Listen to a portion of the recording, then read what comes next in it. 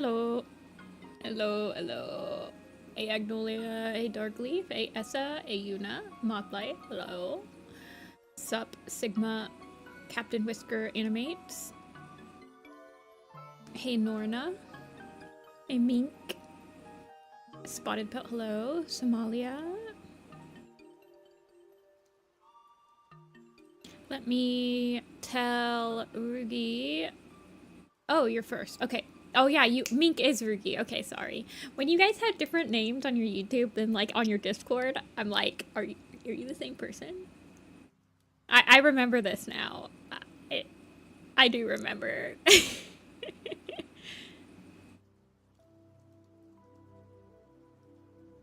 First time here? Well, the Sunday streams are very chill compared to the weekend. The weekday streams are a little bit more hectic, but we chill. Yes. Alrighty, so there's 3 people in queue today, as you guys can see, but Mink actually has a proper, it's gonna be a full body, 2 character thing. I'm probably gonna shade it, I think? I can't remember. I think I'm shading it.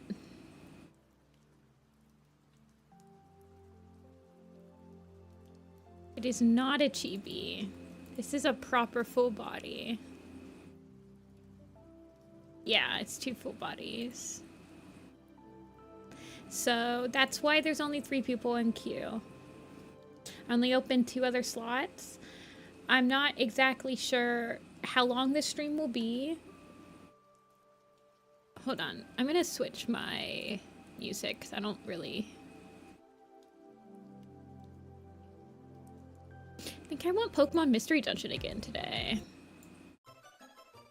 I know I listen to this one a lot, but I really like the Mystery Dungeon music.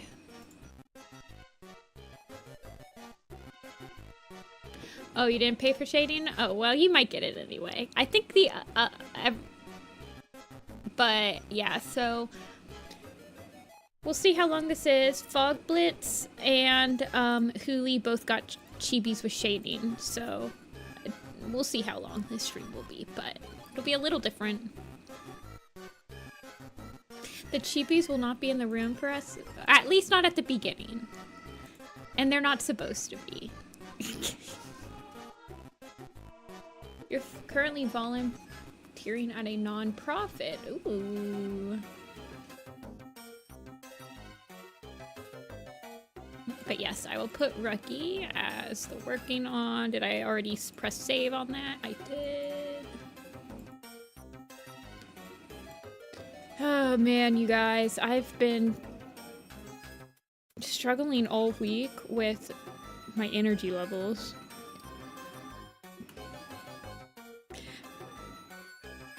And I am a little stuffy today. I'm wondering if I should take allergy medicine. I'm not sure. Alrighty, so there's 2 cats. And they're gonna be their mates, and they're gonna be curled around each other.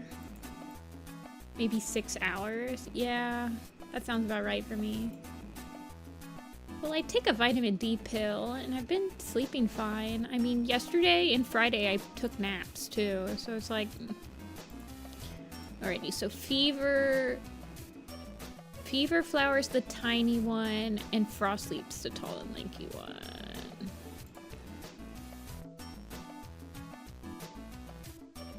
Just gonna put them right here for now.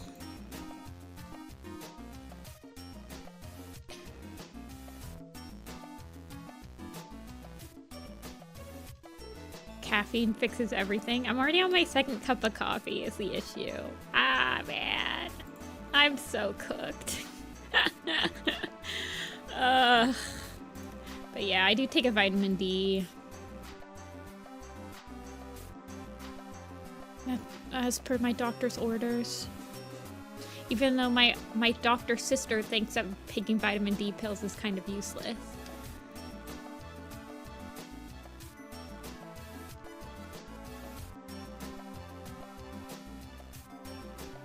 Mom, I made it my favorite work. How do I think I'm featured?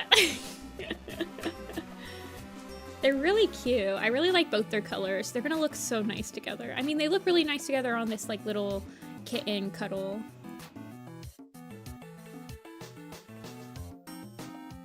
You're gonna draw Tall Star for 6 hours. That was me yesterday, but with stone fur. Friday and Saturday I spent working on my stone fur turnaround for Little Pistol, and I want to die now. I hate working on character turnarounds. And I still need to do Misty's foot. Ugh. And I only did half of his turnaround too. I didn't do the I didn't do the back.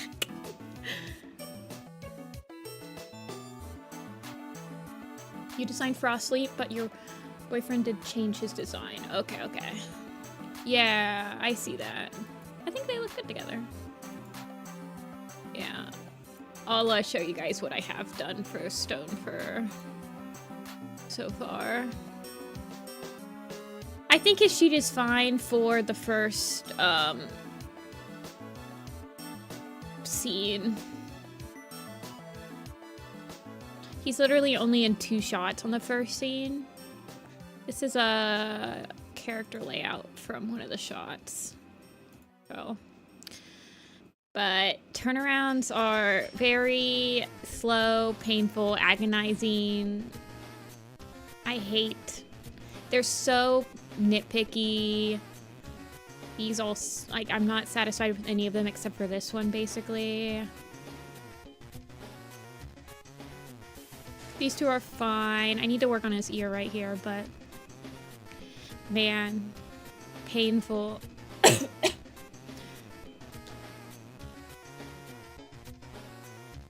They are painful. They are unnatural to draw. The fact of the matter is that if they should be stiff and unnatural, because you're gonna be warping them for expressions and for like the way that they're interacting, and so they're very boring too because they're all standard poses, right? It's kind of like, it's the reason why I don't just do standard, like, standard standing poses when I'm doing, like, the Weird Cat Design Challenge. Like, while I'm just drawing them straight, I always, like, when I start to break down the design and stuff, that's when I'll start doing the standard poses. But, like, if you guys notice, I don't do that standard standing pose or whatever until I've drawn the character at least once and I have, like, a feel of what I think standard standing.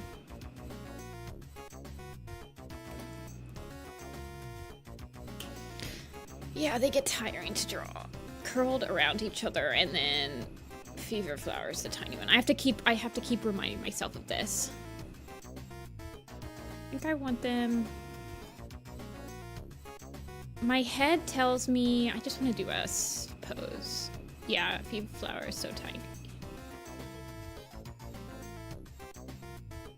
My head tells me that I want it to be kind of from the top.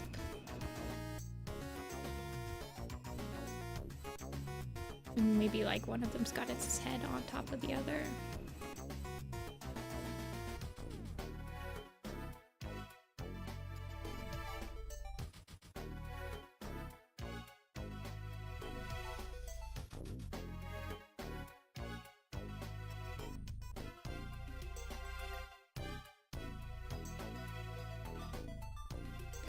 I never knew which characters was other than Scourge, Tiger, Star, Feathertail. Have you read the books?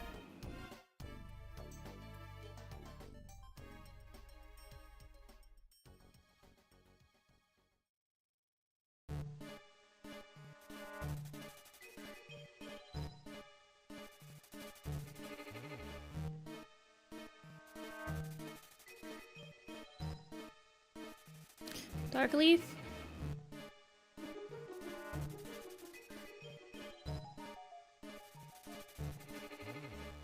I want to give you a coffee. Aw. Thank you. I appreciate just the thought. You just being here and keeping me focused and on task and like not... do I like that? and like just keep me focused on drawing is enough, I promise.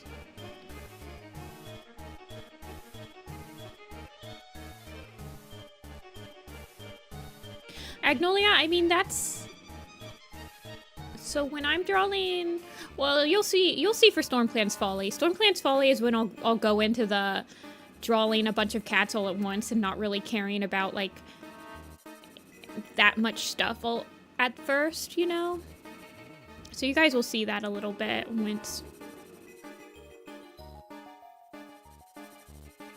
we get into the Stormclan Folly streams, because we're gonna have like 40 plus cats, so it's gonna be a lot of, I find a pose that I want to draw. Maybe I'll start collecting poses now, and I'll just stick them in a folder, and then you guys can see how much different it is when I'm, oh, I kind of want them to be facing each other, though. How much different it is from, like, the streams where I'm revamping characters into, like, interesting shapes and, like, different sort of distinguishing style shapes and stuff like that. You guys will see the difference once we start the Stormclan's Folly design streams.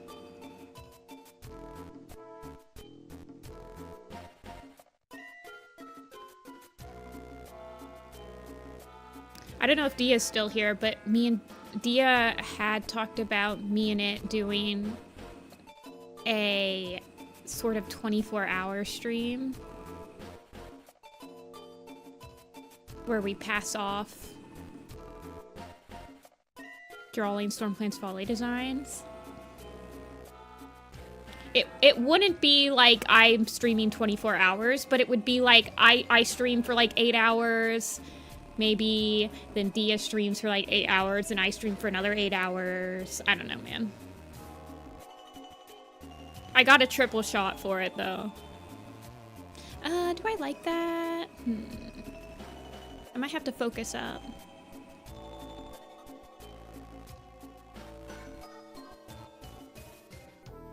I don't know. We could add another person in there. Is there anyone else doing the design challenge that we know? I mean, Arden doesn't do it anymore. I guess Sanch? Does Sanch do it? Do that with Little Pistol? Ah, man. Well, I have been thinking about once, like, production starts and stuff, I might be able to get people to stream in the Discord and, like, I could do, like, Little Pistol streams where it's just people working on it. Kind of like an old Google Hangouts, you know?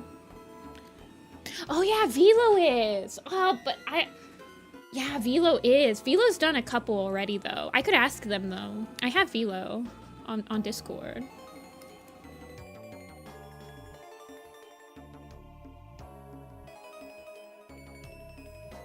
Yeah, I didn't think Sanch did all the cats. Velo's kind of, but I don't know. Velo's gets a little busy.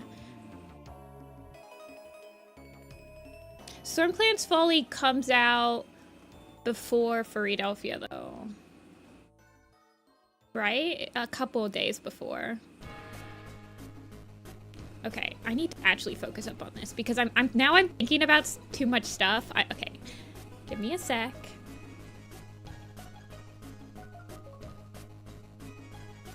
I need to stop looking at beautiful chat really quick while I'm like lock in on the pose.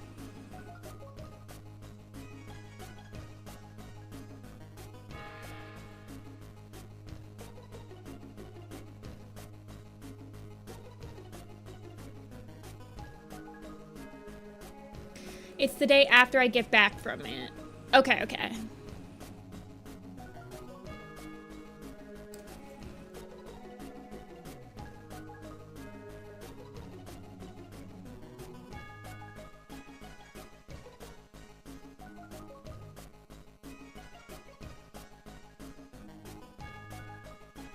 Actually haven't bought Stormclan's Folly on Amazon yet.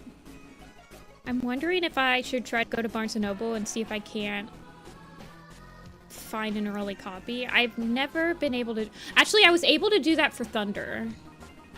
I actually read Thunder before it came out. Like a couple days before.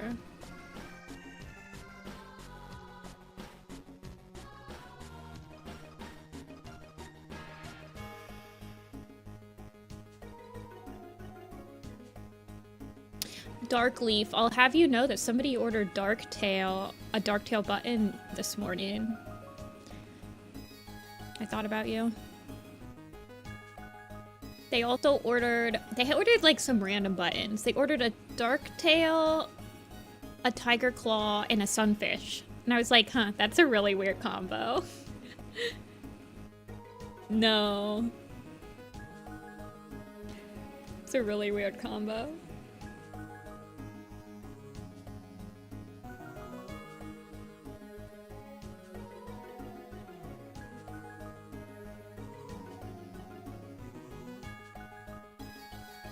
Trying to think, I want their paws to kind of be...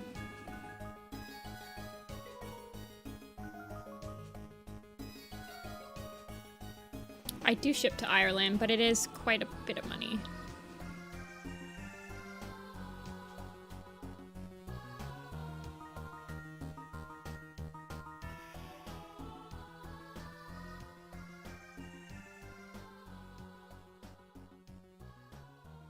My babies.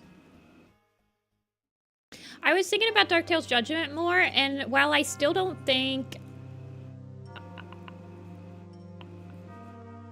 Well, I'm still, like, not exactly sure how they're gonna make the plot, like... any... How am I trying... Let me word this correctly. Do you have to pay to ship stuff? I do. I actually don't charge...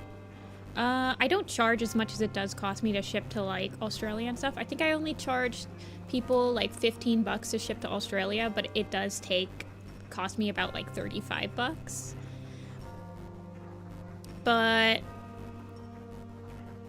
I'm, like, still making a little bit of money, and I don't mind.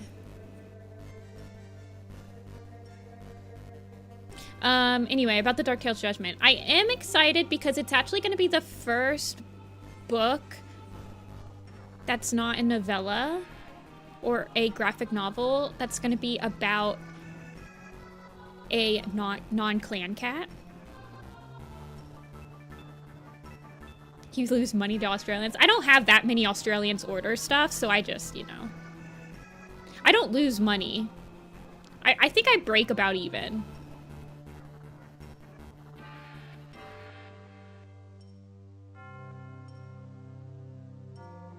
Anyway, so I am excited that it is the first time we're gonna get like a super edition or a main arc book that's not a warrior. So it's gonna be a completely rogue book, even though he does spend a lot of time in camps and around warriors.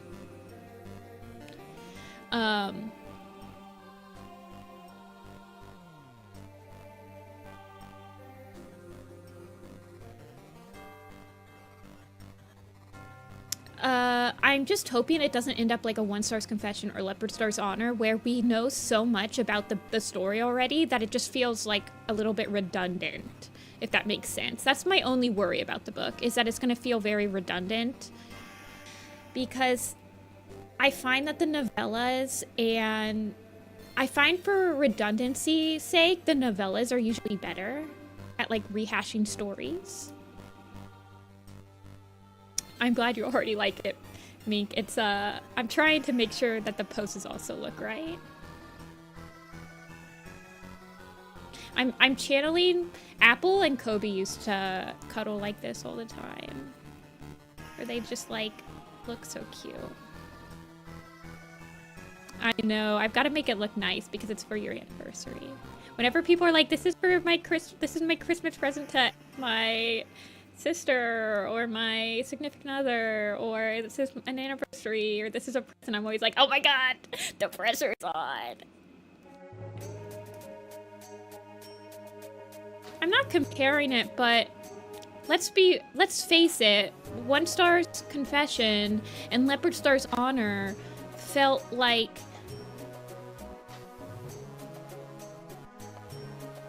they're redundant books.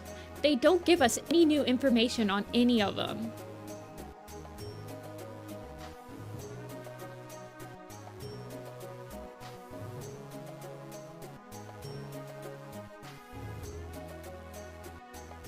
Like, think about how much we already know about Darktail.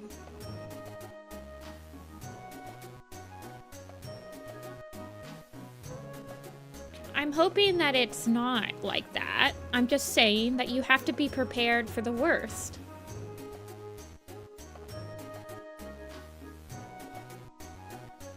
No, Dia, I'm just talking about how I fear that Darktail's judgment will be redundant.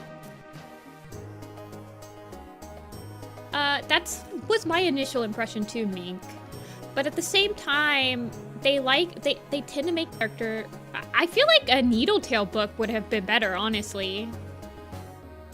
Because the Needletail one would have gave us... Well, I mean, it's so surprising to me, like, how much super editions and how much they do around,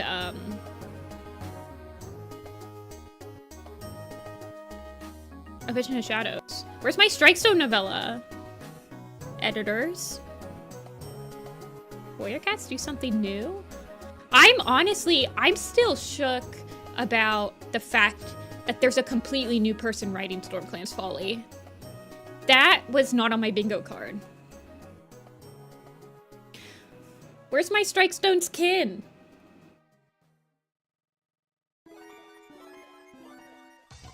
Sleek Whisker would have been fine.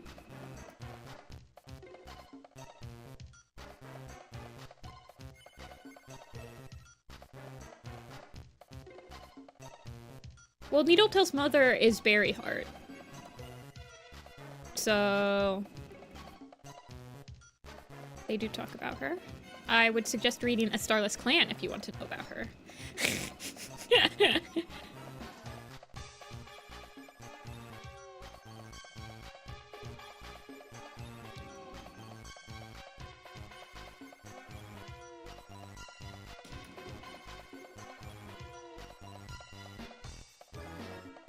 I am also... okay, but it does make me... I am quite satisfied that we did not get a Super Edition pool where they, like, asked us to pick who the next Super Edition is.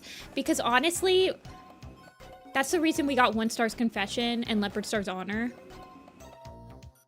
Which were both nothing burgers. So I prefer when they just, like...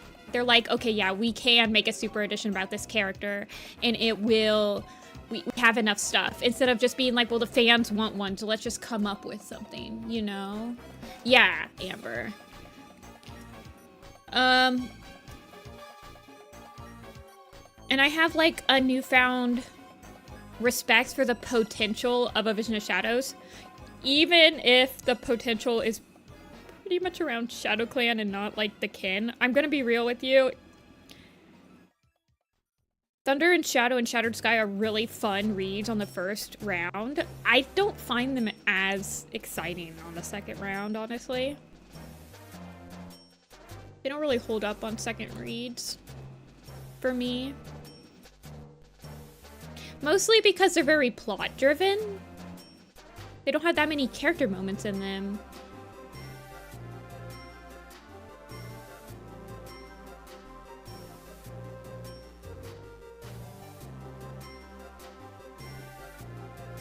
Let's see. Let me start rendering out some details.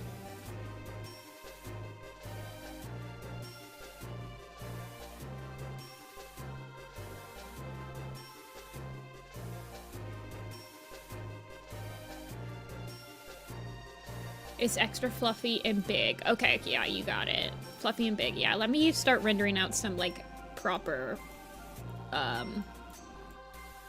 dimensions, and then I'll send you the sketch and you can... well, I guess you're right here, so you don't really need to.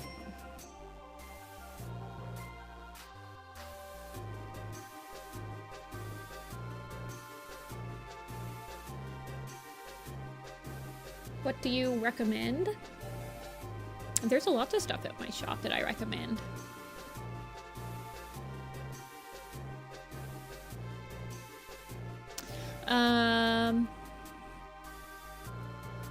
Just depends on... I don't know. I would recommend anything. I put a lot of time and effort into everything on my shop. The most popular prints that people get are definitely like the Prophecies Begin print and the ThunderClan print. Those are probably the most popular.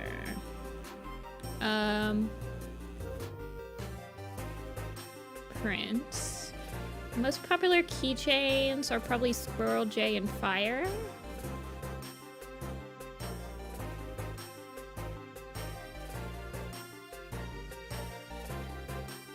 Raven and Greywing. Oh, I'm glad. I do have new prints. I have mini prints.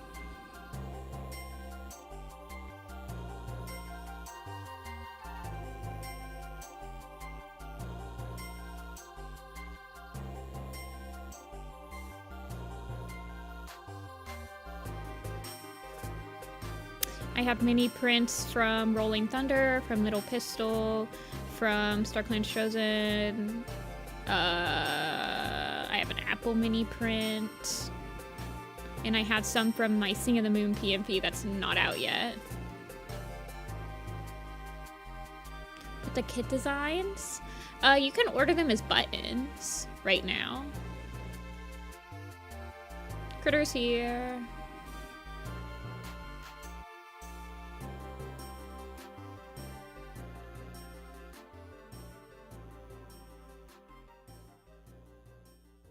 Critter emoji. Krita.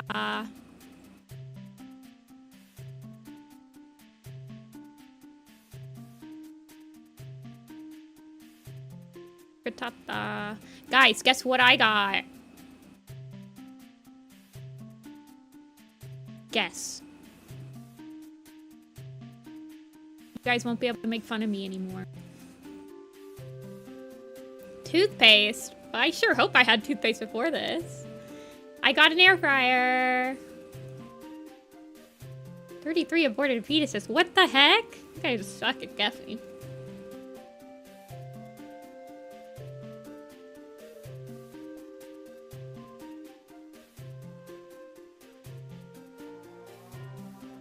Now I can be cool. Yeah. I clearly own an air fryer now.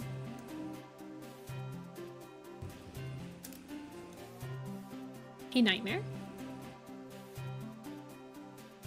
Guess what I have in my... Okay, I've never seen South Park, so I didn't realize that I was inadvertently referencing it. Be sure to clean it properly. Yeah.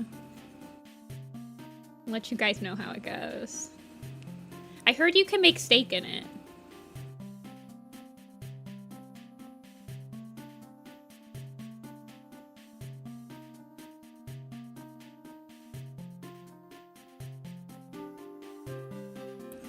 Even cake?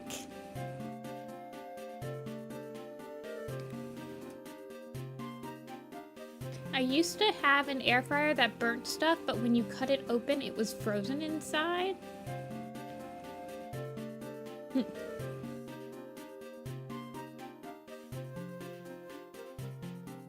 You can fry anything if you put your mind to it.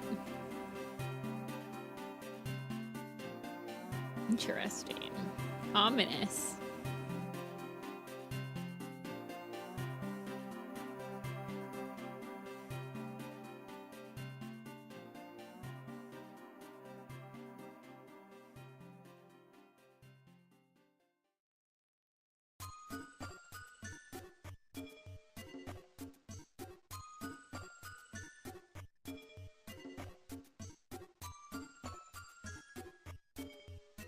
Air fryer fries?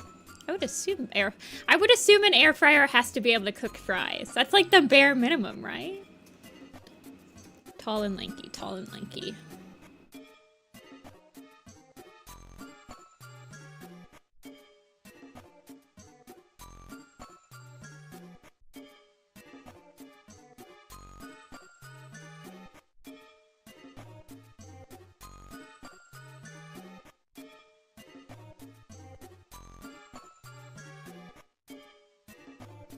Throw the egg still in the shells and it cooks? You mean like hard-boiled eggs?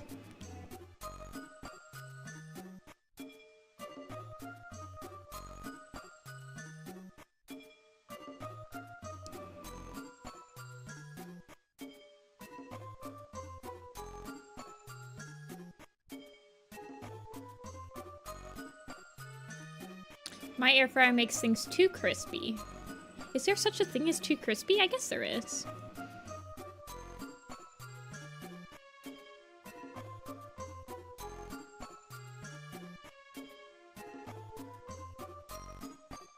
Wait, Agnolia's Twitter got hacked? This is not good.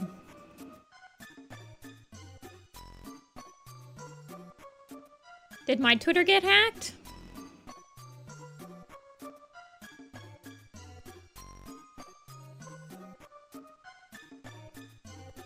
If my Twitter got hacked, would you guys tell me? Because I, like, never...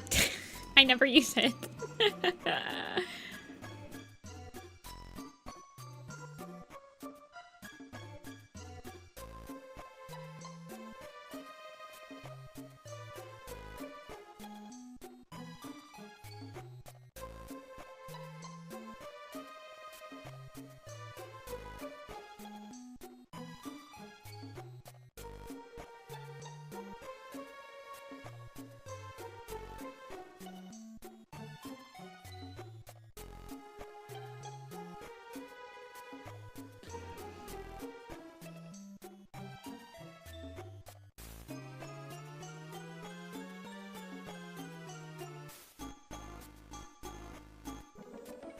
I do know that meme that you guys are quoting. The driving in my car.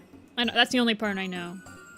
And then, like, there's usually, like, a window thing, and then there's, like, the person driving, and it's on the side of the road, and there's usually something right here.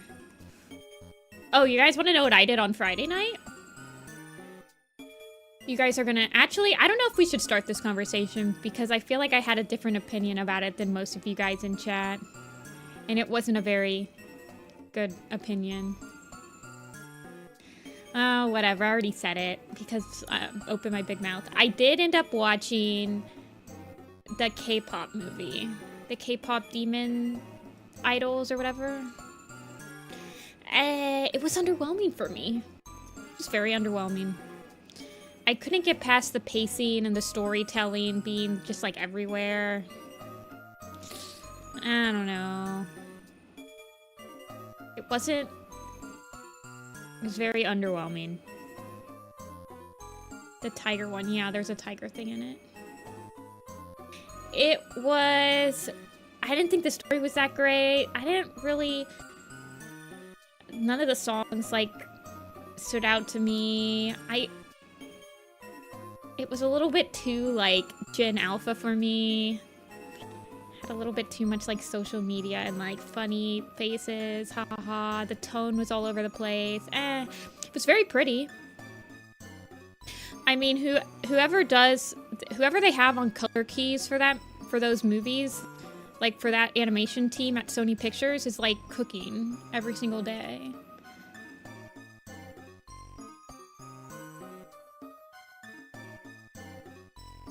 Yeah, none of the songs really stuck with me. I don't know, I couldn't get past the weird pacing. Like, yeah, somebody told me that it was supposed to be 3 hours, and I'm just like, none of the characters really, like, stood out to me. Ah, man, it was very underwhelming, you guys.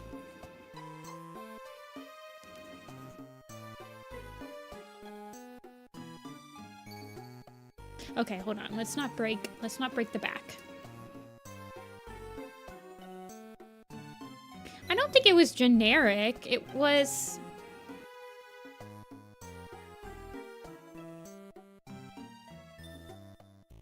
Bluey passes? Yeah, I've seen Bluey with my, I've seen Bluey with my niece. Bluey's fun.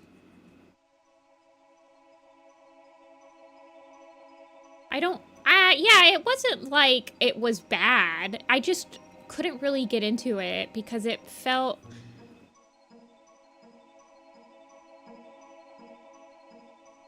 like, it gave me way too many questions that were never answered. I was like, okay. Like, I was sitting there and I'm like, this could have been an animated series. Like, I feel like it was fine. Yeah, I really liked the Spider-Verse. I haven't seen the second Spider-Verse, but I really liked the third. Okay, I don't want it to seem like he's pushing away. Fever. Yeah, I'll watch the second Spider-Verse eventually. Honestly, that's what we should have watched on Friday, but you guys told me I should watch the K-pop movie, and I gotta say, I was pretty underwhelmed. No. Wild Robot and Flow are first on my list for next animated movies to watch. I watch anime with one of my buddies. I have an anime watching buddy, and we watched the K-pop movie this weekend. I think we're watching the Oso movie next. Yeah, Wild Robot and Flow, I have very high hopes for, and I think they will be met.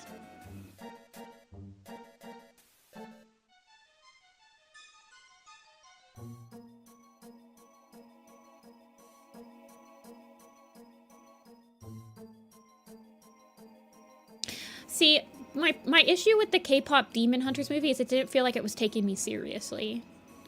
I want media to take me seriously. I want media to not just, like, soften the blows of everything. I want a media to, like, give me those heart-wrenching moments and let me, like, sit on them and not just, like, show funny faces right afterward.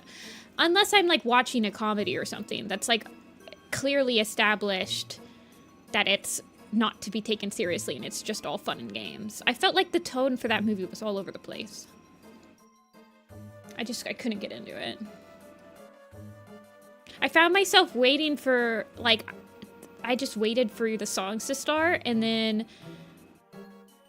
when the songs were over, I was like, oh, okay. They didn't leave, like, anything on me. But it wasn't, like, I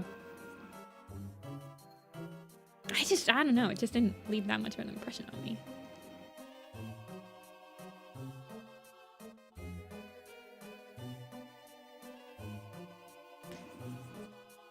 The Your Idol song? See, I don't even remember what those songs are. Your Idol and Take Down. I don't even remember. I can't even tell you how many of them. And I was not doing anything while I was watching this movie. I was just watching the movie. I had popcorn. The one at the end before one of them just dies. One of them died? Okay.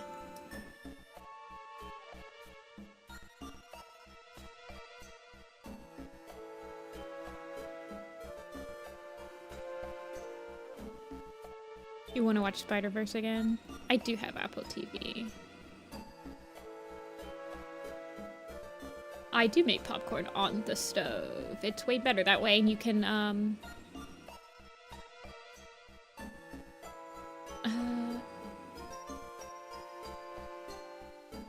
yeah, I liked the Spider-Verse. The first Spider-Verse movie was really good. I haven't seen the second one, but I've heard good things about it. Of course, I heard good things about the K-pop movie, too.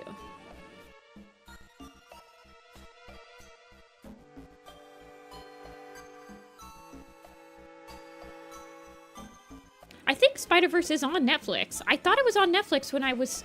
Okay, you guys, Bee Movie just went on Netflix. I think I should watch the Bee Movie again. I think it's about time. It's been about 5 years. I think I need to watch the Bee Movie again. That movie's a work of art. You know what I haven't seen in a while? I haven't seen the Lorax in a while either. The Bee Movie is weirdly... It's definitely a so bad it's good movie. See, Bee Movie is one of those movies that doesn't take itself seriously, and it doesn't expect me to take it seriously, and then it just goes over the top, and I appreciate it greatly.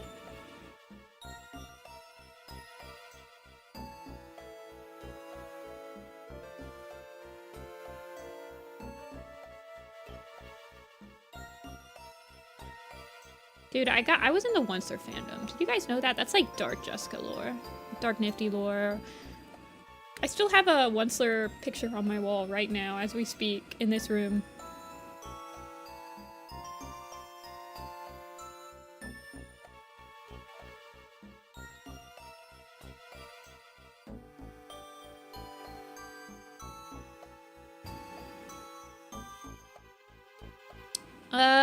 I wasn't shipping when I was in the Lorax fandom. I just like drawing the Onceler.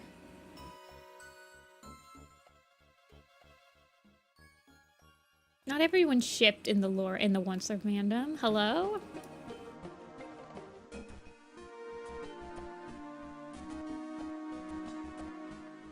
What a closed-minded individual. We both made parts for the How Bad Can I Be map. Yeah! Can we talk about how that's probably the one map that I wish was finished? The Onceler fandom was all about self-ship. It was not. That is the part that everyone remembers nowadays, but it was not all like that.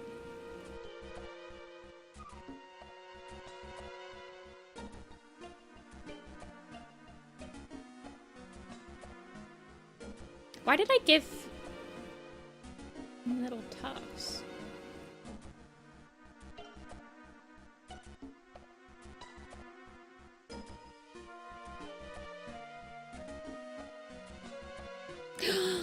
I just realized Feverflower has the double ears. Oh my gosh. I don't have any characters with double ears on the blog. I wish I did, honestly.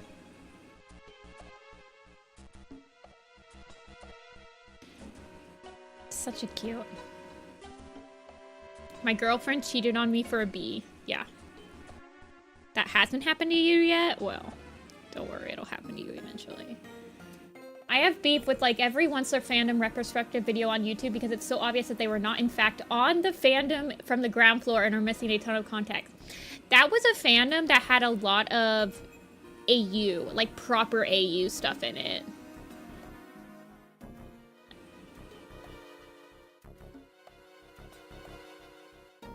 And so I gave him four ears. Oh my gosh. There are definitely people that give Dovewing like the 4 ears. Is it cats that are born with the 4-ear mutation, do they actually have hearing problems and stuff?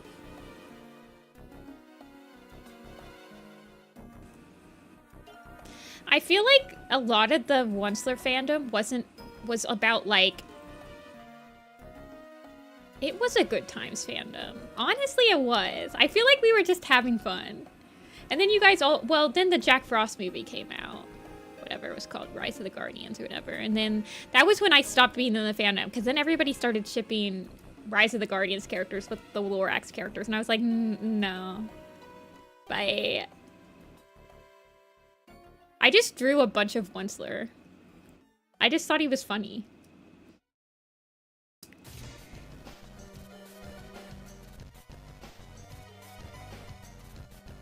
Yeah, feel free to send me as many refs as you want. Just bombard me with them.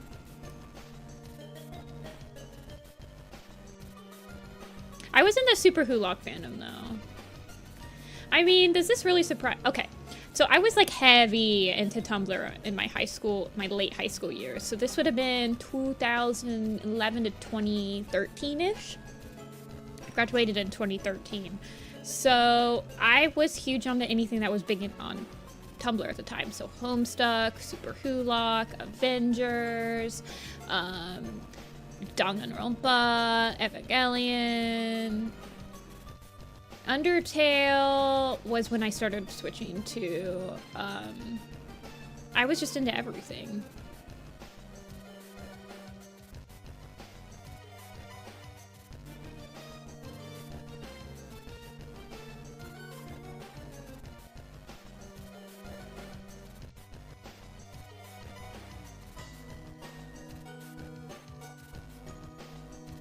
Undertale was when I was on Twitter.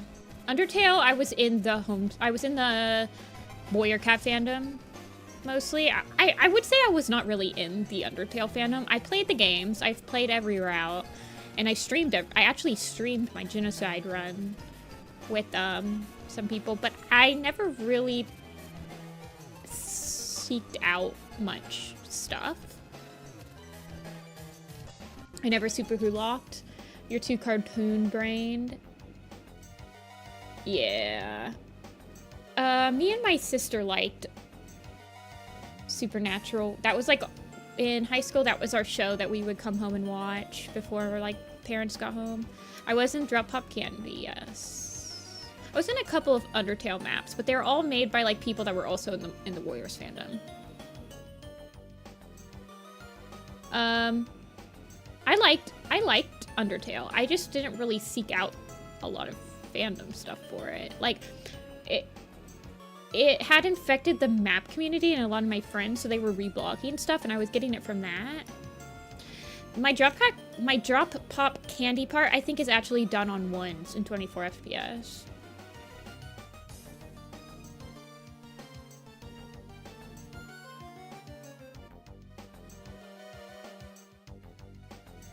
I remember that. It was one of the first maps. I think it was one of the first maps that I did. No, it's not. Because Wolf I did the backgrounds in Photoshop.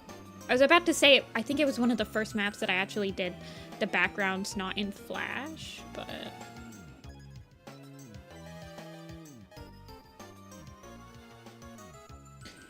Okay, Scruffy.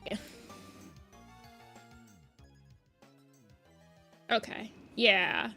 He's very fluffy. Yeah, I need to fluff out his mane.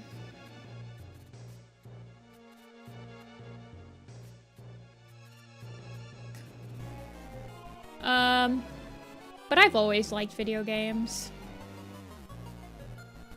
I've always been very big on video games. I'm not really in fandoms anymore for video games, but I will play video games if they're popular.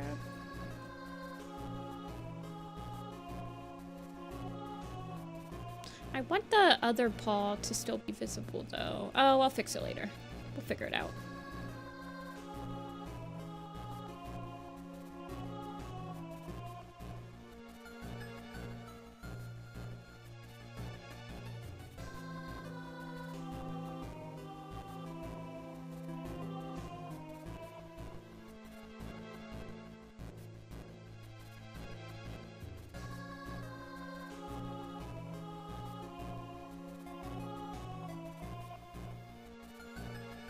His mom was the size of a lioness, so he got Maine Coon genes despite being a tiny, fluffy baby. Okay, okay.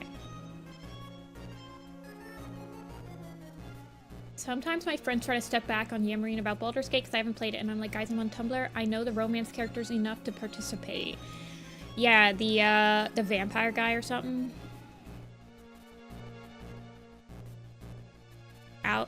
I almost said Algernon. It's not Algernon. It starts with an A, though. Aramis? I don't remember his name.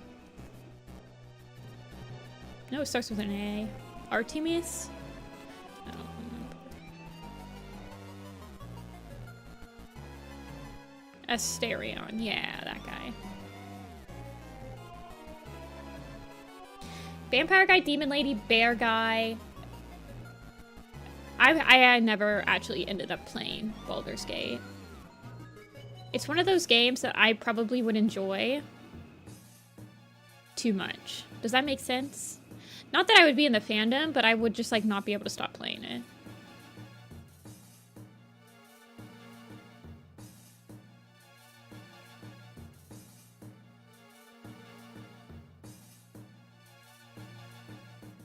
Yeah, like Minecraft. Exactly like Minecraft. That's why I don't play Skyrim anymore. That's why I haven't played the Oblivion remaster. That's why I haven't played Fallout New Vegas, even though I want to. Because those type of games, the open world, or like the role-playing ones, they get me. They can hook me so quick and for so long. Too confused on the controls. Yeah. I feel like you probably, if you haven't played Dungeons and Dragons, you probably have to watch like a quick tutorial on just like semantics and stuff like that that's in Baldur's Gate.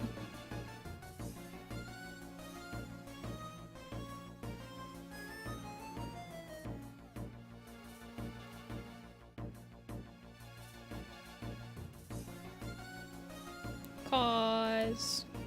I don't know if I like those paws quite. yet, but Stardew. I do play Stardew, and yes, Stardew is one of those games that I can stop playing after a couple hours. So, I'm playing Terraria right now. Terraria is also one of those games. Terraria has, like, after you beat a boss, you can like stop playing it. It's like a nice spot to stop playing for a while. Like yesterday, I beat Queen Bee, and then I was like, okay, I can break for today. See ya, Magic. Oh, you can play a lot of games on Mac. I'm playing Terraria for the first time on Master Mode. And I've beaten 4 bosses. 5 bosses? 4 bosses, I think. No, 5. I've beaten King Slime, the Eye, the Worm, Skellytron, and the Bee.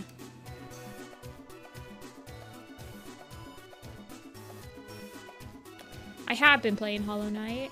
I was playing it, but I took a break and I need to come back to it. Played Stardew for 2 weeks straight? Yeah. That sounds about right. I played a lot of video games, you guys. I play a lot of video games. Video games is how I relax. So I play a lot.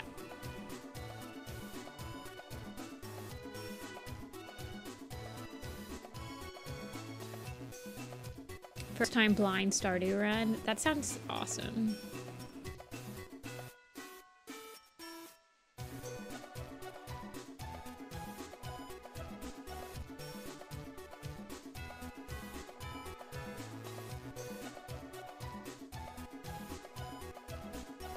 Yeah, I play a lot of games.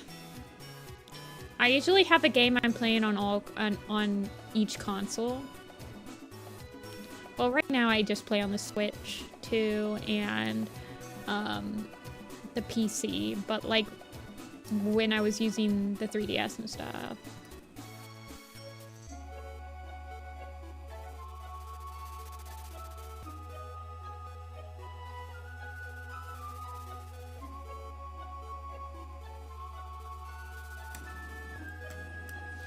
Have you guys, for Tetris, have you guys seen that sand Tetris thing?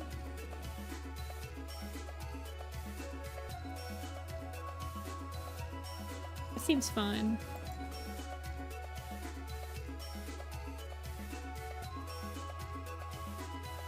Look up sand Tetris. Sand Tetris. Look it up. It's fun. I like watching people play it. Not Sans Tetris.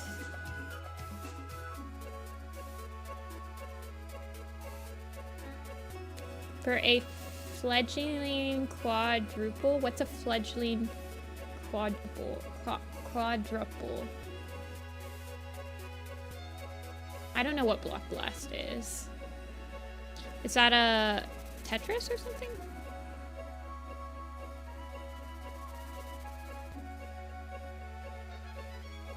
Do you want his feetsies to have fuzzies on them?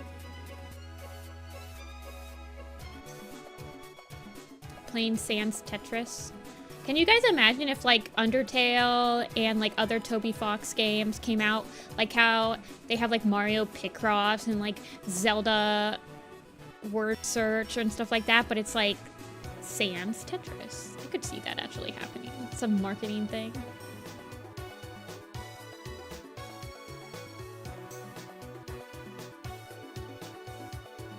Okay, I'll try adding some fuzzies.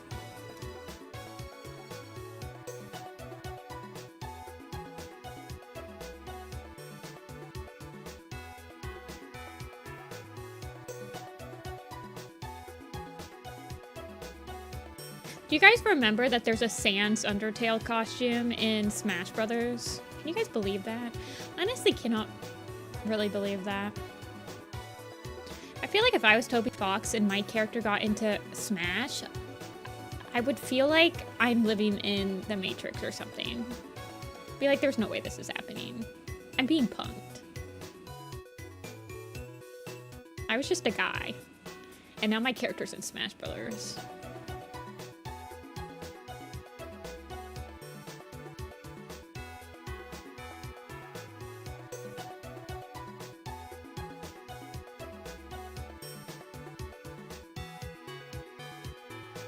Critter.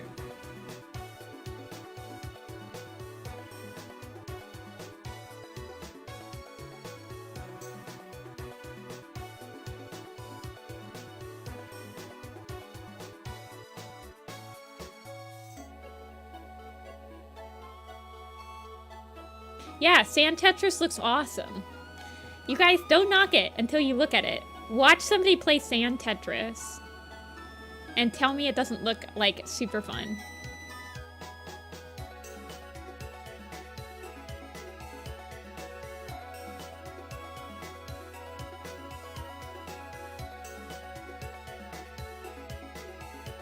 Yeah, I have not actually played Sand Tetris myself, but it does look quite fun.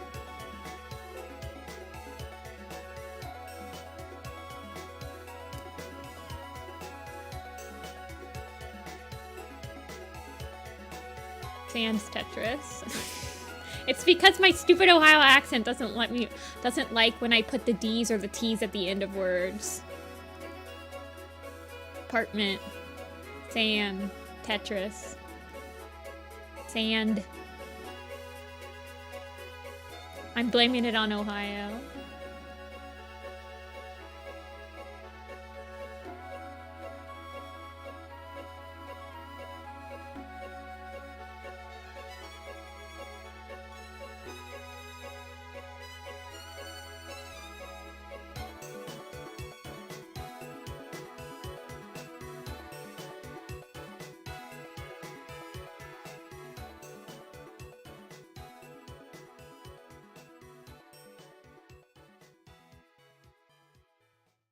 Is only in Ohio a meme or something? Is that why you guys keep saying only in Ohio?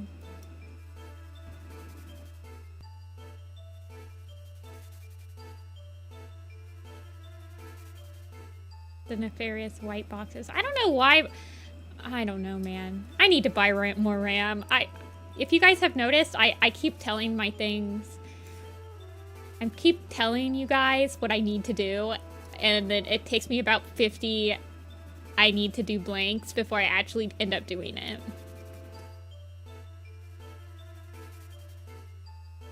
I'm from Ohio. Ohio's not like that memey. Just a state. Only in Ohio is a meme. What happened to like Florida, man?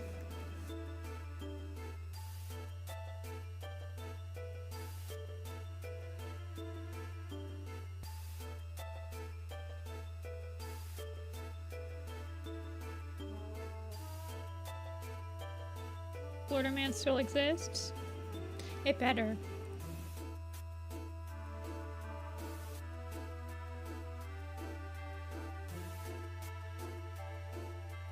Do you guys like coming into my stream and having to teach me about memes? Like I'm like an old grandma from Majora's Mask telling you stories.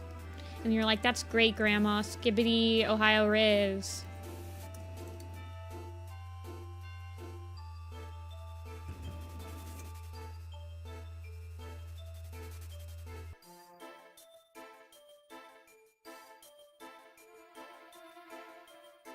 My grandpa the war. Okay. Yeah, pretty much.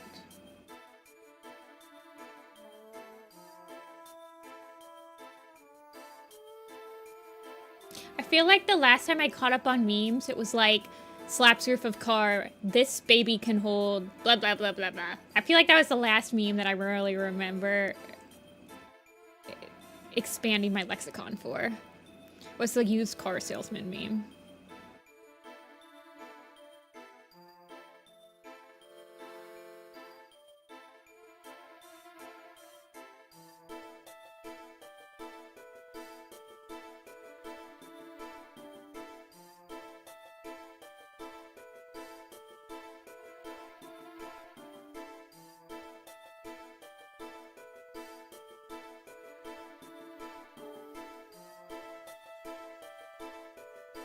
I feel like Ohio has had jokes made about it, like, for a while.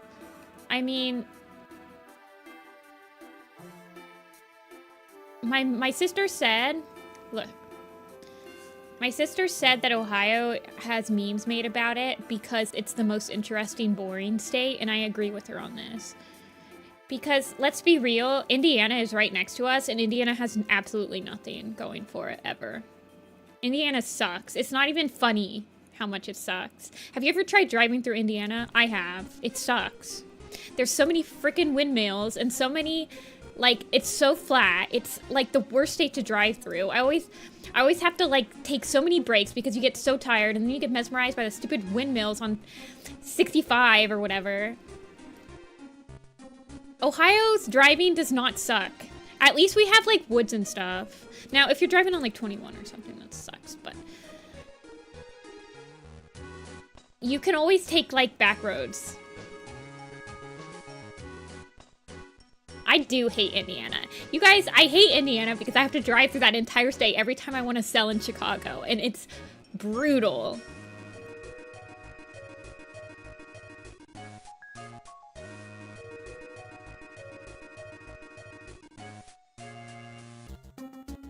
Indiana sucks. It's the boringest state ever.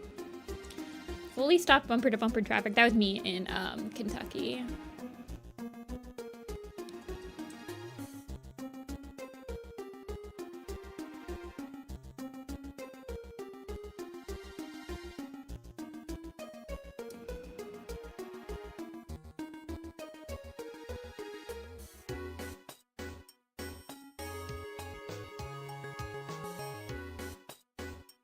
A semi-truck jackknifed and spilt lumber across both ways. Oh goodness. I don't know why I have the white box happening so, like, quick, so much lately. Look at this. It's really weird.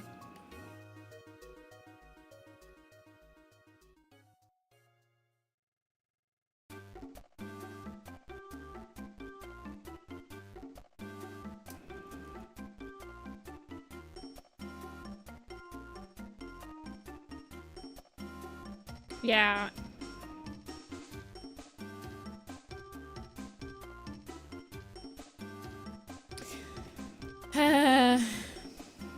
Anyway, I feel like Indiana is way more boring than Ohio. First of all, we have football. People like sports. And we have the Rock and Roll Hall of Fame, which is pretty cool. We have COSI, which is pretty cool. We have 2 pretty well-known amusement parks. We have a pretty good zoo. Actually, we have 2 pretty good zoos. We have the Air Force Museum, which is pretty awesome, if I do say so myself. I do like some planes.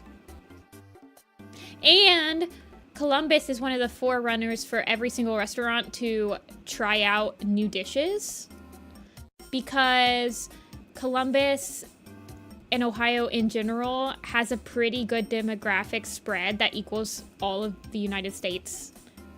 So they'll try out a lot of new dishes in Ohio.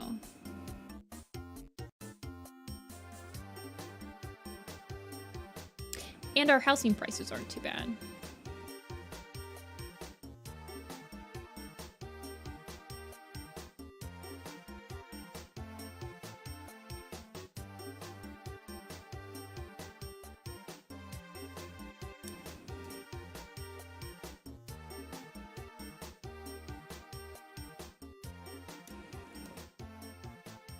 So, I don't know. I think that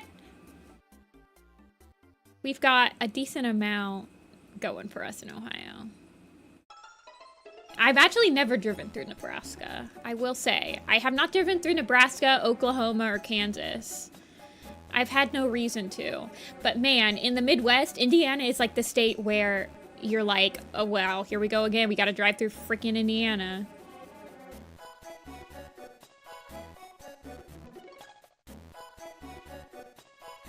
Yeah, I gotta say that I've only ever flown over Oklahoma.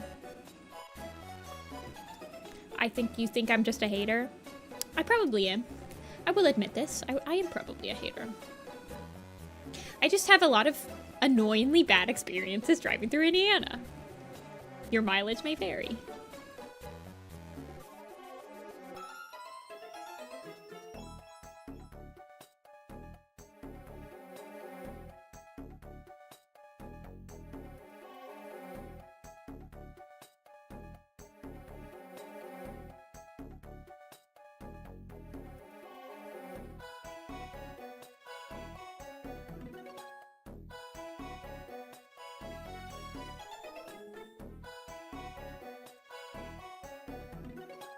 North Carolina? I've driven through North Carolina. It's not too bad. I honestly really like driving through like North Carolina, West Virginia, Virginia, Kentucky, Tennessee, Georgia, Upper Georgia. Those are all very pretty states. There's a lot of like pull-offs on the interstates where like you can just like get a scenic view while you're resting, which I really appreciate.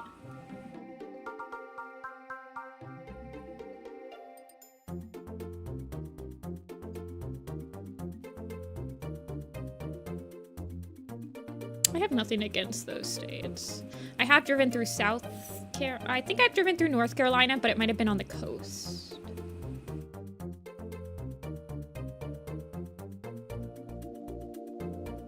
If you're on 95 instead of upstate.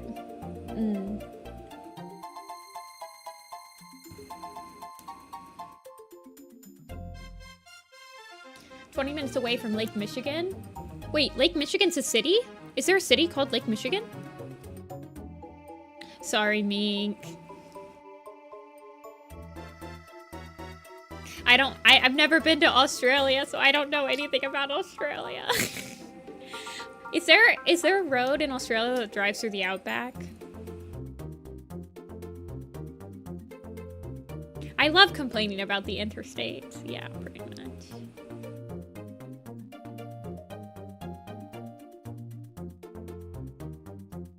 Yes, I think so. Okay, okay. Outback the restaurant? No?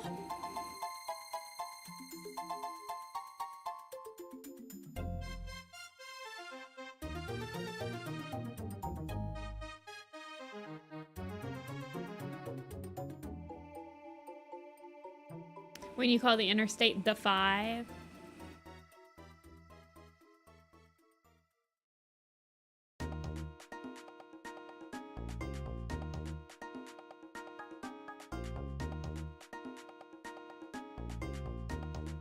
Because they knew it would make me mad. I feel like I've only eaten at the Outback Steakhouse like once, and it was super mid, and then I never went back.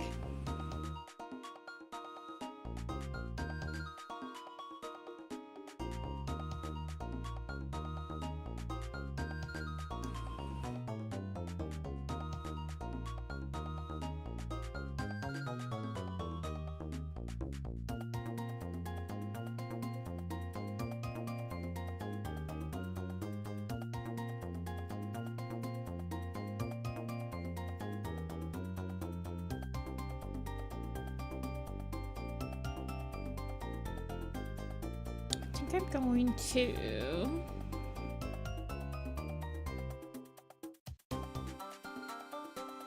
push out this a little bit.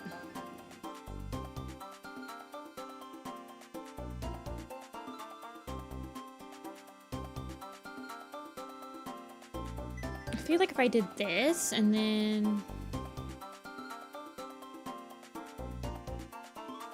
because I really want this. And then I kind of like move it like this. Yeah, that still looks pretty natural. Yeah, we actually have like an entire interstate countrywide. You guys know why it's like the 575. The ones that go horizontal, are all 10s. So like 70, 80, 90. And it's how much of the USA is underneath them. So 90 is very high up, like in North Dakota, etc., because there's 90% of America underneath them. And then the ones that go vertical are all labeled like 75, 65, 85, 5. And it's how much of the country is to the left of them. So the 5 is in California because there's only about 5% of America to the left of it. And then like 95 is on the East Coast.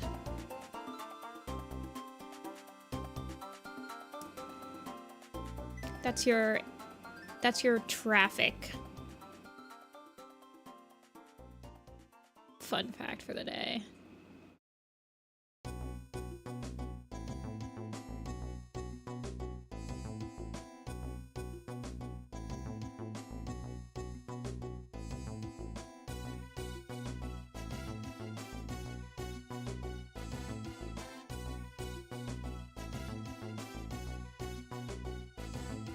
Our roads have lore. They do have lore.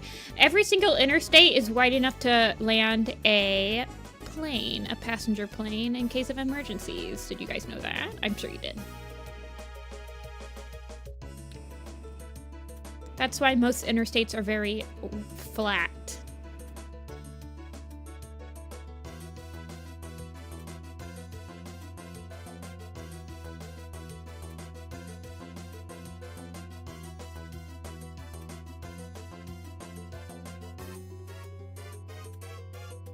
My rope.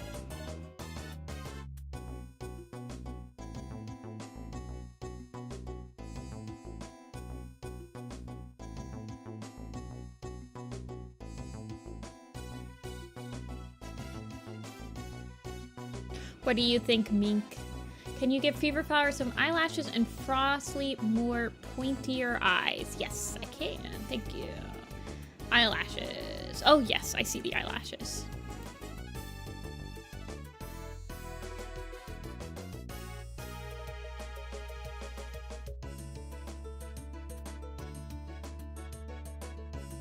Oh, they're on both sides.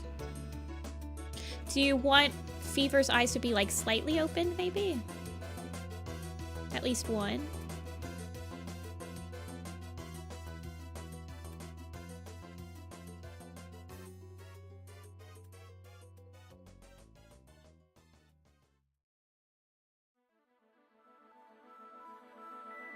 They are concerningly thin and the lorries go frighteningly fast on curves. That sounds like the Autobahn.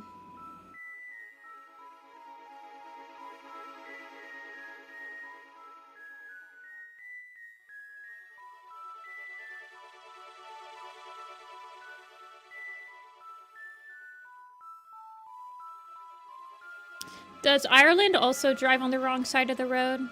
I assume they do, right?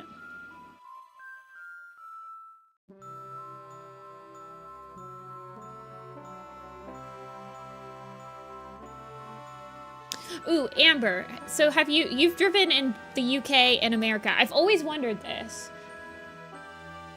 How hard is it for you to get used to the fact that you drive on the other side of the road? Not the wrong side, but you know what I mean. The quote-unquote wrong side to how I was taught. Like, is it easy to adjust? I've always wondered about that.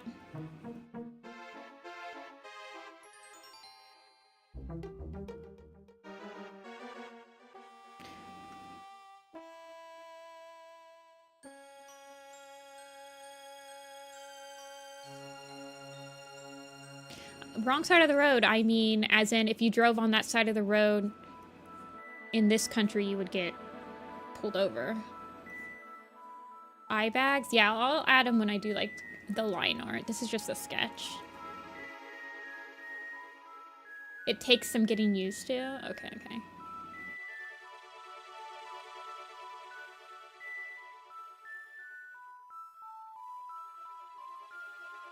But yeah, you wanted eye bags, you said. Like this? Wait. And I need to add the scars too, but I'm just trying to get like the basic.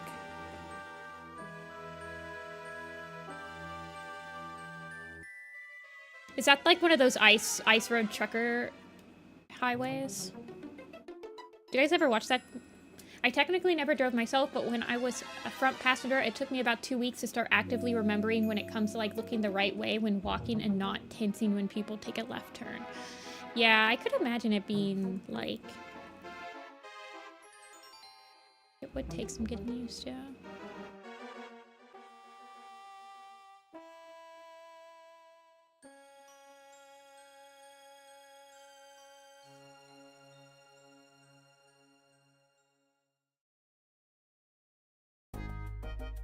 I mean, they also drive on the left side of the road in,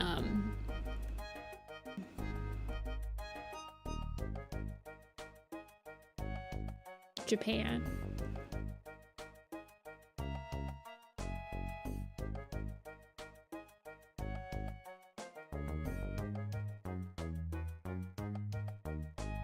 No, I'm pretty sure Australia drives on our side.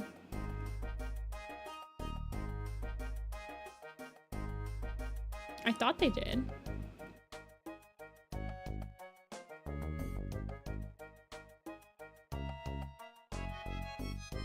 The steering wheel in Australia is on the right. Okay, so no, they're the same.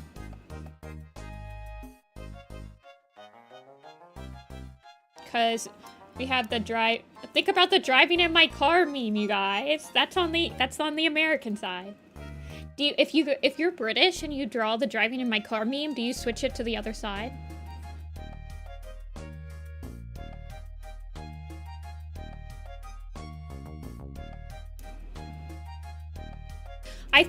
I thought that the only countries that drive on the right side... Wait, hold on. Which countries have nuclear weapons? No. Countries drive on the left side of the road.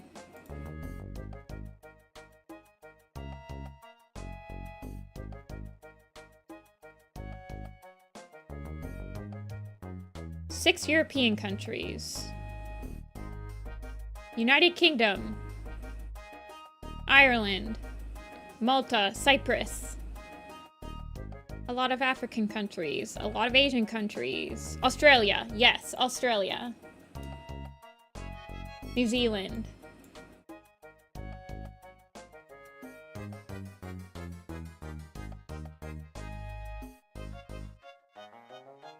There's a lot of countries that drive on the other side. Isn't that so weird? I feel like why do we switch that? Doesn't that just like annoy car people? Like car manufacturers?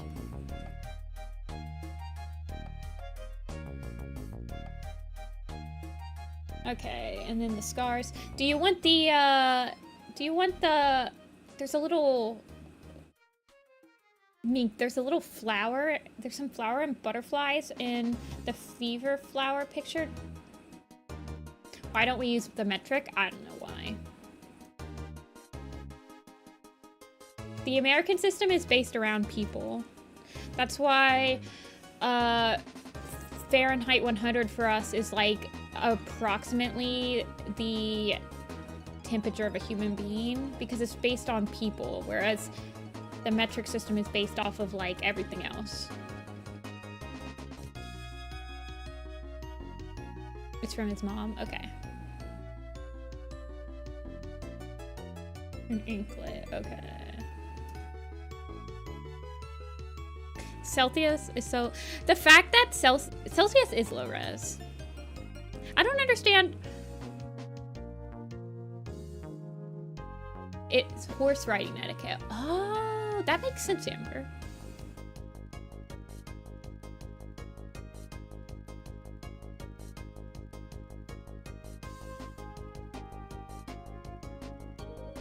U.S. imperial system is nonsense. It's not nonsense. It's based off of the human body.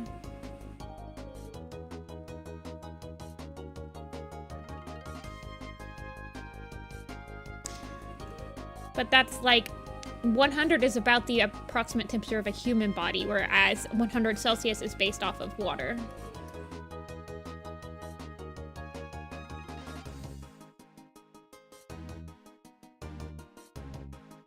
Yeah, Fahrenheit is nicer for like temperature weather because I feel like in Celsius, like the difference between 20 degrees Celsius and 30 degrees Celsius is like insane. Whereas in Fahrenheit, it's like if it's 20 degrees outside or 30 degrees outside, I feel like I can properly like, okay, I don't need all my layers, but I need to make sure that I have my gloves in case like the wind takes it down or something like that.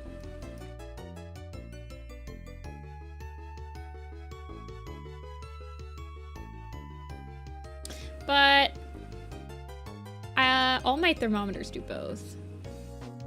I mean, I grew up with Fahrenheit, and it's hard for me to, when somebody says, oh my god, it's 26 degrees outside, I'm so hot. Like, there's something in my brain that will just be like, what? Yeah.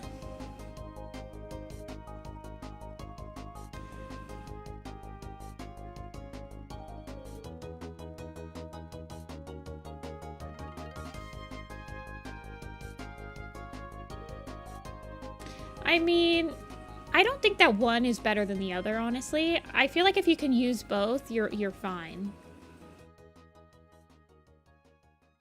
I really don't think that there's one that's better than the other. I feel like metric is probably better for certain situations. I know that everything in the medical field is uses metrics. Though I'm pretty sure you still take your temperature with Fahrenheit.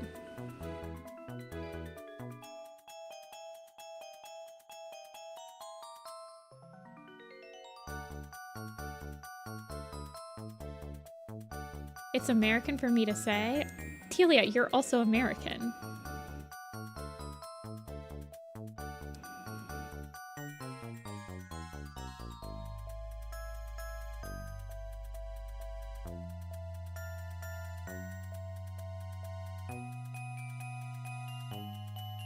Yeah, I like having a bigger range. It makes me feel like when it's 80 degrees outside versus when it's like negative something, I don't know, it makes me feel like more prepared. I'm not admitting the US is right by using the imperial system. I'm saying that it makes sense why it's a different amount than Celsius.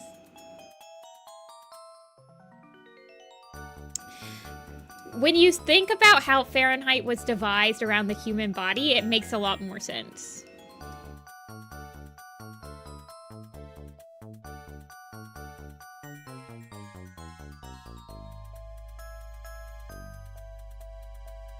In my opinion.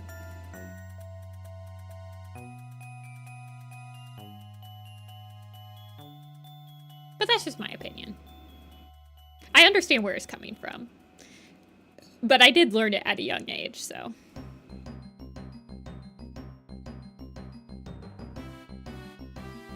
As humans, we hate change.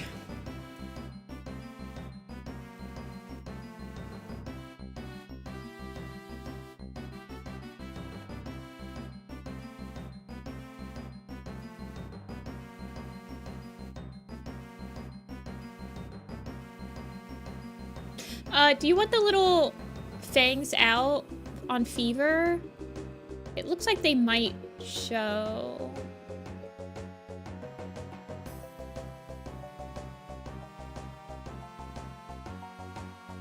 Yes, his TPs, okay.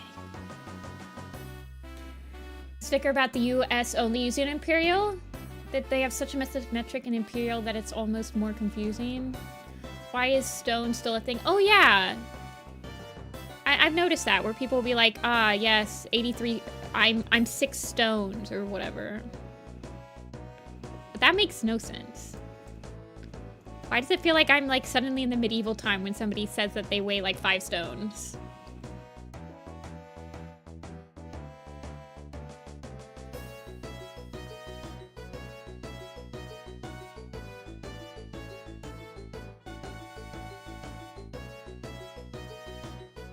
I've definitely seen people use stones on the internet. Kelvin the real superior temperature system? You're right. I think we should use Kelvin. I've weighed 5 strike stones. I have. I watch like reality TV sometimes where people, like British reality TV, they'll be like, this is like this many stones. I've definitely heard that before. I'm not tripping, I don't think.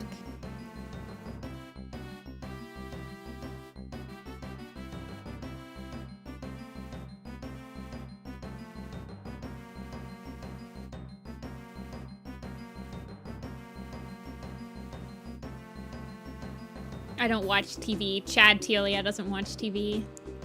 Wish that could be me.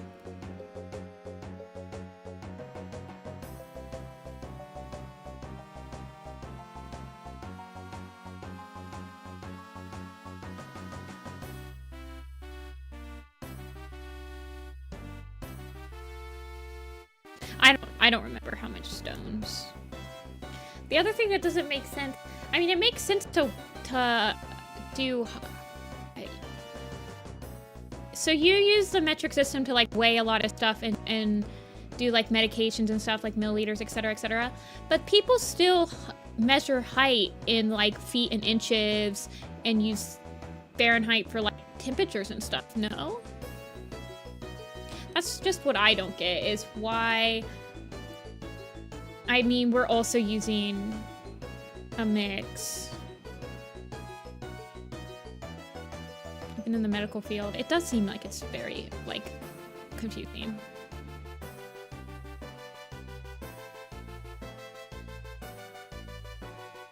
Or maybe they don't. Maybe they weigh you in metrics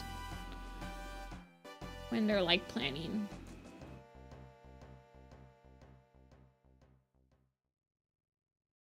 The other thing that when I was a kid and I was learning like centimeters, millimeters, meters, decimeters or whatever, I don't remember. But like, it was hard for me to wrap my head around the fact that they all had meters in them.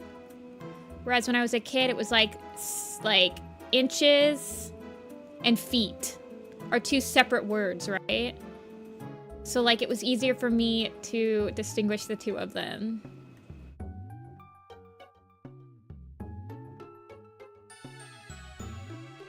But that's just me being a dumb little kiddo. I do remember. I'd be like, I can't remember which one is centimeters and which one is millimeters. I mean, obviously I know now, but as a kid, it might be easier.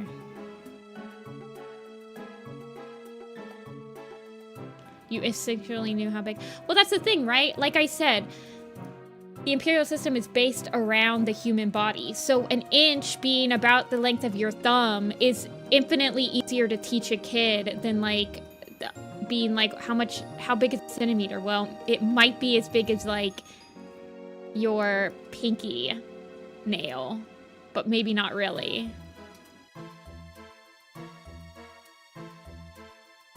Yeah, 3 feet's roughly a meter. So it does make sense that the imperial system is easier to teach kids because it's directly referencing your body, yeah?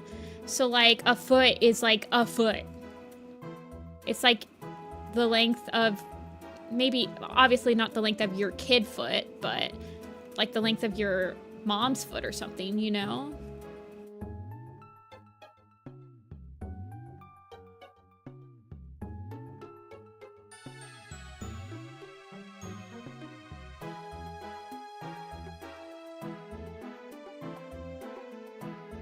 Yeah, I'm sure that that's just a me problem because when you're an American kid in school, you do learn about meters and centimeters and stuff.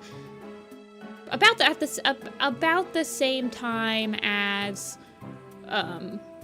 you're learning about feet and everything. So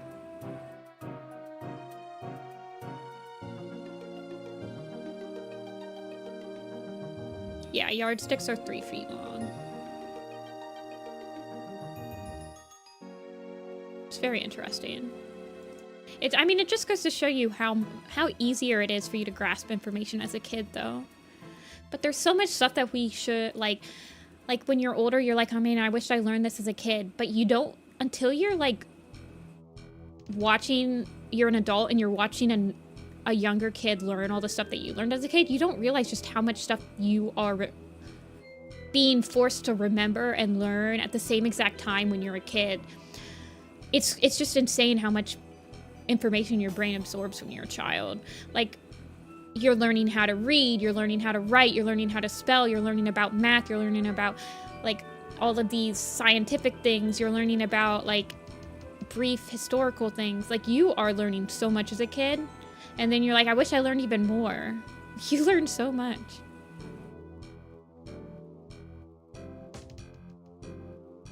It's crazy. I'm always, like, impressed.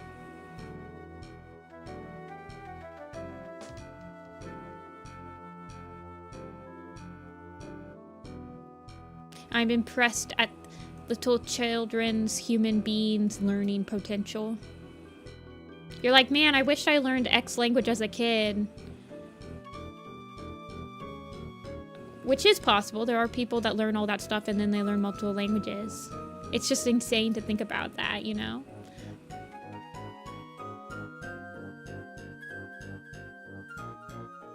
And how much it fades. Yeah. I understand that.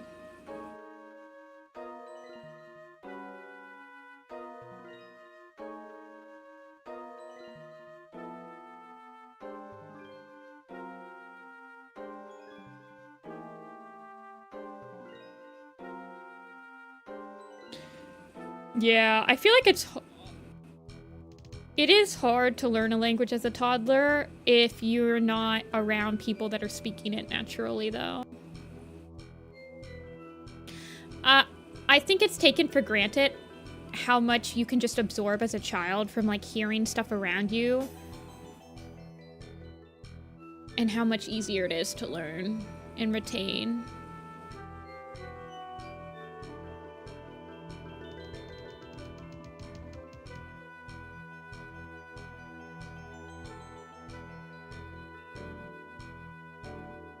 Because I remember trying to learn, like, I remember having, like, brief Spanish lessons in, like, elementary school, but I didn't remember anything about it until I actually, like, got into middle school and I started, like, proper Spanish classes. Because I just didn't care. I mean, I never really even got any retaining from, like, Dora the Explorer and stuff like that. I feel like having people speaking it around you, and, like, as a child you are forced to try to communicate in said language, helps learn it.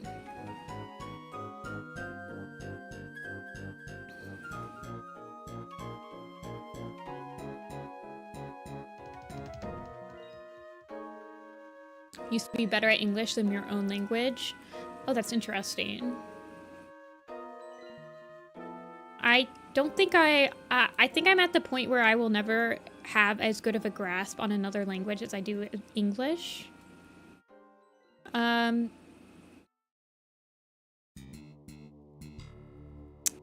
suppose, like, with a Japanese degree, I should say, like, my grasp on Japanese is the closest I have to a grasp on another language, but that's not really the case anymore because I don't use it. Because I don't have, like, a Japanese degree. Well, I have a Japanese degree, but I don't have a Japanese job. Like, something that's forcing me to communicate in that language and, like, forcing me to think in it and to express myself properly in it. So it's very rusty right now. But language is one of those things that you can break off the rust.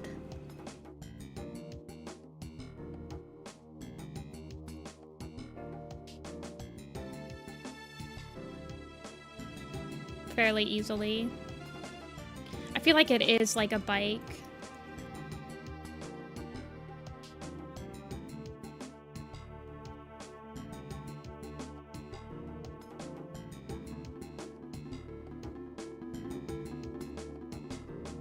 English is the hardest language to learn. So, from what I remember, it depends on what your native language is, on what is the hardest language for you to learn. So if English is your native language, actually the hardest languages for you to learn are Chinese, Japanese, languages that have a very different structure than English.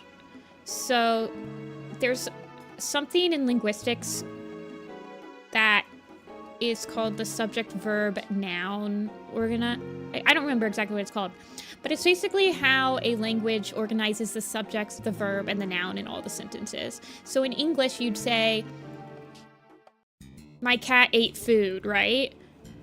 So you say this noun, verb, subject. My cat ate food. My cat eats food. Whereas in Japanese, you would say, my cat food eat. And so each language is different. Sometimes you don't even have to say cat in Japanese. You can just say food eat. If it's already like established that you're talking about cat, you don't even need like a pronoun or anything. But it's harder for English speakers to learn the subject, noun, verb order, or like verb, subject, noun, or something like that, you know?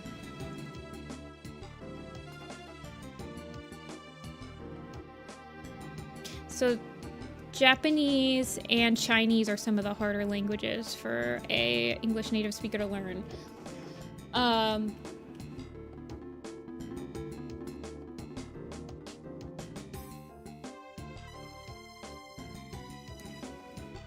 In Japanese shows, they say the name first. Well, in Japanese, you drop the subject a lot.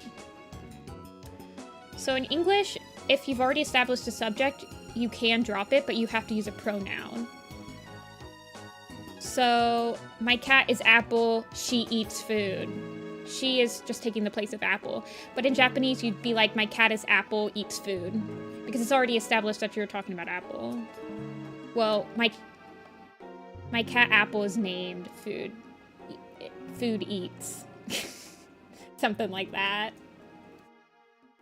I lucked out today. Someone just offered an animation meme for a character. Ooh.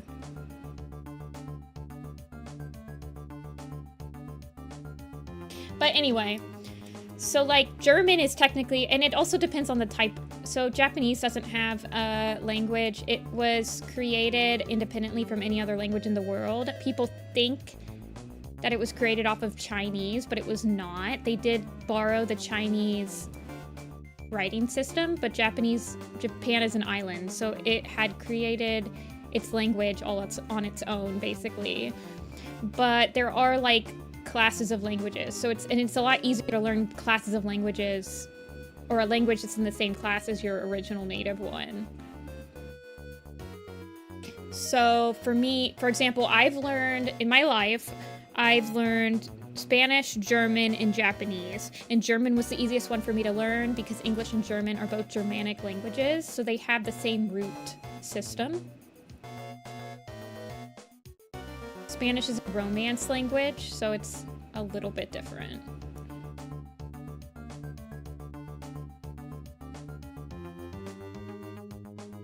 See ya, Jazzy. Sorry, I like linguistics. I can talk about linguistics all day long, you guys. I did have a Japanese major after all. Yeah, so the hardest language to learn is not necessarily a global thing. It would depend on which language you're coming from. So like Germans are gonna have a way easier time learning English than like a Chinese person is to learn English, you know?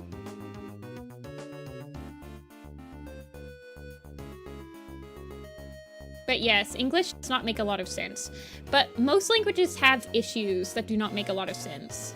Every single language has a quirk that you can't think too hard about it. Because languages are arbitrary. That's like the point of a language. And so sometimes you just have to accept that every single language has a weird quirk, that there's no rhyme or reason. You can't get mad at it. It's just how it works. Everyone knows it that's using the language. You learn that in linguistics, that language is arbitrary.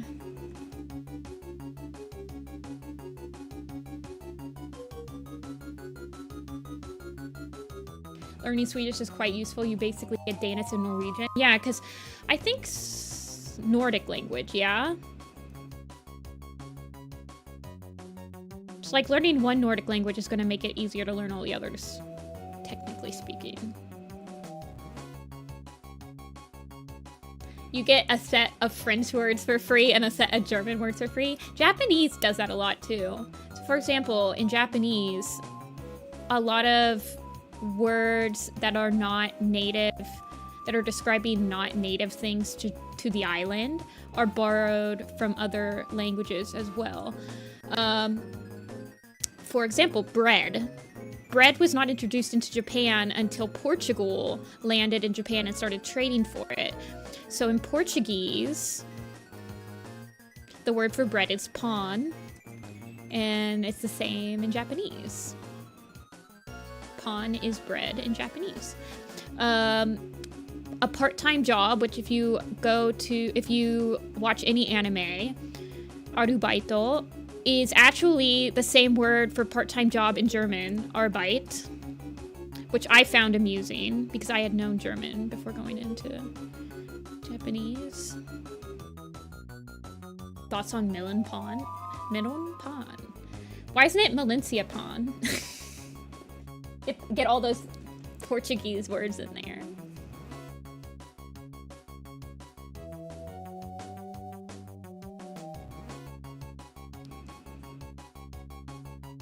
Yeah, language is cool. I really like learning languages. I really liked all of my linguistics classes. I would have double majored in linguistics, I think, if I had the option. I think one of my friends did double major in linguistics. I find linguistics fascinating. I took a couple classes on it. I took like a psychology of linguistics class. Oh, that was one of my favorite classes. It was so interesting. Really good professor. I took Japanese linguistics. And a linguistics degree doesn't really... it's not worth the money, in my opinion. But man, did I have a fun time taking those classes. It's very interesting. The study in linguistics is very fascinating.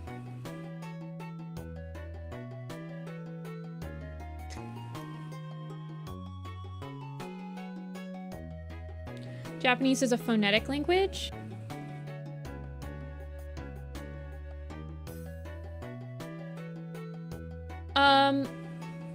It's not as phonetic of a language as Chinese, but yes.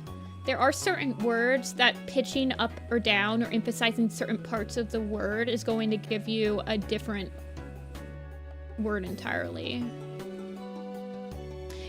There aren't that many sound combinations in Japanese compared to like English. But Chinese is much more of a phonetic language than Japanese is. It's fascinating too, because phonetic languages actually, if you take like a CT scan, or if they're mapping out your brain while you're speaking Chinese versus like English, you're actually lighting up different parts of your brain, because English is not as much of a phonetic language as Chinese. So you're using a different part of your brain. You're actually using the same part of your brain speaking Chinese as like listening to music. It's very fascinating. And then there's like studies on corpus callosum split patients and like how that affects like speaking languages that are phonetic and stuff. It's interesting. It's so interesting, you guys. Linguistics is very fascinating.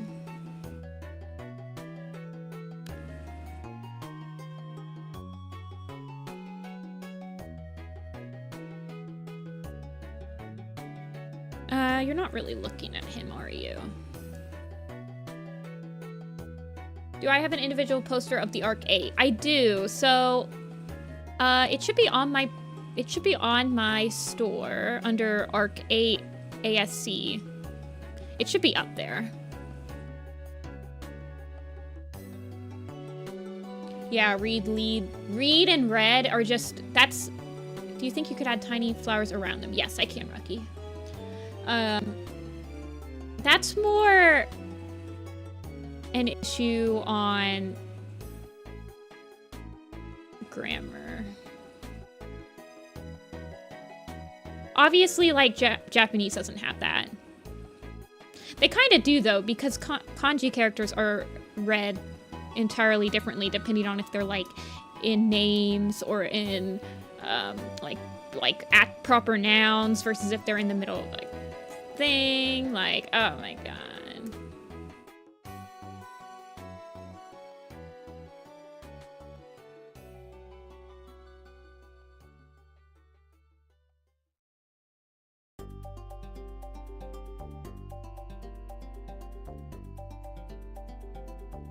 Okay, see ya, Amber.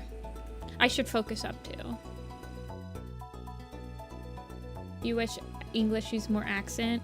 It does lead to some issues in syntax sometimes.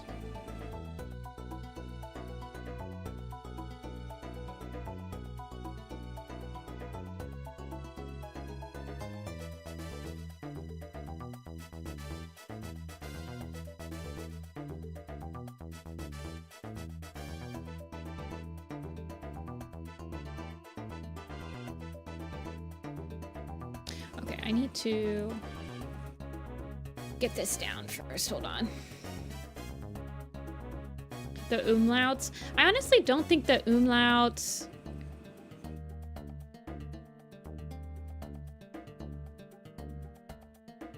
would help readability in English sometimes.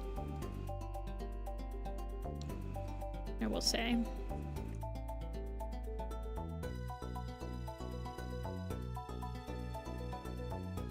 Well, first of all, the umlauts, like in German, are just denote. Okay, I'm not an expert in German. I don't speak German like perfectly. I'm not even like I don't even have like conversational German really. But are there a lot of words that change completely if you put an umlaut on them? I know that there's probably a few.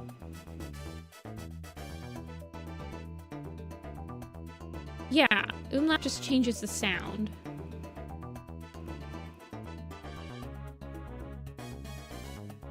Okay, hold on.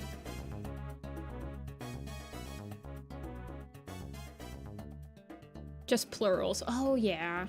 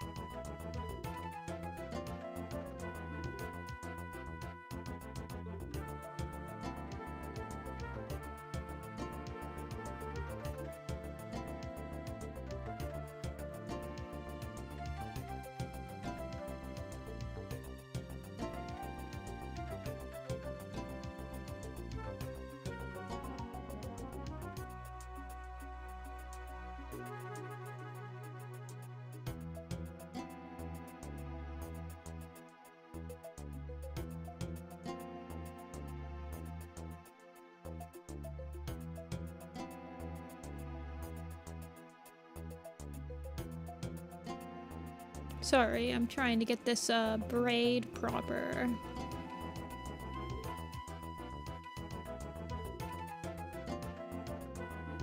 It's taking up my brain right now.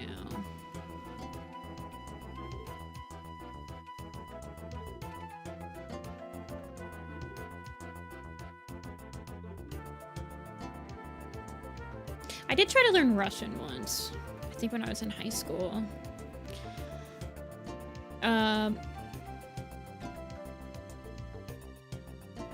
I was having an issue with the pronunciation. This was before, like, Duolingo happened, and, like, before it was really... Honestly, like, there wasn't that many good free options to learn a language.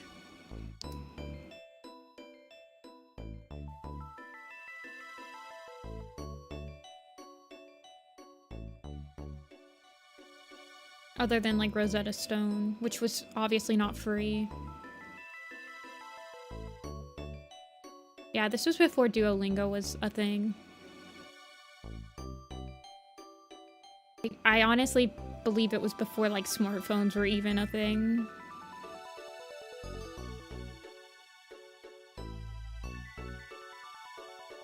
Because I think it was, like, during, like, 9th or 10th grade for me, so that would have been, like, 2010, 2008, 2009.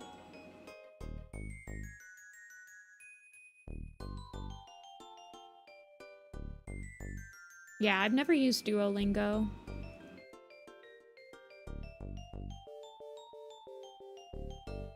All of my language learning has been in a classroom. I did use WaniKani for kanji memorization.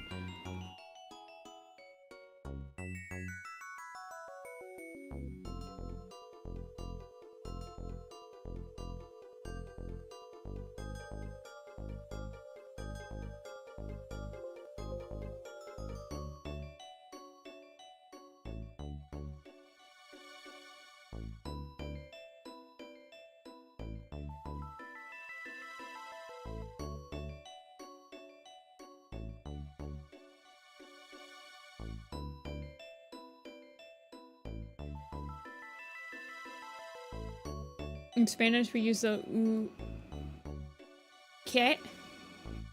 But Spanish doesn't have the umlaut. Spanish has the ñ. Años.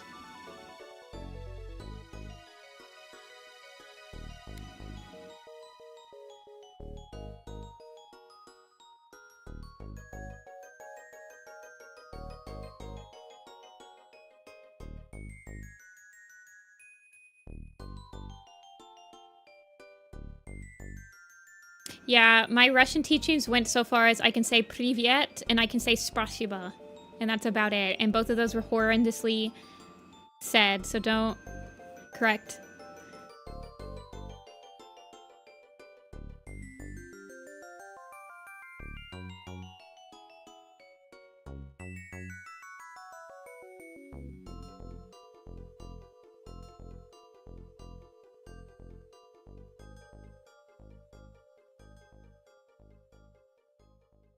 Estacionamiento.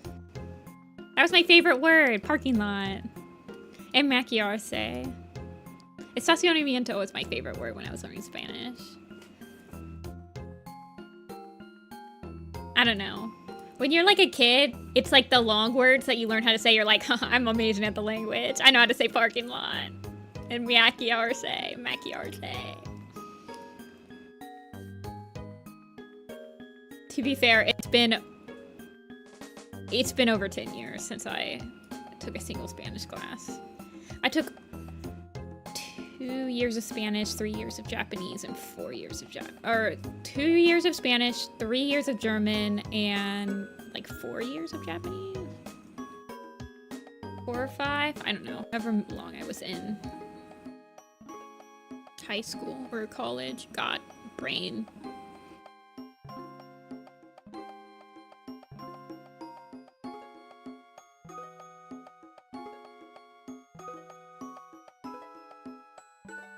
Yeah, I had a lot more fun learning German. I think my professor was better.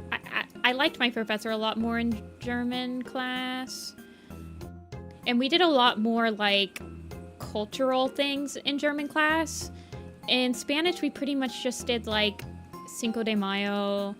And, I mean, that was about it. But in German class, we did, like, stuff for Christmas. We did stuff for, like, Oktoberfest. We did a lot more, like, just random cultural things.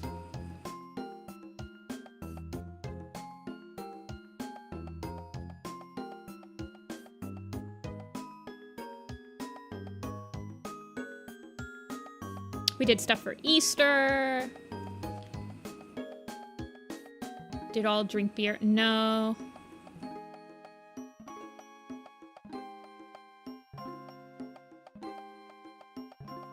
But we did like a traditional like Christmas festival thing. Like one of those fairs and stuff. And my teacher brought in like cool German treats.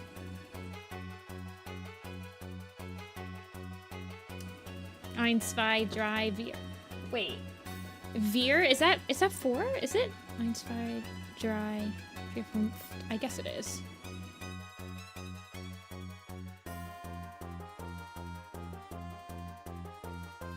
You guys can tell that my German and my Spanish have like disintegrated from my mind. I mean, the dragons. Yeah, I think it's Veer, like in Wumpf.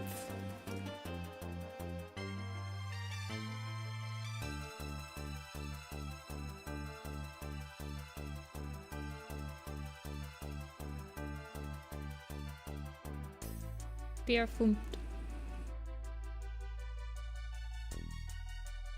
The thing I never got, so personally speaking, some of the hardest things when you're learning a language for me to internalize is the number system.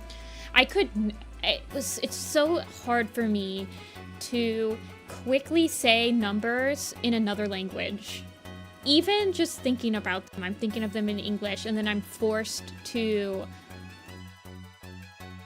try to like do it in the other language. And then on top of that, German was like really weird when it comes to like 99 is 99, which is 9 and 90. And I'm like, why is it like opposite? Like, why are you saying 9 and 90? Why can't you just say 99? Why can't you say 99? Why do you have to say 99? That always pissed me off. As a high schooler.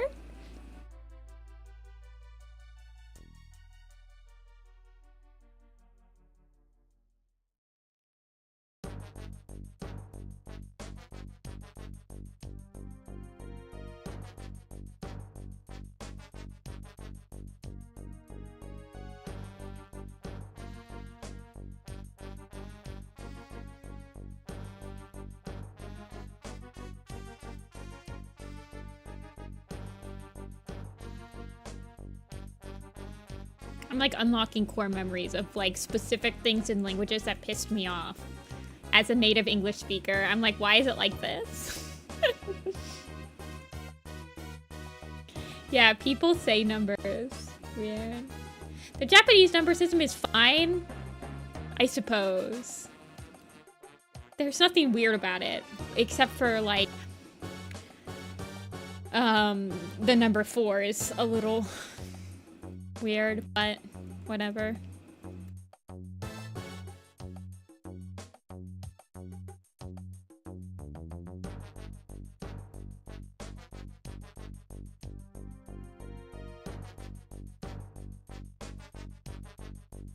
Oh, we're just talking about languages.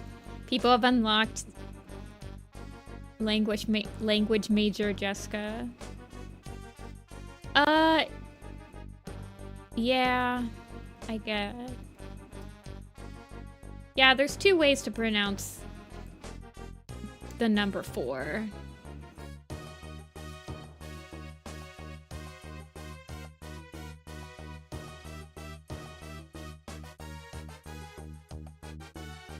My favorite number in Japanese is 9, though, because it's kokono. And I always was like, haha, coconut.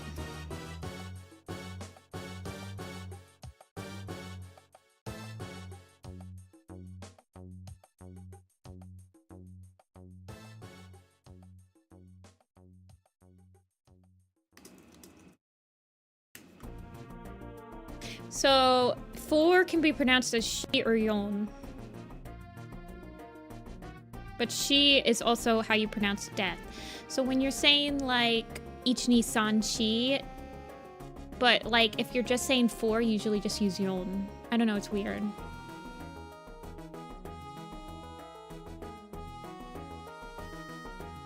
For an icon, there are a lot cheap. Yeah, 4 is bad luck in Japanese. No requests this stream, Essa. I don't.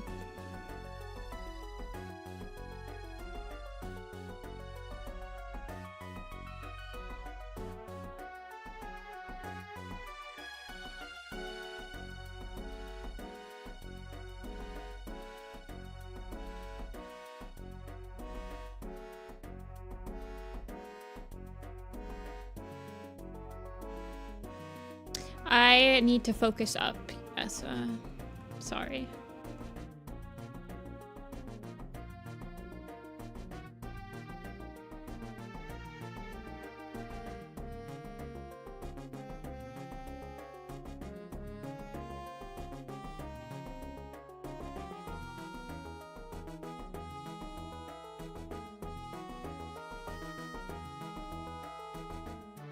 Fuzzies. Hey, Dreamy.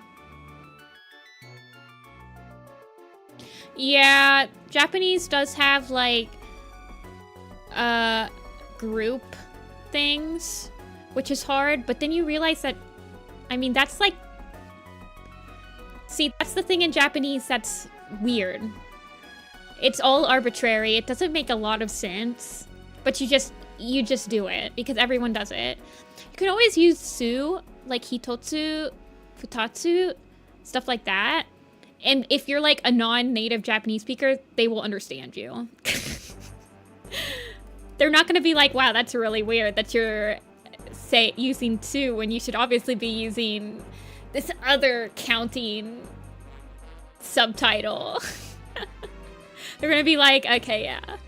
Japanese people are very nice to like non-native speakers. They will tell you that your Japanese is benri desu ne. Very good. No, even if you like are really bad at pronouncing it.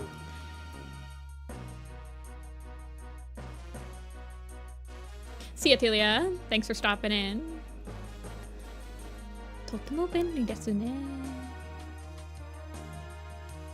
Yeah, Japanese native speakers are very nice to like non-native speakers. They're very patient with you. And they will encourage you to continue speaking it.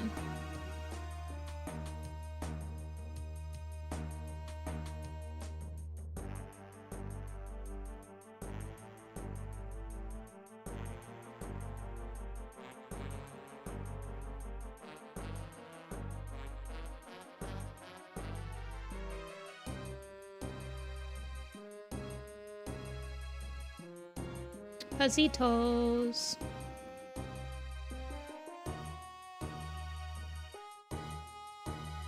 Honestly, I will say most countries, most native speakers are very nice to people that are not native speakers when you're trying to learn their language. I am always under the assumption that I am my own worst critic when it comes to learning a language. You are the barrier that you have to overcome. You're like being embarrassed that you might not be that great and stuff. That is a completely you problem. A lot of people are going to appreciate you even taking the time to try to speak it. There were times in Japan where I would be speaking Japanese, and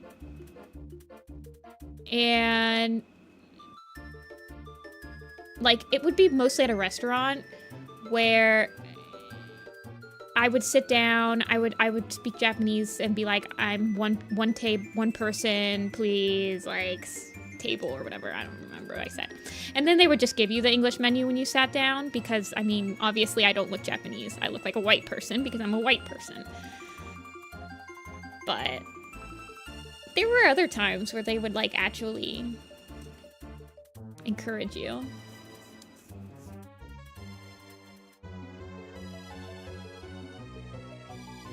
He is, baby. He got fuzzy toes.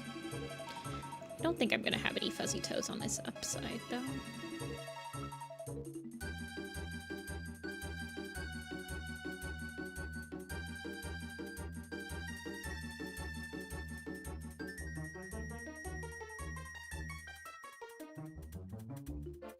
I find that most people are very encouraging when you're learning a language.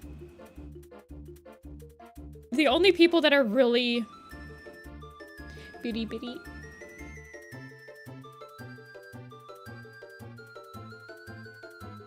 The underside of the language is just fine. Yeah, it's on this.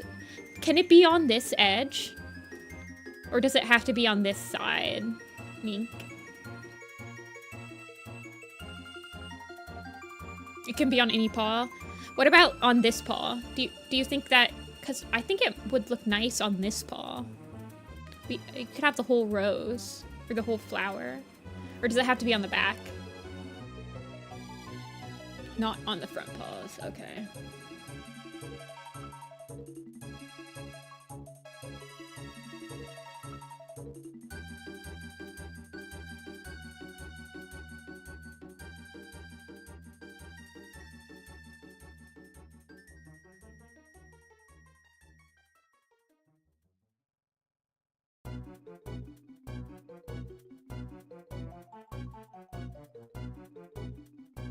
Yeah, it's fine. I understand. It's probably some lore, but I just thought it would look nice because then I could actually show the flower fairly easy. I will figure it out.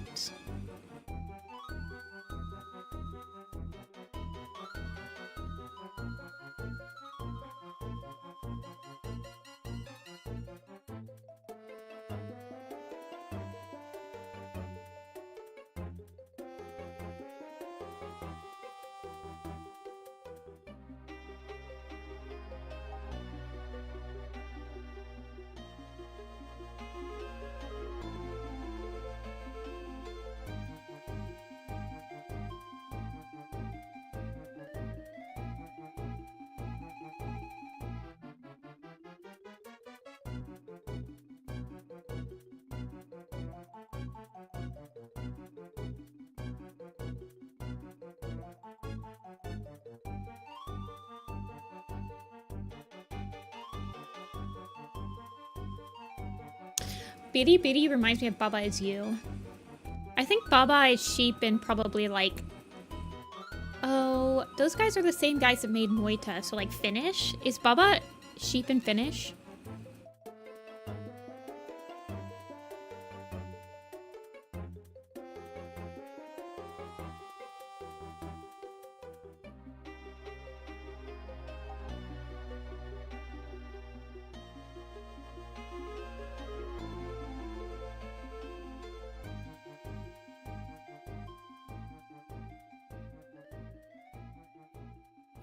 Sheep is llamas. Okay, okay.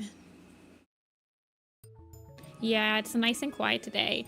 It's honestly a nice refresher. I feel like the last two streams have been super crazy, if you guys haven't noticed. The chat has been kind of like everywhere. So it's nice to have like a chill commission stream.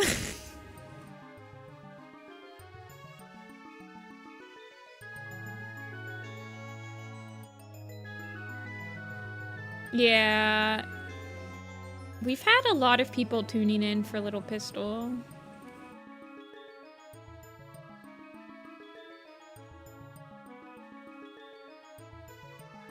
It's my job to watch the chat, of course I've noticed.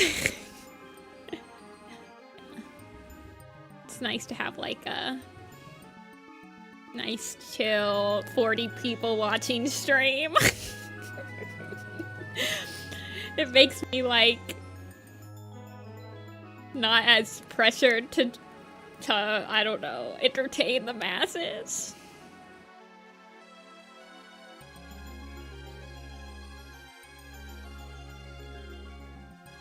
See ya, Ashfur.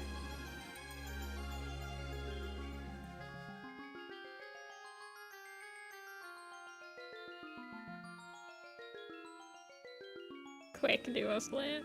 I don't know. And then I feel bad when I'm like working on Little Pistol because a lot of like pre-production stuff I'm doing for Little Pistol is super nitpicky, right? So I'm not really... why am I doing it all the way down there? I think this is the bottom. So I'm not really like working fast. Like on Tuesday's stream, we worked on one layout for the entire stream. And then I feel bad because I'm only working on one layout, whereas usually I bounce around on projects. And I'm like, why am I feeling bad? I mean, like, I don't think anyone really minded that I was working on one layout. It just made me feel like, I don't know, like, I'm like, oh, I'm not being, like, I'm drawing slow. I'm not being entertaining enough. But I'm pretty sure...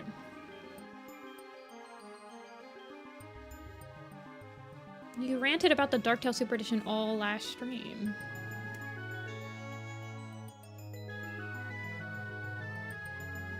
Yeah, and I was pretty silent and... Okay. Oh, thank you, Ivy. I just felt like I was feisty too. Like, I felt like I was getting argumentative.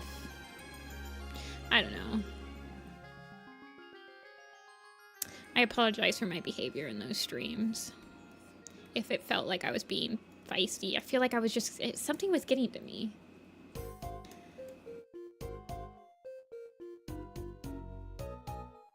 I think it was just me answering the same question over and over.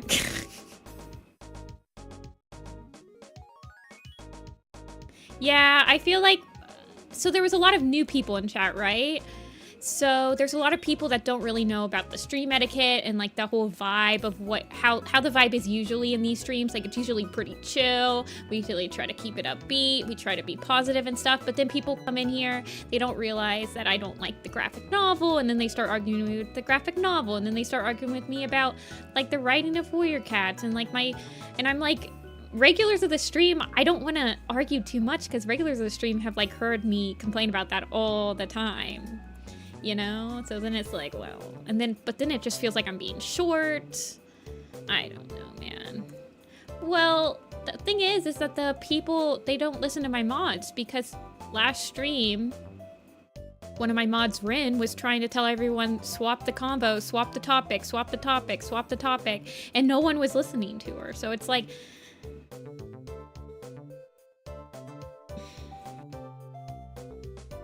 yeah. It's just been stressful the last couple streams. I feel like when it gets to be over 100 people in here, it's harder to keep the chat's vibes all the way up, you know?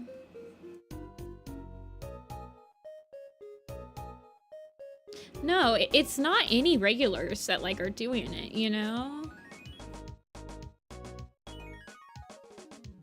It's just that there's so many new people that just they don't know about the stream yet, you know? Like, they're new, they're still trying to pick up on the vibe, but the vibe is off because there's so many new people.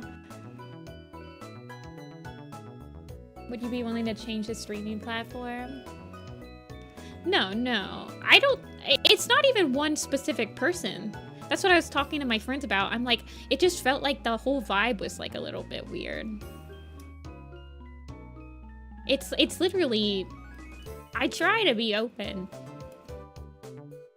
when somebody is like really bothering me. I'm a pretty chill person and I let a lot of things slide.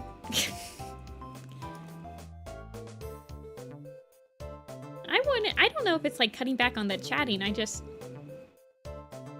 It's been stressing me out, man.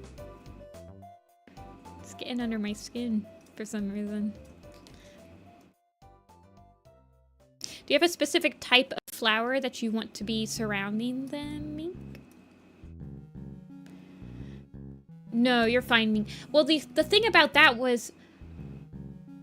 So, it's hard for me when people see me online and then they start messaging me because I feel like it's pretty rude for me to go into my DMs and just like sit there and read them and respond to people when I'm live in front of like 40, 80 other people waiting for me to draw, and I'm just sitting here like responding to things that they cannot see.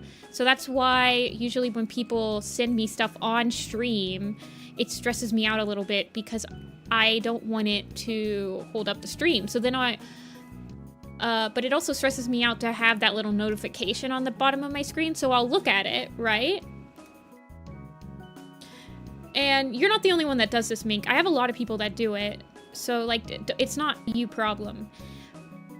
It makes sense because you see me, like, some of you guys have me on notifications. So, like, as soon as it says, hey, Nifty-Senpai is streaming, I'm suddenly in your guys' brain because you're not thinking about me all the time.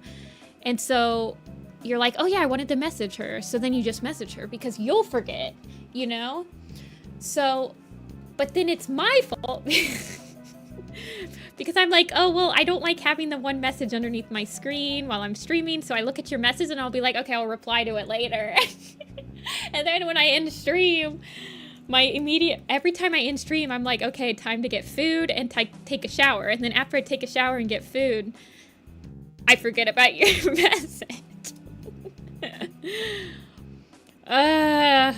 Life is hard. So it's not like stressing me out, but I don't know. I wish that there was a way that I could set a Discord thing to be like, remind me again in like 6 hours. Like ping me again in 6 hours, Discord. Does that make sense? I feel like Discord needs that.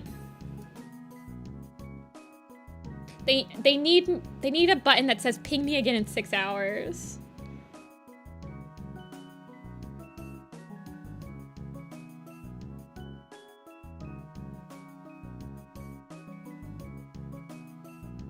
I can put it in streamer mode. That's what I'm in right now, but streamer mode doesn't get rid of your notifications.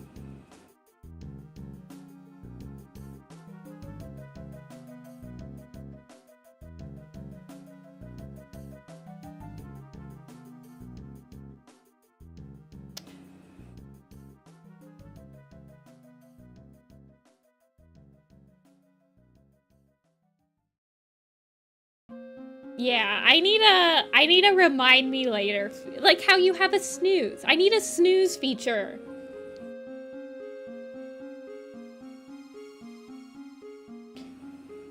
Is there any other scars on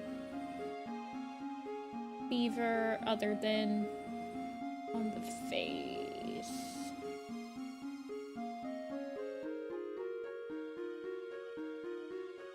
Oh my gosh.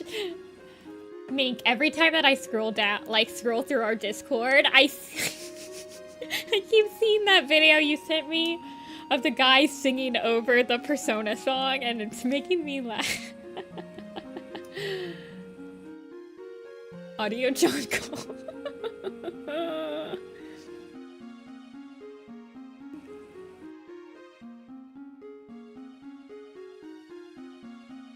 I set my Discord to always offline. I do that on Steam because I don't want anyone to know when I'm wasting my life playing video games.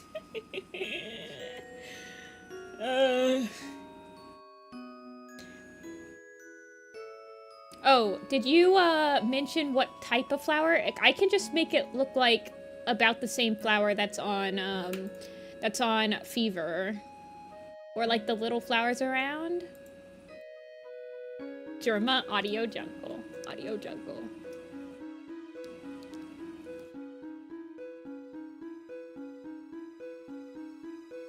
Can I do lotuses? Yes.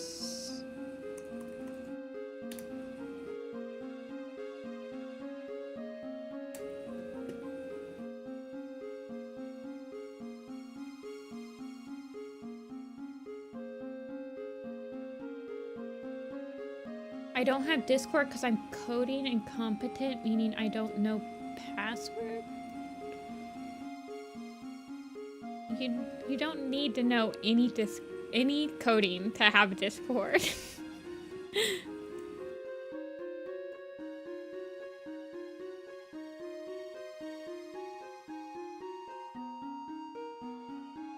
How? Okay, but forgetting a password has nothing to do with coding, does it? Am I crazy?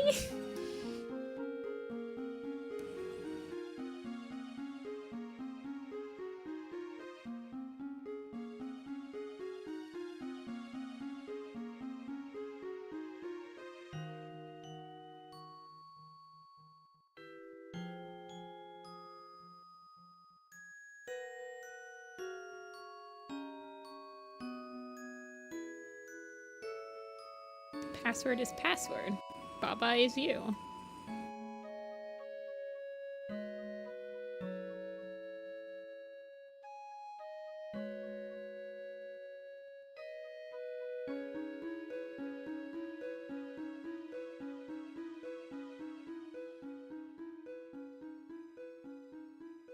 Oh, thanks, Essa. It just takes practice. I promise it just takes practice. You should just draw them. I don't know what we're gonna be working on next week. I mean, I obviously still want to work on Little Pistol, but I also really want to work on my Tato Clan Lake Camp picture.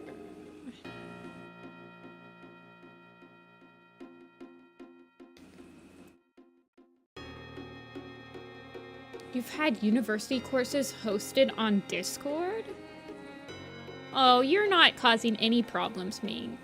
Thank you for the 5 Australian. What the heck? No problems at all. You're being very clear and concise about what you want, and you are not waiting until it's almost done to fix it, and you are not asking for anything less than what you paid for. Strip Sky.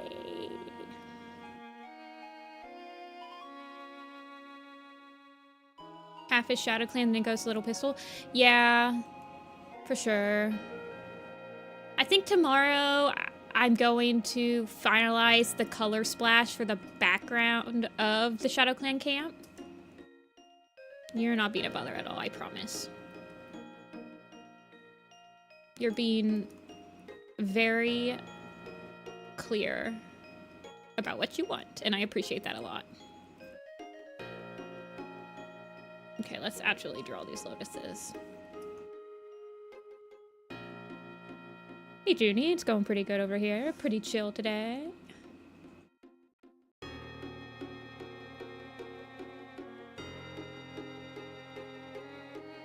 Already 2 hours? Yeah, this is why I only had 3 commission slots today, by the way, you guys. This is why we do with the chibi streams.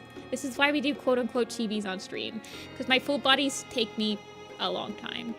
I just finished a dynamic full body fighting one. I think it took me 4 or 5 hours to do that single commission.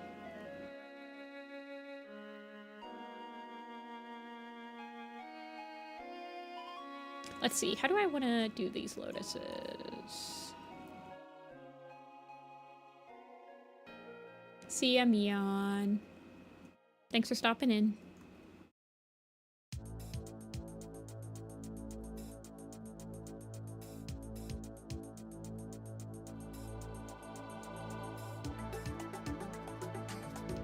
Yeah, Mink. I finished it this week, actually. I'll show you guys what it looked like. Da-da-da-da. Actually, I drew 2 tigers. Yeah, it was Blood Petal. There was 2 of them. And Tiger Star. Yeah, there's a couple sketches.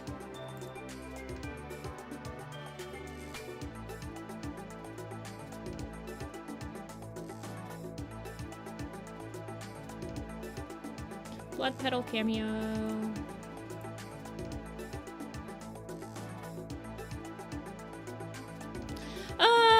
Ming has commissioned me, I think, 3 times. So I've drawn Blood Petal once. And then I drew Blood Petal and Tiger Star standing off against each other. And then I drew them fighting each other. So only 3 times.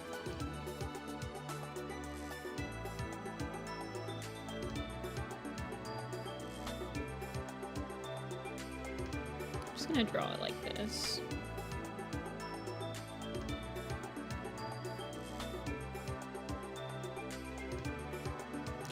Blood Petal is one of my friend's pedal kit I use. It's another sort of like pedal, well, Blood Petal is her final name, but she like trains in the Dark Forest and stuff, and she changes from being like the tan color that Petal Kit is to looking more and more like Maple Shade as like the fit goes on. It's Petal Kit Shadow but edgy, yeah. Well, Petal Kit Shadow is pretty edgy.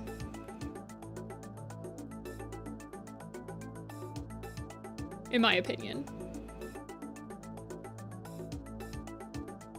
But it's a little edgier.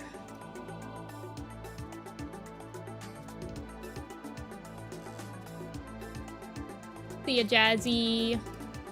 Yep, the Arc 8 is out. All the Arc posters are out on the store. Somebody asked me if I was gonna do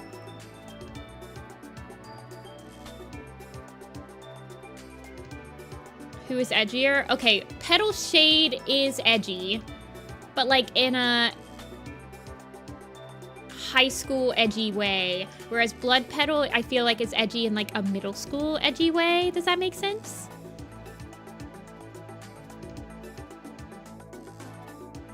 But they are both kind of edgy.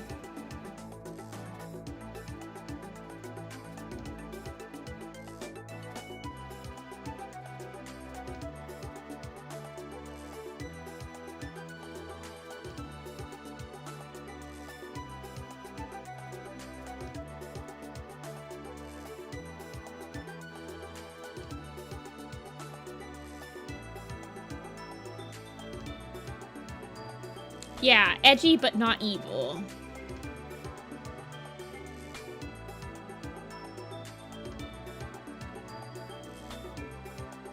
Okay, yeah, that's a good way to put it. Petal Kit, I think, is edgy, but she's not evil. Whereas Blood Petal, I'm pretty sure is evil.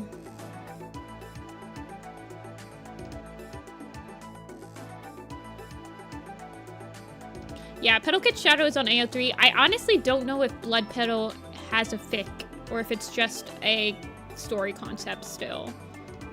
I have seen the Blood Petal AU, like, Master Doc on, like, some of the lore and stuff, but I haven't read it, if it is a read. If it is readable, if it is a read. If it is readable.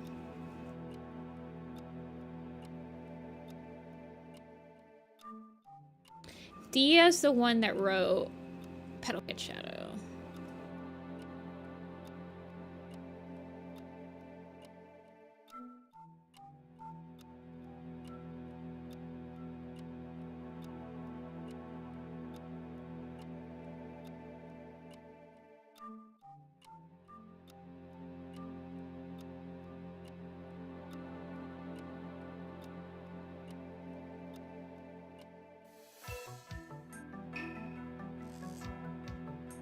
Dia's probably sleeping right now.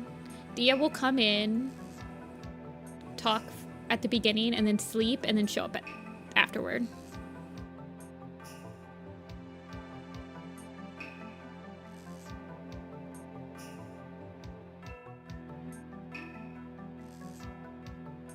Which, to be fair, I think a lot of people do that.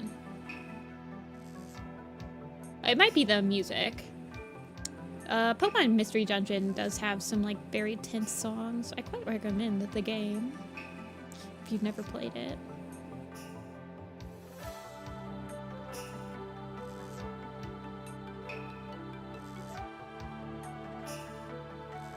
I am also not caught up with Petal Kit Shadow.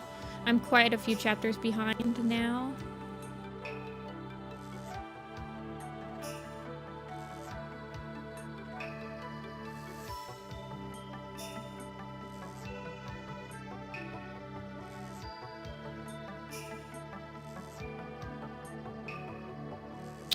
Welcome back, Willa.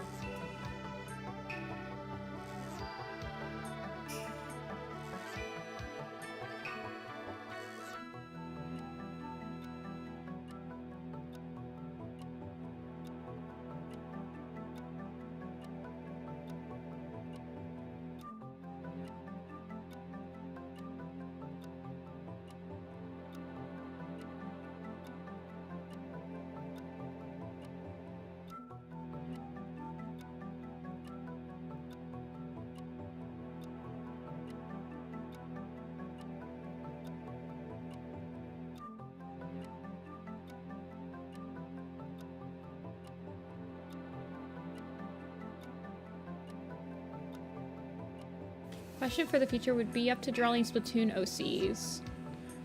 I have drawn Splatoon OCs before. I wouldn't do it on stream, but yes, I've done a couple. I can send you them. I can send you my Splatoon drawings to see if you like my Splatoon style or not. But I have done a couple OC commissions of Splatoon characters.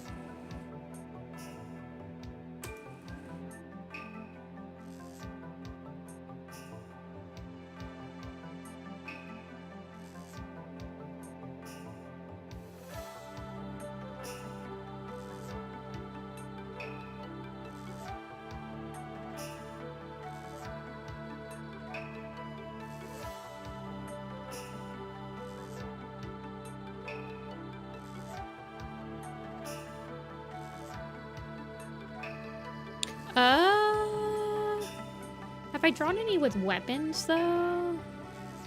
I've drawn my own Splatoon OC with weapons. Freaking Splatoon weapons are hard to draw, you guys. Have you ever tried to draw a Splatoon weapon? Impossible.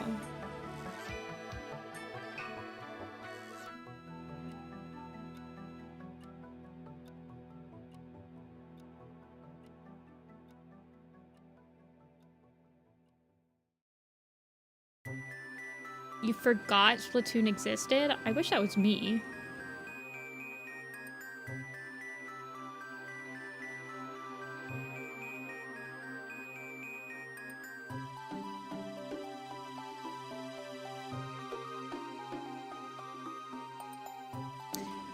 Have you ever done a Lion King OCs or lions in general? I have done lions.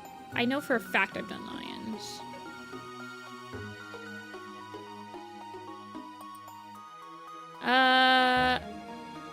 I don't know if I've drawn a specific, like, Lion King OC before.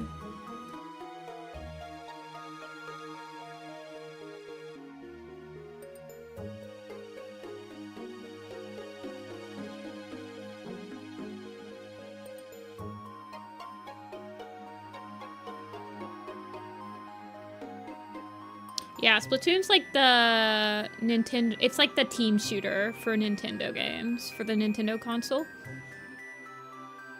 It's very fun. My personal favorite modes are actually Salmon Run. I also like Rainmaker. Rainmaker is fun.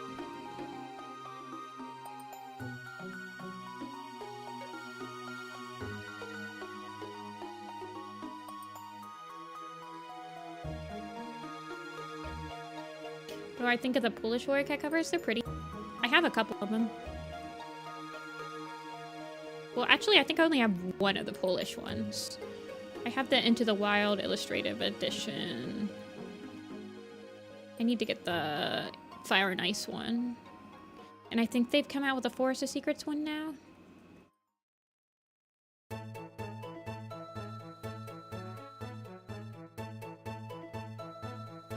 The Polish leaf pool cover.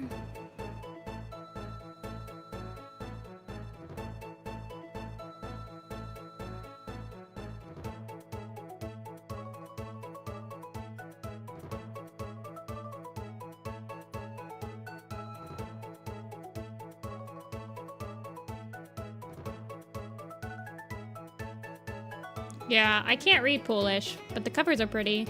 And the illustrative editions have illustration for each chapter, so you can like page through and see each illustration to match the scene.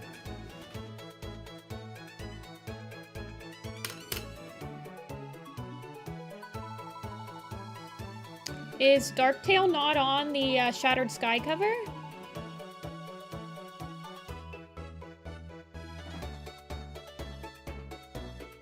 I don't think that the artist could sell prints. That's not how covers work.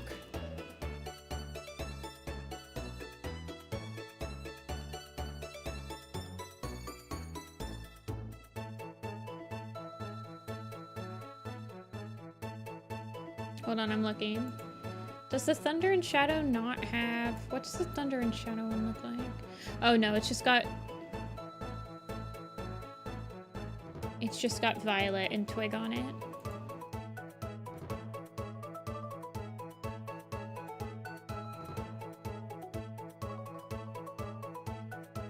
Oh yeah! Yeah, see? Shattered Sky. Shattered Sky has Darktail. And 1 star.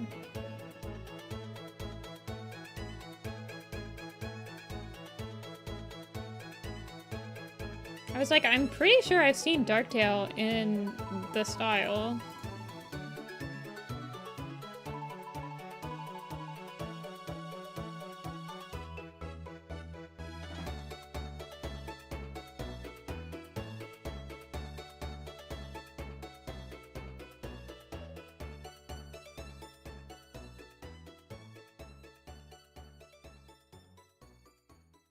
Because your mom is fully Polish, but she never learned the language. Oh, that sucks.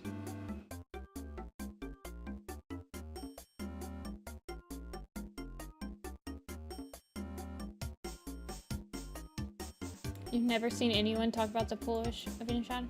They're not my favorite out of the covers. I think that they're a little bit awkwardly... The negative space in them, like the fact that they're just on black backgrounds, I just don't think that it works as well on... It looks unfinished to me. They're not my favorite. They are very nice still.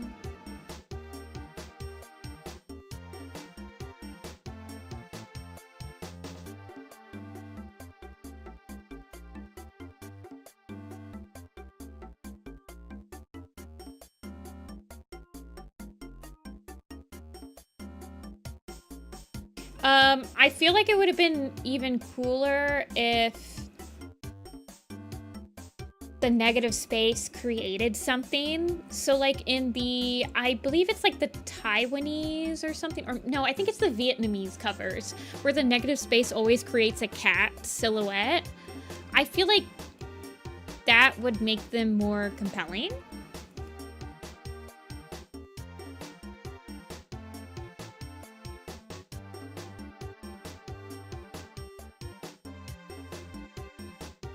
It would feel like there would be a reason for the negative space to exist. I don't know, man. I appreciate that they try something, they try something new with each book, though. I do appreciate that.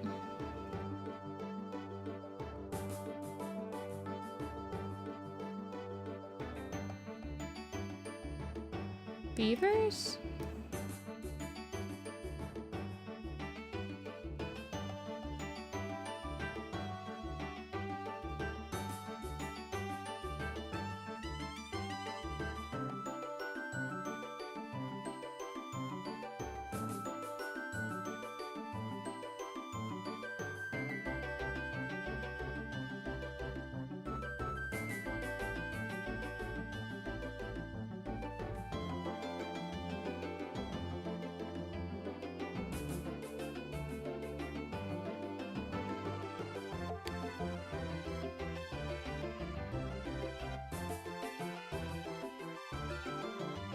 I mean, I'm pulling it directly from...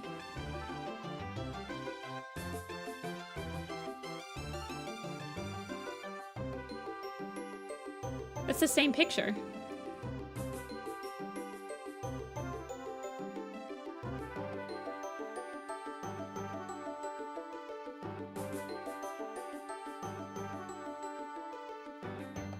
And I'm in RGB, so I'm not in CMYK.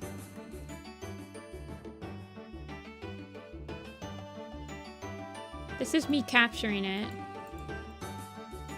You like these colors better? Yeah. I mean, here's the headshot. Hold on. Oh, gosh.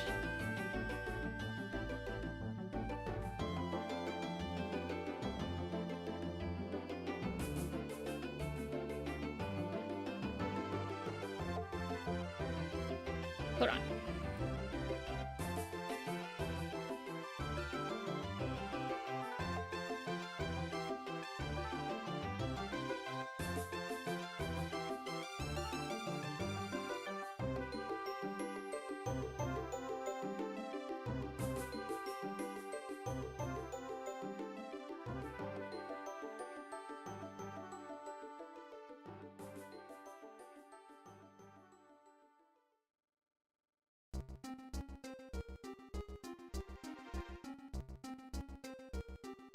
Yeah, these ones are more...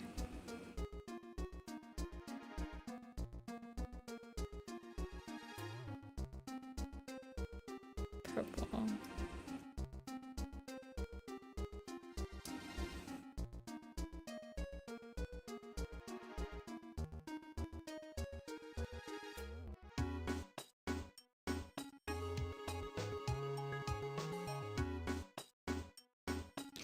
On your screen, he's redder.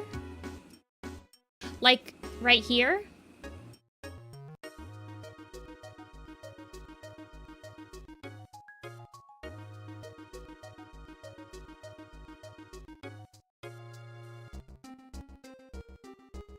He's like very red. Yeah, I mean, he's definitely more red.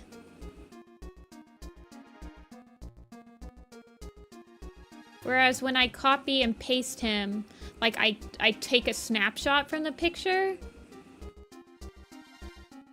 he's more pink.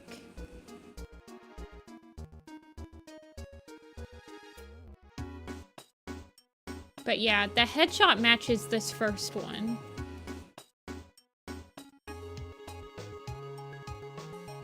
The redder one is the right one. Okay.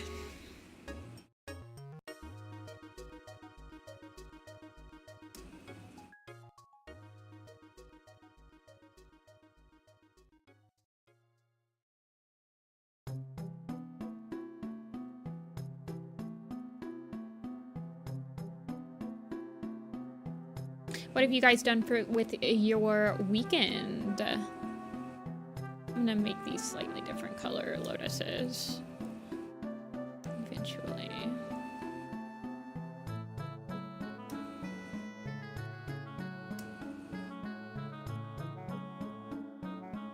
Mainly volunteer work? Oh, yes.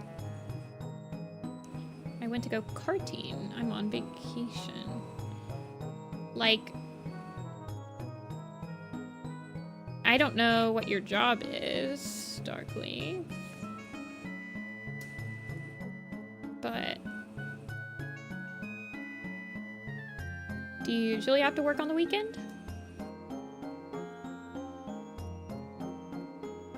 Yeah, you're recovering from sickness. Yeah, you had COVID.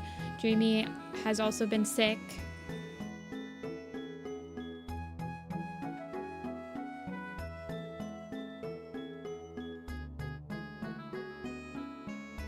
It seems like you're here a lot. You're usually working on the weekend. I feel like you're here almost every single stream, Darkleaf.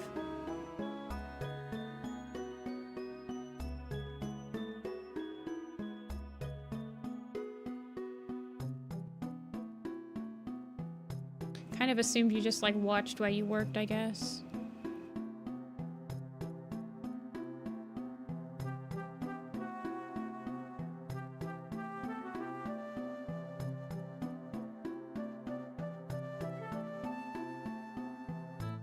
That's very kind of you, Fog.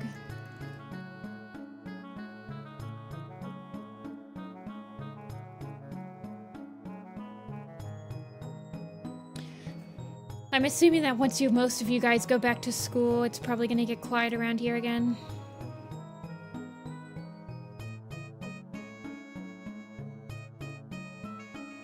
Sad face.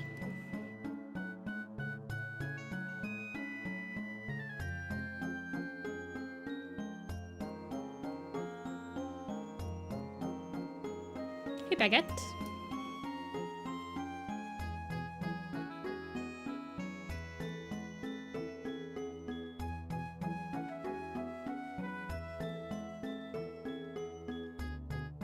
I got bumped up to junior status in college. hope you guys have very fruitful college experiences. Oh, yeah, that's true. I forgot that you're in Ireland. You're only keeping me sane. Well, this is true. Mink's insane, and like Australian people are insane. They're watching me like so early in the morning.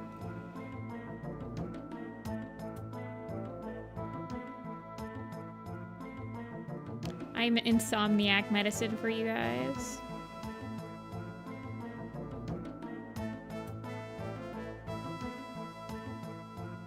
Crazy.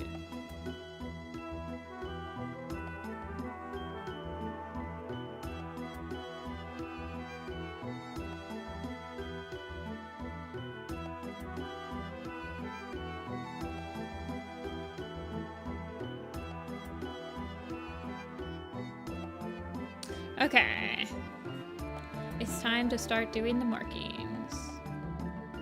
Blue and purple? Yes. Icon. Quite easily.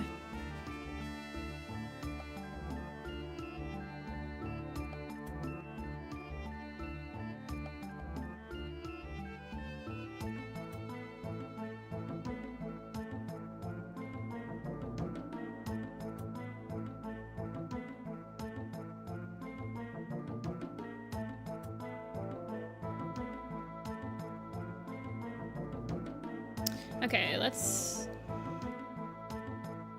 get this going, okay.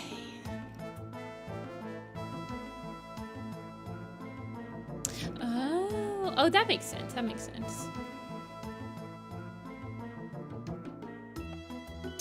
Lotus. I wouldn't be able to join streams as often because my classes start at 7 to 9, and that takes me 3 hours to commute and from my college. Well, I don't get rid of my stream. If you guys... I can't imagine... It honestly baffles my mind that there's people that watch my stream records. I feel like I'm not that interesting of a person, and I draw very slow. I guess if I was going to watch on a stream recording for me, I would just skip around a lot, and I would watch myself on ×2 speed.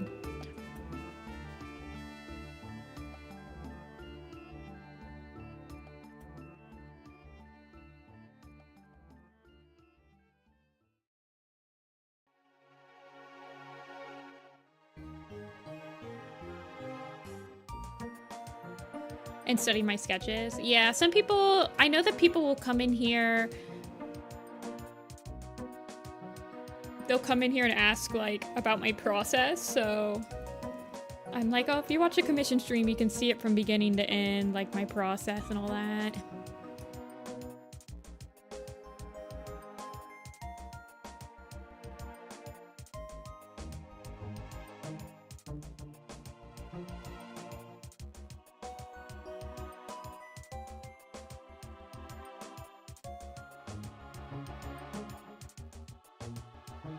Alrighty.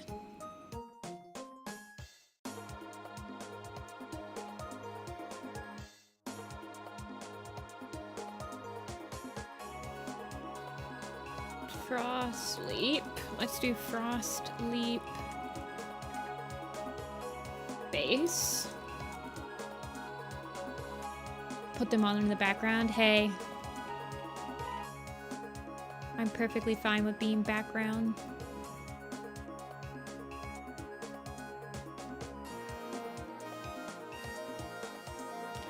Need to hear people talking. Yeah, that's how I feel. That's why I watch a lot of like Scary Interesting or like Windigoon or like iceberg videos while I'm drawing. I actually don't listen. The only time I listen to music when I'm drawing is on stream. Otherwise, I don't listen to music.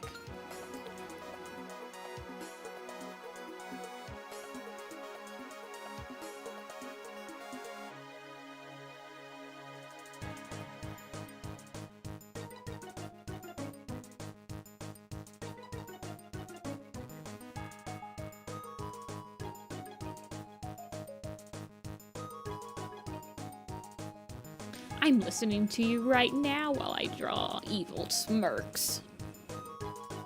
I added the evil smirk. I don't know, it just felt like it needed it.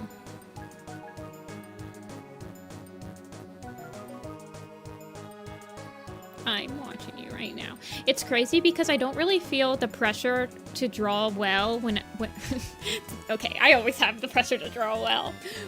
But the pressure to draw well while you guys are watching me versus the pressure to draw well while like someone is behind me watching me is completely different. I cannot draw when somebody is behind me watching me draw for some reason. But when you guys are watching, it's fine. Okay, Mink.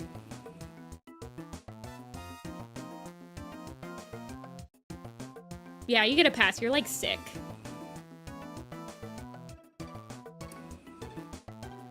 Oh, you used it for the first time this morning? Oh, I hope that it went well for you. Okay, why are you cut off?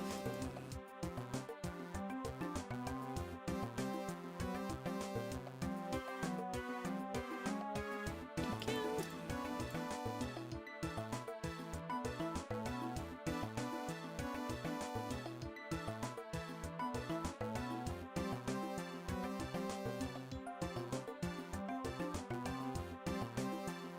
Hold on, I gotta clean this up a little bit.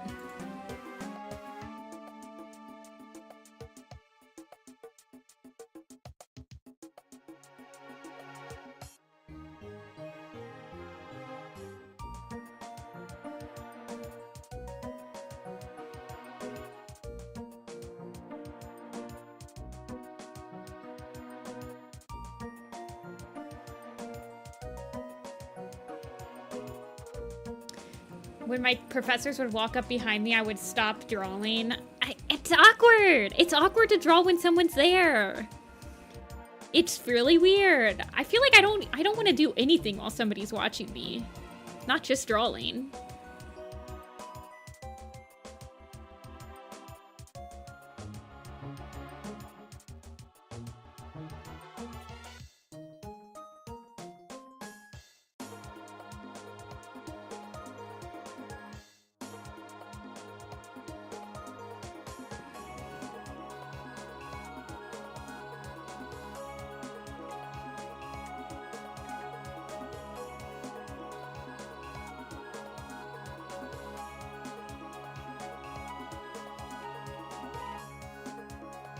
Time feels slower. Since you draw animals? You know what? I was about to say that's kind of crazy, but you're right. I also, when I was in public a lot, I would just doodle like backgrounds.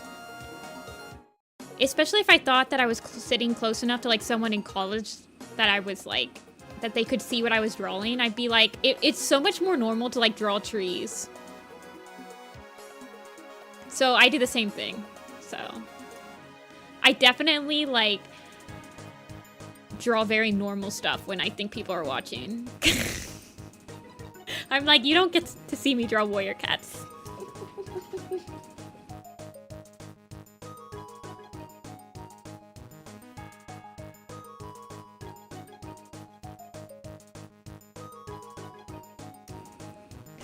I would like doodle landscapes. And then I would like sneak a cat in there. Like at the very end.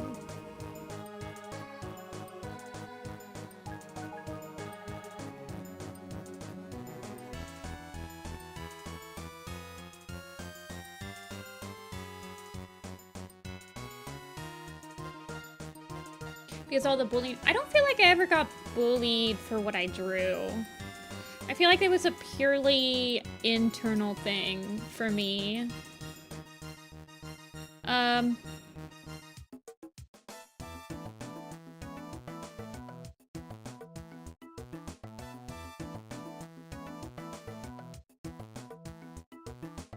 don't know. I feel like I had a very fortunately uneventful high school life.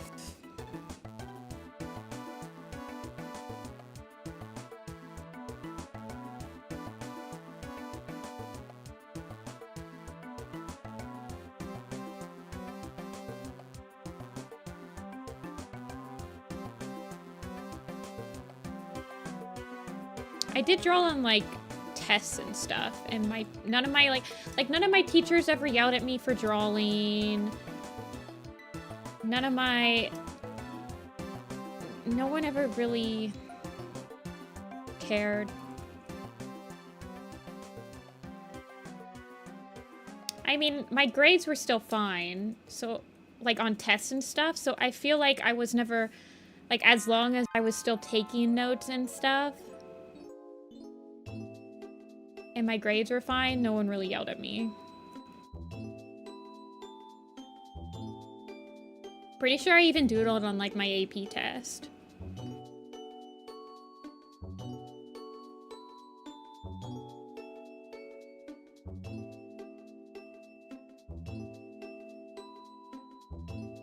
For me, this girl hated me because her ex-boyfriend started hanging out with me more. See, I didn't, like, date in high school. I never had any of that drama of, like, oh my gosh, my friend's dating, blah, blah, blah, blah. I was just friends with everyone. So I guess I just never really had friend drama either. Boyfriend? BSF?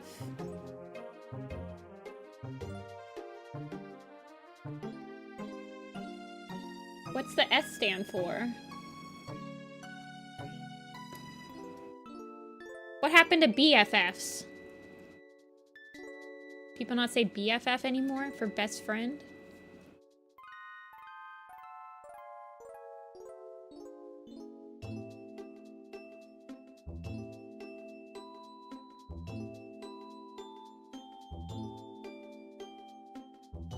And the TA drew a B next to it? Yeah. Like, most teachers don't really care. If your grades are fine, they don't care if you, like, doodle. At least from my experience. BFF is outdated? Why? It works perfectly fine. Y'all are just making up new words when other things are proper.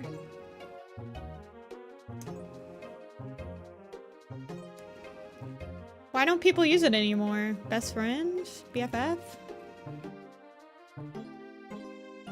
Y'all are crazy. You guys just want things to be cringe for no reason. It's like swag, YOLO, raffle, L. BFF is not as cringy as any of those, though.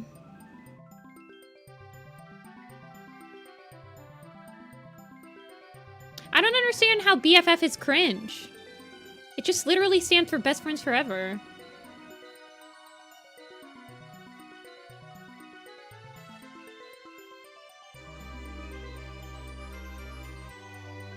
I have literally never heard BFF be, like, termed as a cringe word.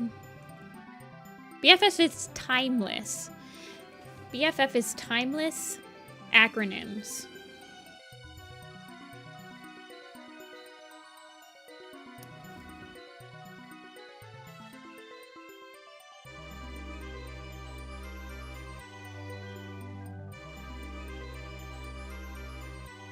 I don't have friends, shrimp. I have my shrimp and not my friends. We don't need friends, we have shrimp. Well, BSF, I would never have gotten that that meant best friends. I literally just read that as boyfriend, obviously. Guys, remember you're talking to me.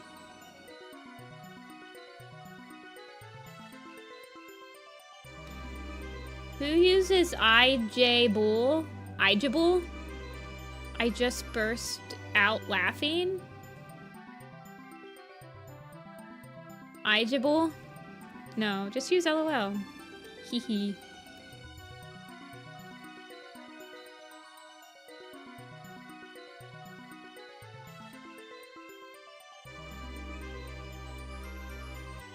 This is what I get for being the oldest person in this chat.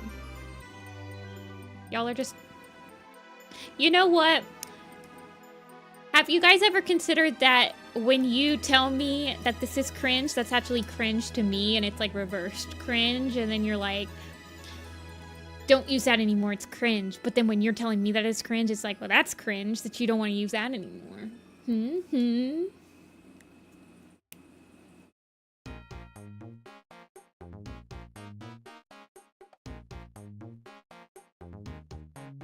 I'm not exactly sure how these markings match up. Wait, you say ageable?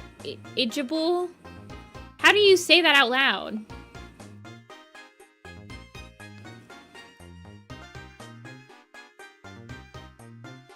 I've never heard this before. If somebody said ageable to me, I'd be like, okay. I would think that it was a key smash.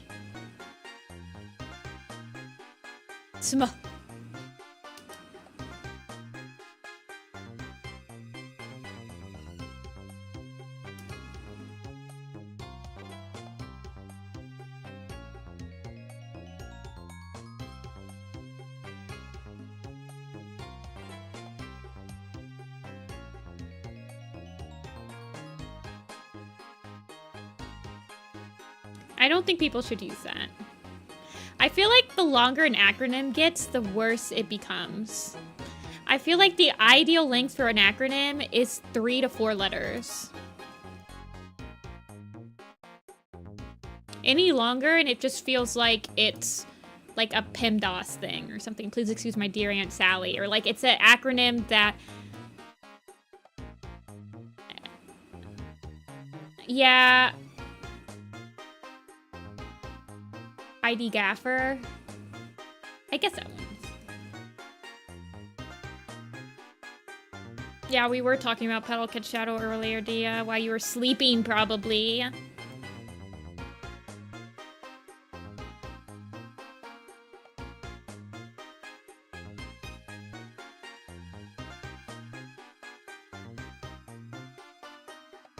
Nothing. We were just talking about... I said that Petal Kid Shadow is pretty edgy. Do you agree with me? I think it's pretty edgy. Yeah, that's true. Okay. But then we said that Blood Petal is evil. It's kind of like... it's a different type of edgy. Exactly. Petal Kid Shadow is angst. Blood Petal is kind of edgy. So we were trying to distinguish the types. I said that Blood Petal is more like middle school edgy, and like Petal Kid Shadow is more like high school edgy, where it's like more somber and angsty. Both of them are good, by the way. I mean no disrespect by comparing them.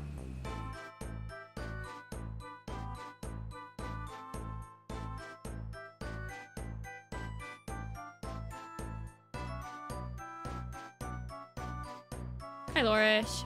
Oh, just some Friends fanfics.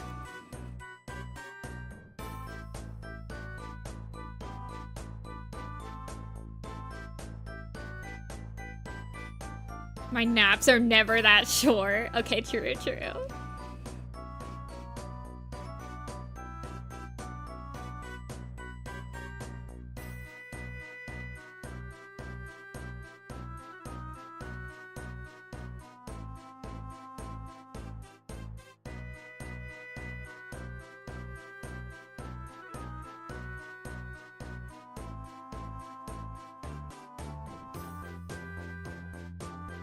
Okay. This goes kind of up like,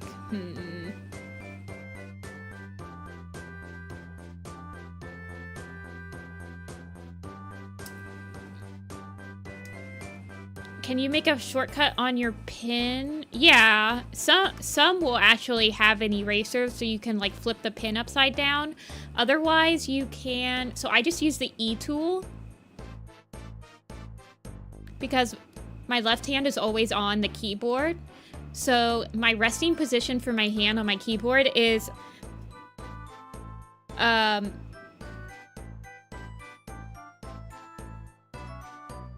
Well, actually, it's on the I tool right now. So it's on the I button and the space bar. Because I'm using the eyedropper tool to get the thing. But I also rest with my E, with the E and the space. My thumb's almost always on the space bar when I'm drawing.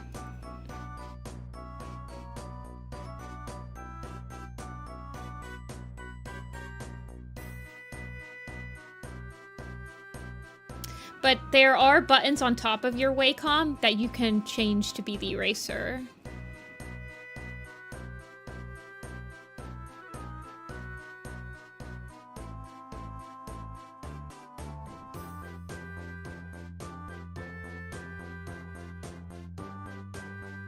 A nap is not 14 hours. That's a proper sleep. Wait, when does it turn from a nap to a sleep? I feel like if you nap for more than 3 hours, you slept. You didn't nap, you slept.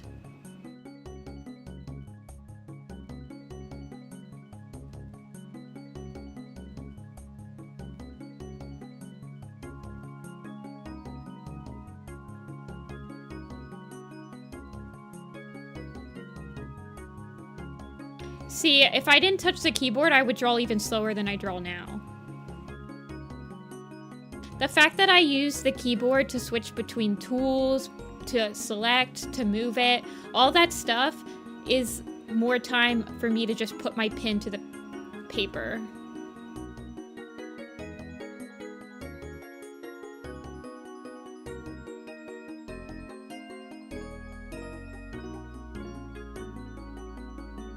Oh, what are you doing here?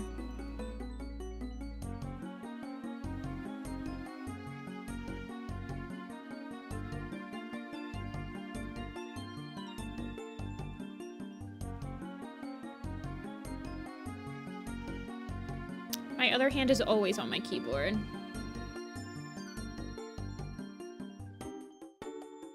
Nap is when you intend to wake up on the same day.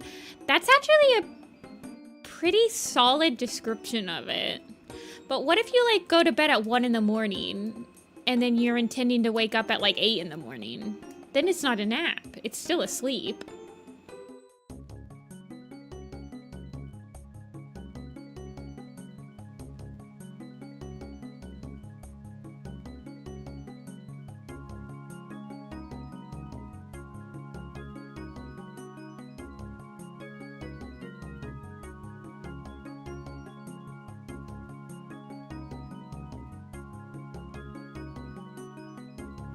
But then there's such a thing as like a power nap.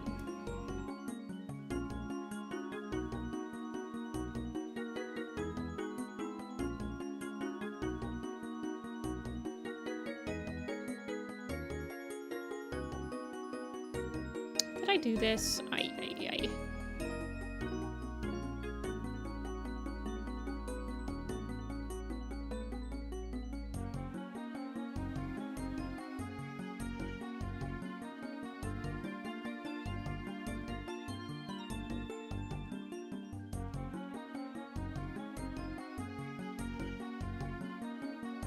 What?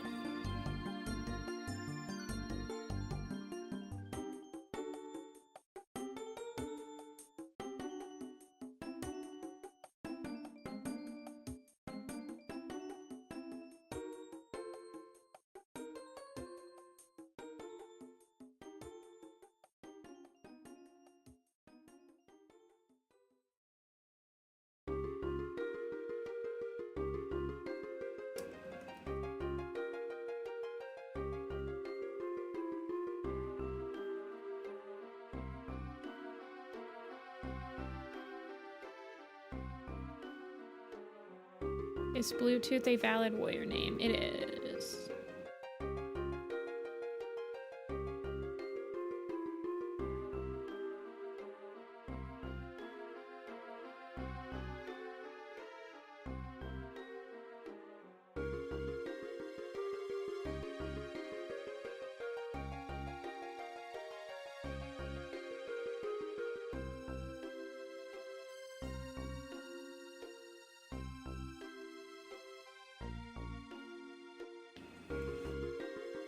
Yes, Bluetooth. Yep, smoke weed, Bluetooth, Bud Light. Actually, Bud Light is not a valid warrior cat name because Bud has never been used as a prefix. Did you guys think about that? Technically, Bud Light is not considered a valid warrior cat name yet. If we ever got like a Bud Leaf, Mountain Dew is technically not a valid warrior cat name because they've never used Mountain.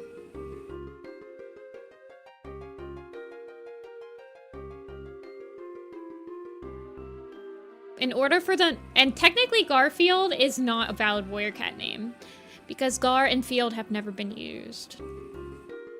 But maybe one day. Yeah, technically Smokeweed was not valid until Stormclan's Folly.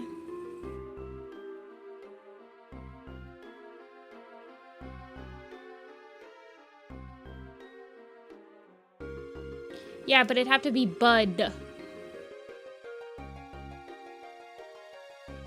Okay. That is true. Okay, Bia, I'll give you that one. I'll give you that one. I was wrong. The authors did say that that was a valid name. Tumbleweed is funny. Rockstar is valid? Yes.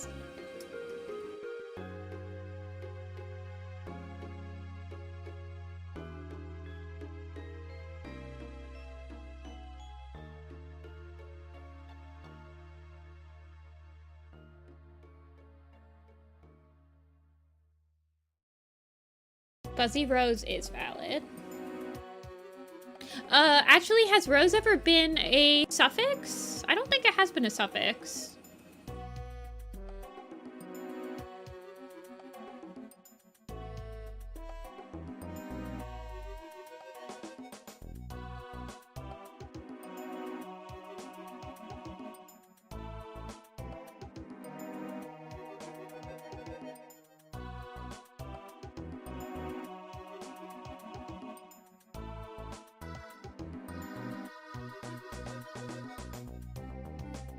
Shivering Rose. Yeah, I don't know if I count the Dawn of the Clans names as valid prefixes or suffixes, just because they are different, set up differently. But I feel like Fuzzy Rose with the space in between it. I mean, Fuzzy Willow would be a cute name. And I could see that being a Dawn of the Clans name.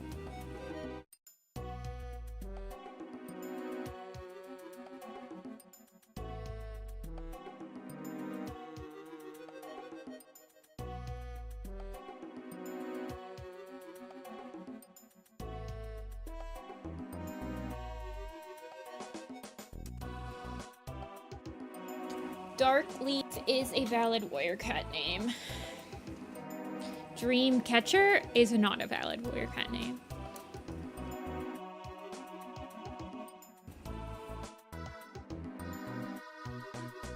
Pop Rock? Pop Rock is not a valid name. Paw Paw Paw? Technically not, because Paw Paws have never been used.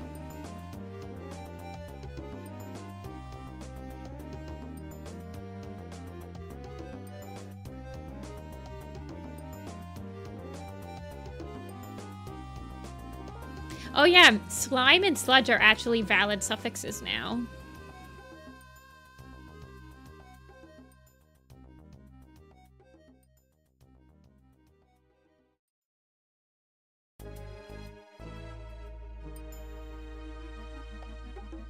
Gray Stripe's a valid warrior cat name. Eel Kit needs to be Eel Slime. What do you think Eel Kit could be other than Eel Tail? And you have to pick a valid name.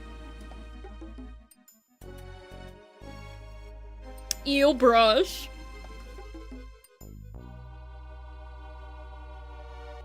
Eel Shine. Oh my god, if they use a Shine again, I'm gonna die.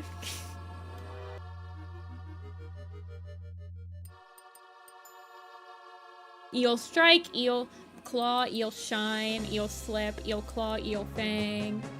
Eel's a hard...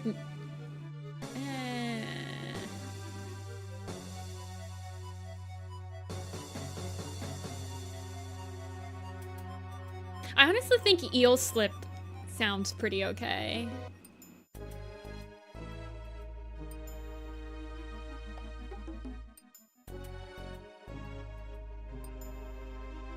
I will be real with you. Eel tail is what all the other eels were.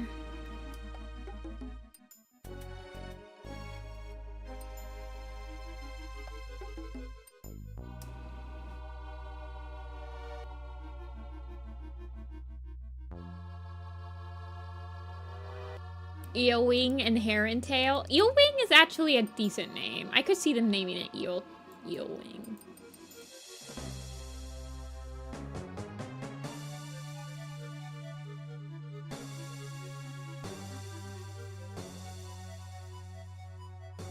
You got. It's okay. I'm adding the darkness in right now. Hello, darkness, my old friend. I am adding you in once again.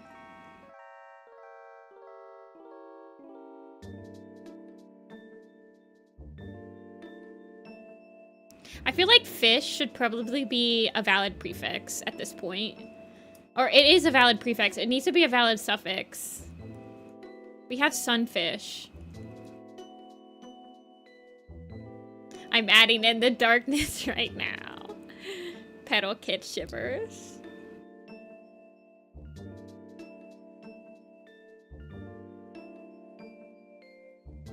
Yeah, I meant prefix.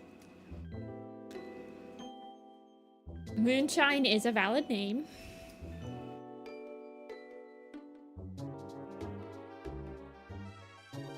There is no troutfish, is there?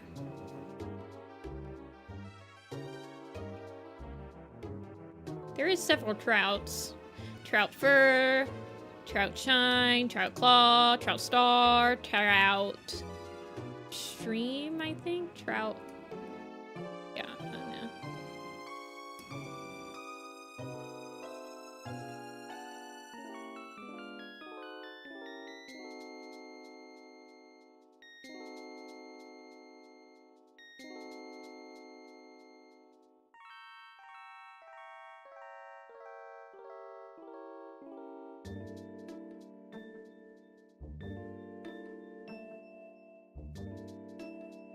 Where is this energy for Stemleaf and Blazefire? I don't know, man.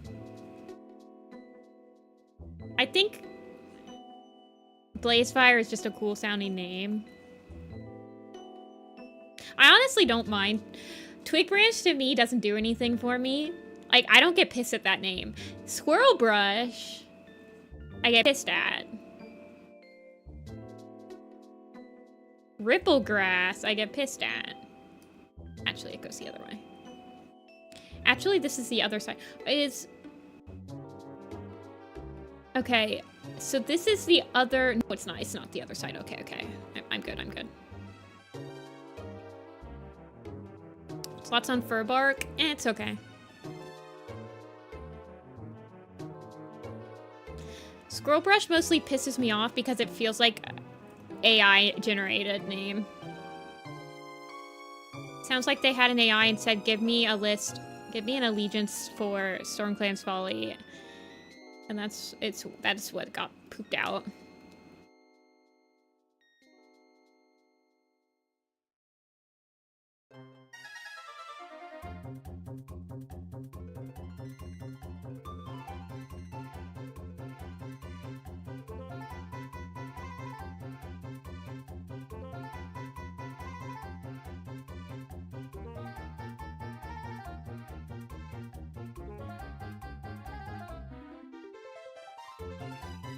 Imagine they use ClanGen. I don't think they use ClanGen, but I don't know who was in charge of the names for Stormclan's Folly, but they need to be given a stern talking to. They don't look good. It's not a good look for them.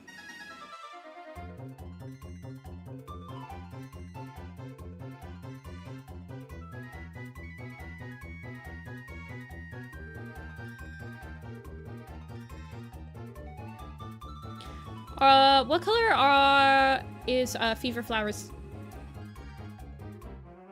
Peetsies? Little toe beans.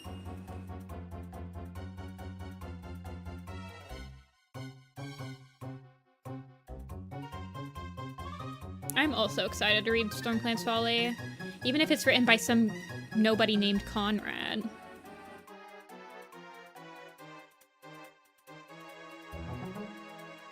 Dark red. Okay.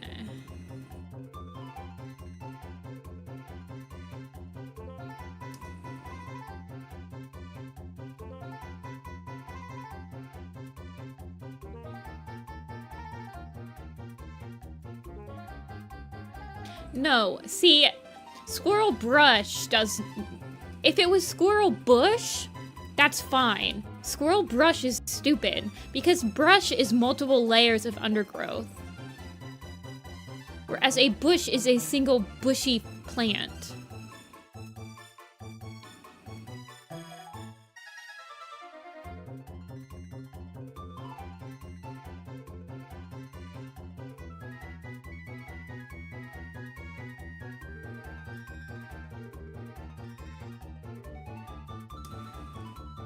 No.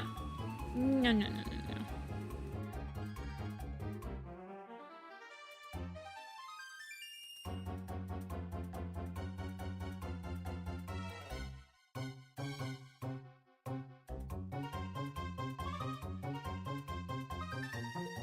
You guys cannot let me... You guys cannot make me like the name Squirrel Brush. I think it's the most stupidest name.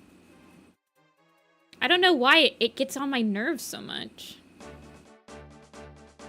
It feels so disconnected. I hate when prefixes and suffixes feel super disconnected from each other. I also hate when you can clearly tell that they didn't say any of these names out loud to see how they flow.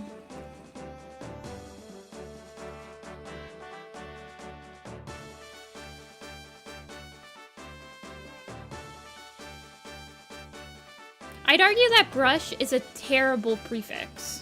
And suffix. We had brush paw, and it was bad there.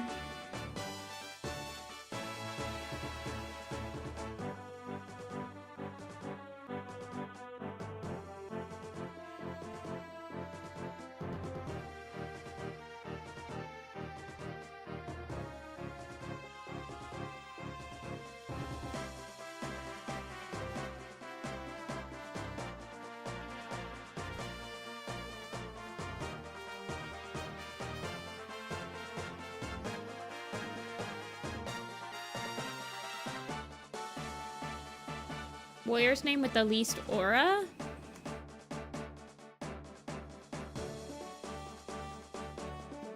Loud Belly is one.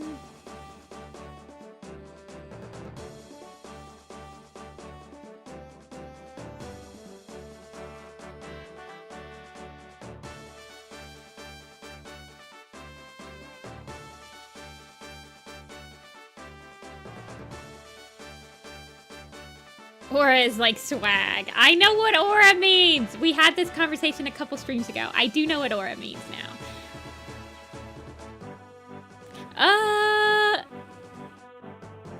Robin Wing.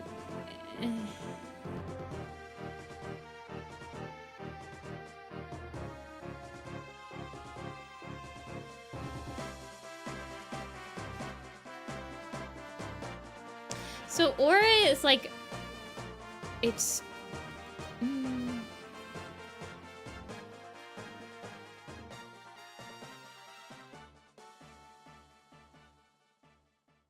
this maggot tail.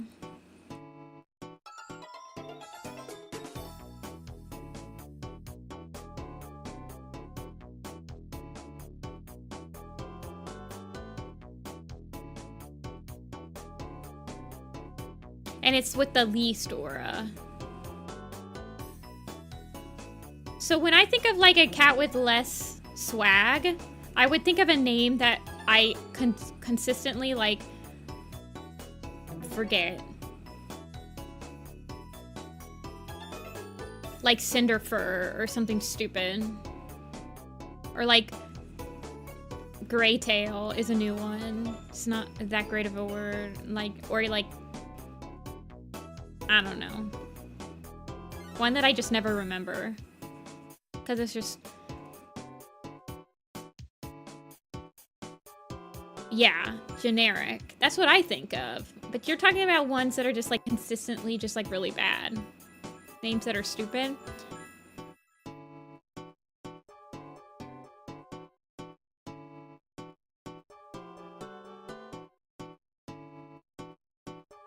A random Werecat character that isn't important.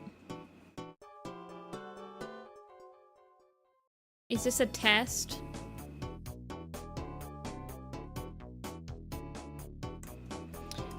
Shrewfoot.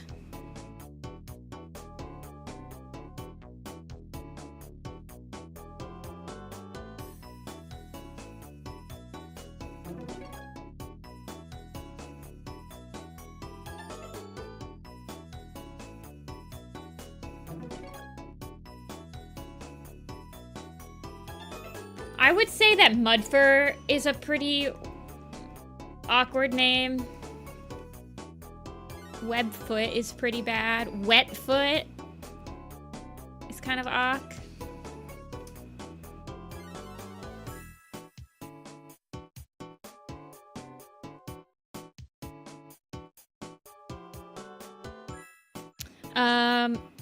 Brown Paw doesn't really do anything for me.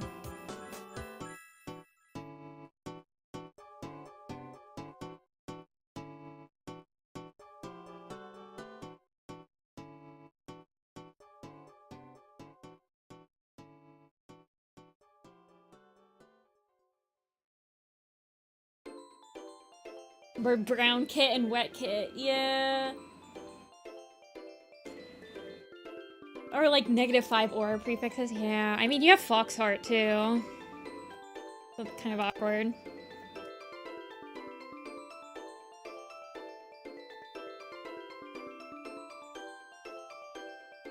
Midgepel also doesn't feel like a very nice name to me.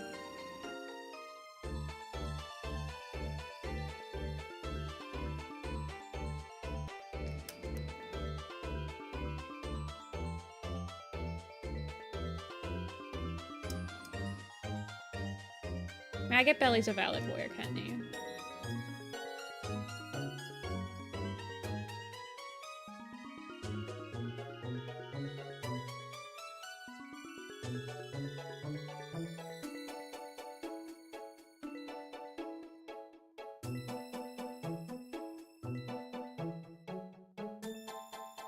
Yeah, I would say that Milkfur is pretty bad.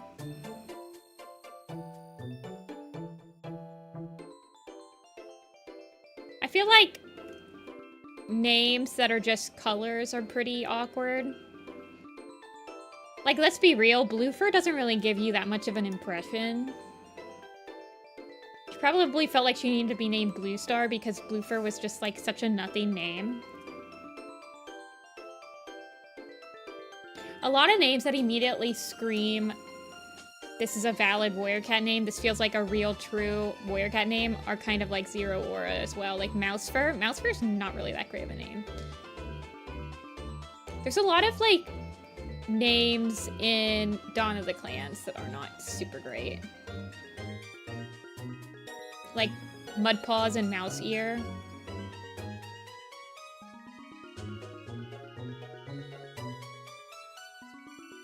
How much time do we think is between Stormclan's Folly and Mapleshade's Vengeance? I don't think that we are going to have any... In my gut, I don't think there's going to be any mention of anything from Mapleshade's Vengeance in Stormclan's Folly. I don't think that the editors have an official time picked out in between them. I think we're going to have them infinitely expanded.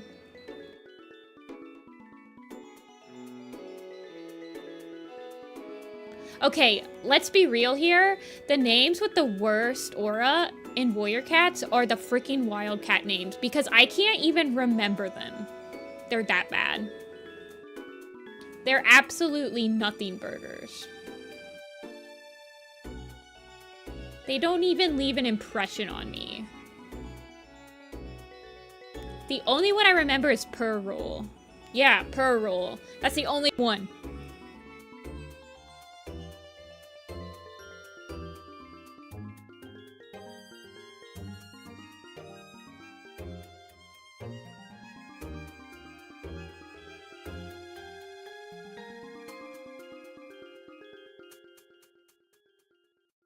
And I'm gonna have to draw even more of them for Stormplant's Folly.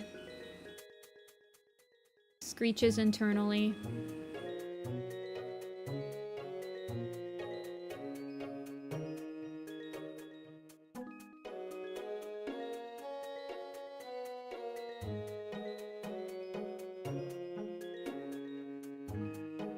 Okay, but the sisters' names are pretty nothing burgers as well.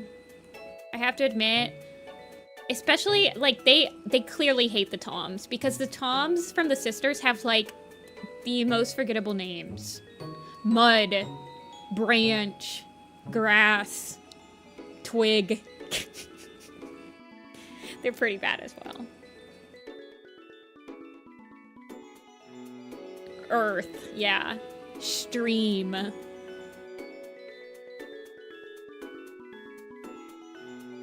Yeah, the only ones that really leave an impression on me is like Sunshine, I mean, but there's also a Sunrise.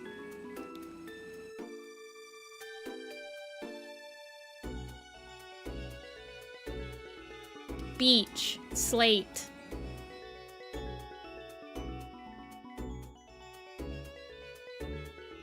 I will say that the Wings of Fire names, a lot of them leave zero impression on me as well. They're not exactly the best either. My beautiful child, Dirt. They clearly hate their Toms.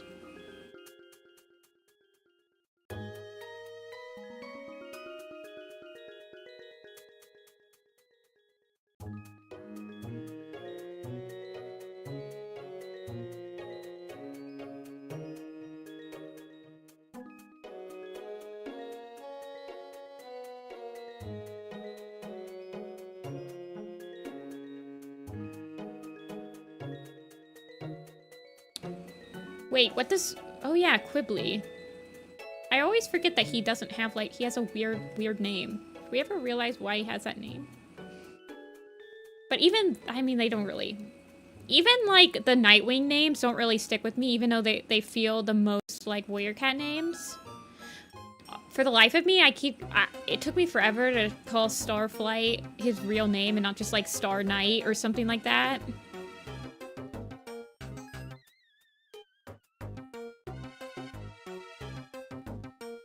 Is a word in Arabic, yeah. That makes sense.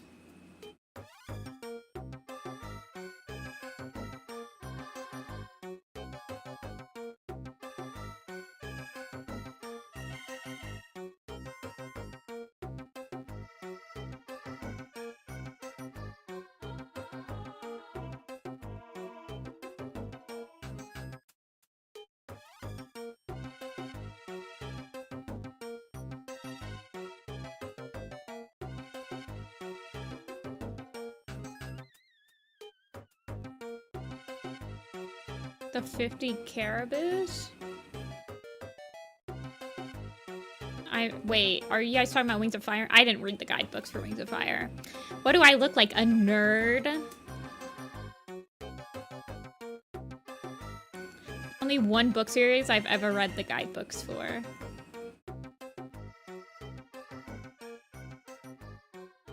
I'm sure you guys can guess which one.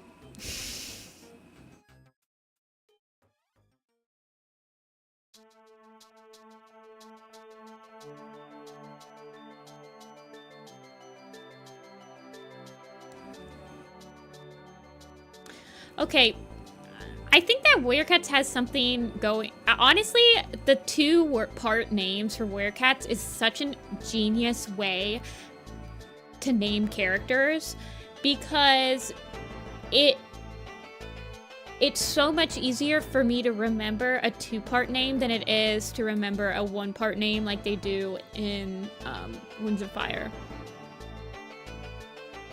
And I find it a lot harder for me to remember, like, rogues and loners in Warrior Cats than it is to just remember the two-part name.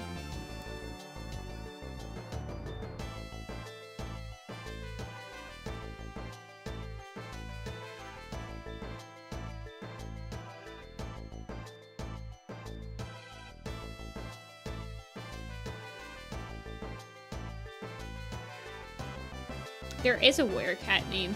Oh, Cowtail, yeah. I thought you said Crowtail. Yeah, they definitely took it from Tail Chaser, but...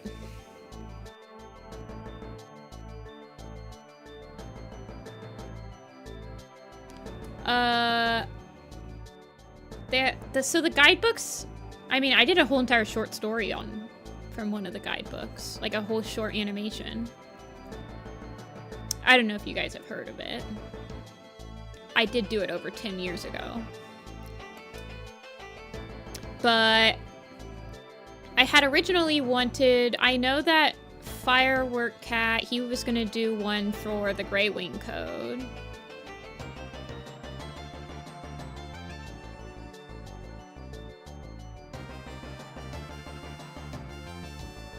Yeah, the long tail and dark stripe one. Dark Path Chosen. Shout out. I did that in like 3 months. Can you guys believe I animated that whole thing in like 3 months?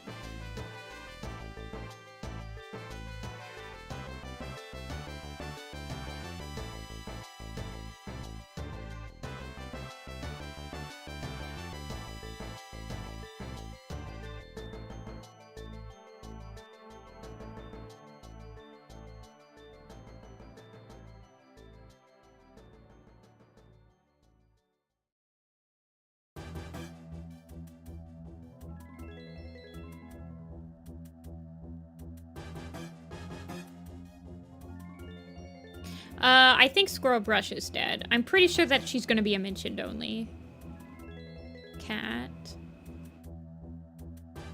Otherwise, she would be in the Allegiance.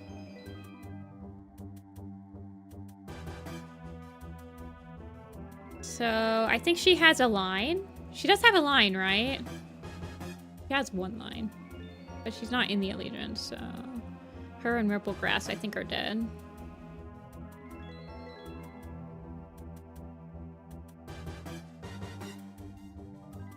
Welcome back, Giera. Yere. After I finish this one, I'm gonna take a quick stretchy break, and then I'll work on the next two.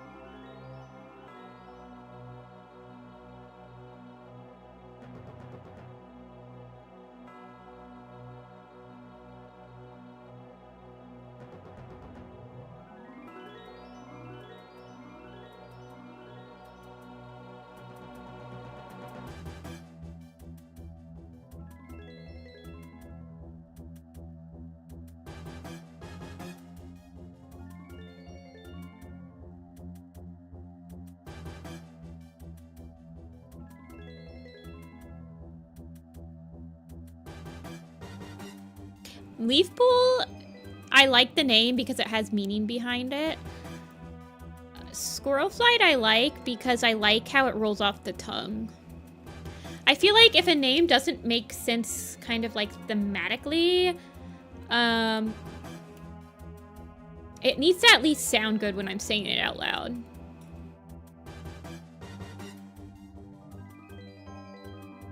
Is this the color you meant when you were talking about the red paw pads?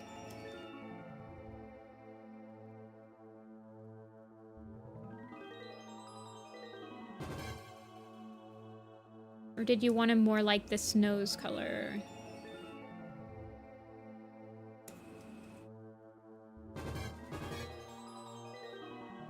Also, you might... I'm probably definitely missing some markings.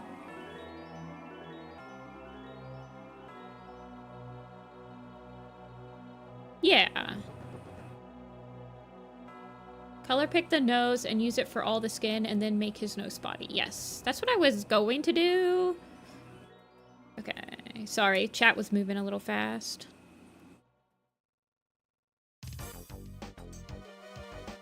Must have missed it.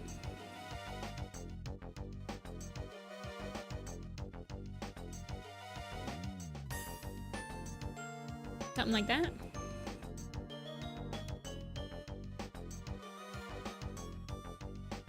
Color pick the nose. Then make the nose spotty. Or did you want the blue? I just realized that the blue and then the spot is on the nose. Like that color?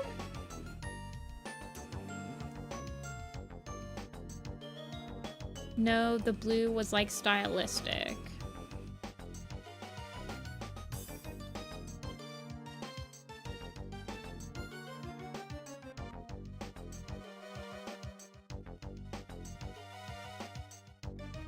Okay. Hold on, let me look at the headshot.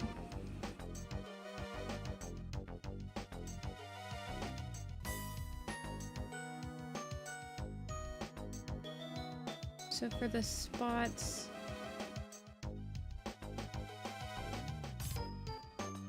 hold on.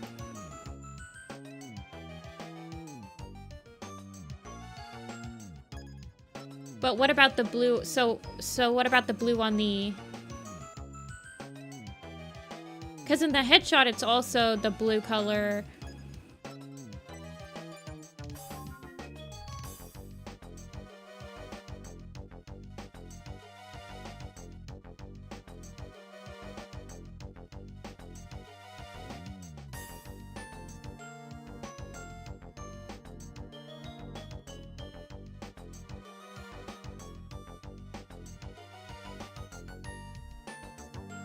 The other was blue. So the scars and this side of the blue should also be... So this should also be like this color?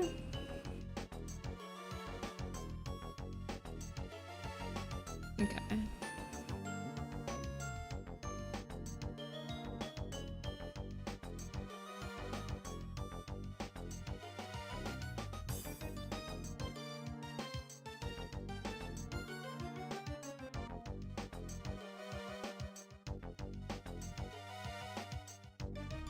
Fern Cloud. Apparently people got pissed at Fern Cloud. But I don't remember this at all. And then the darker pink. Okay.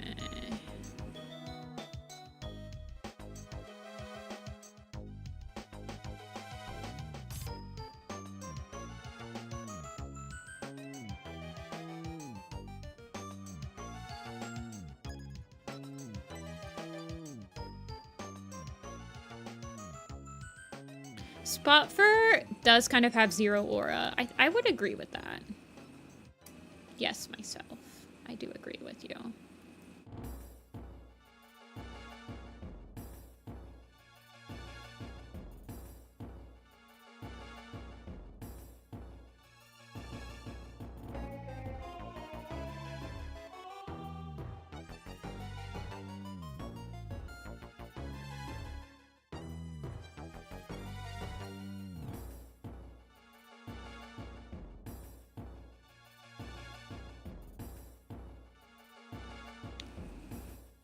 Spot fur gives me, like, nothing to work with. Except to make her fur spotty.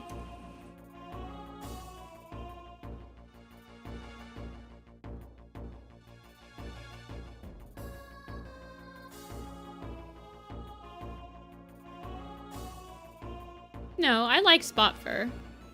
I'm just saying. Like, if you think about... I mean, Fly Whisker is not that great of a name. Snaptooth is kind of like a crazy name, though. I will admit. I do like... I think Snaptooth has the most... is the most interesting name out of that litter.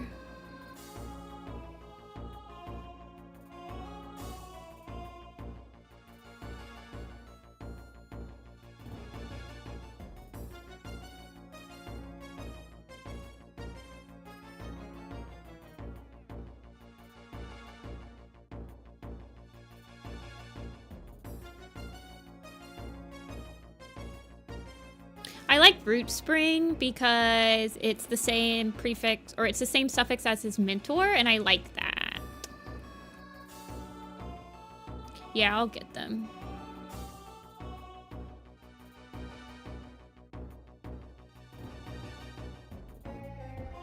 shall get them.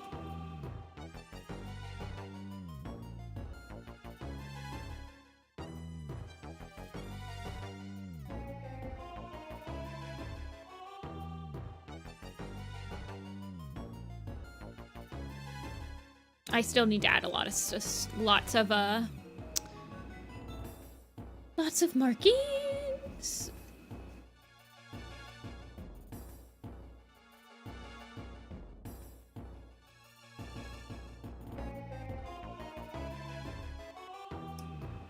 Okay.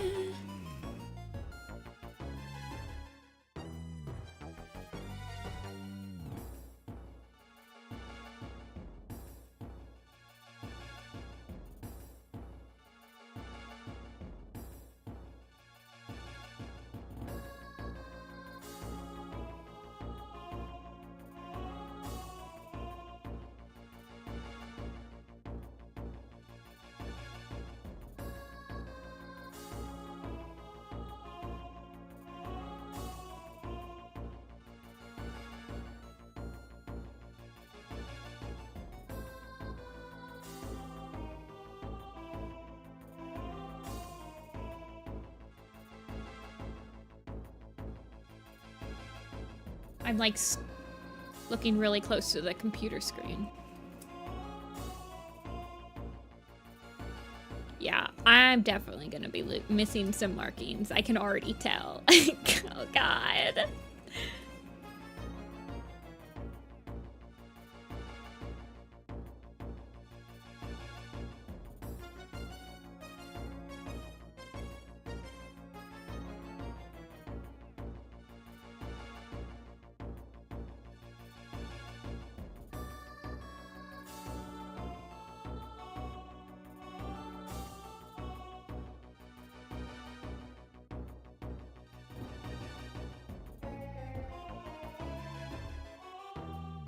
Oh, who did win Art Fight?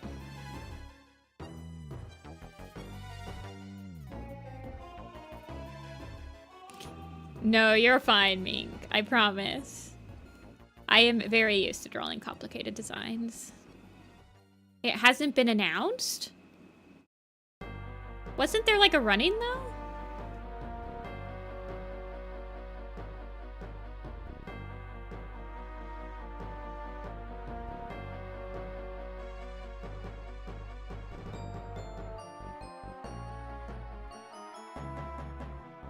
Okay, they're in spurts of 3.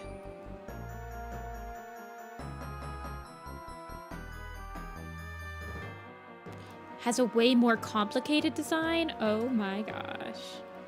That sounds terrifying.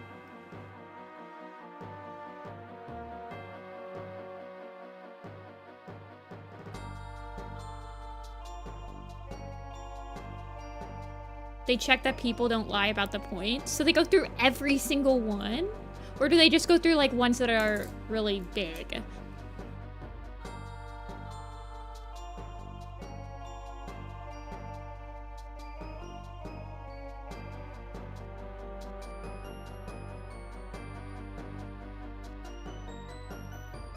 Flower.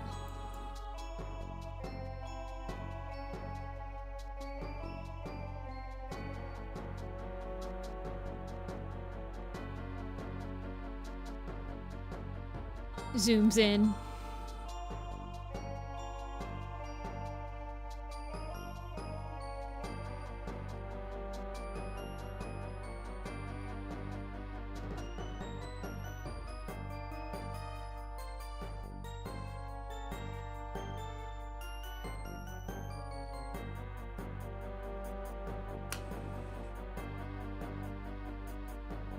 There's like a little sparkle. I don't know if this is a marking or not, but I'm gonna add it.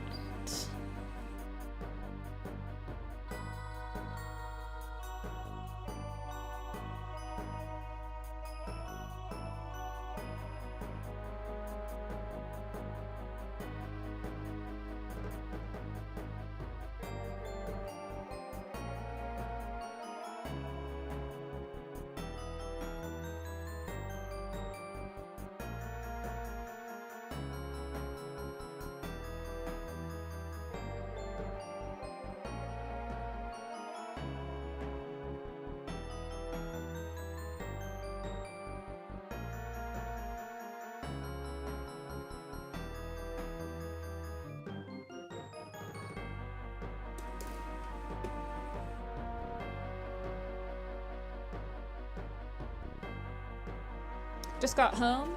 Nice, Fog. I think you're up next, Fog, because I haven't seen Hooli here yet, but Hooli does like to lurk, so.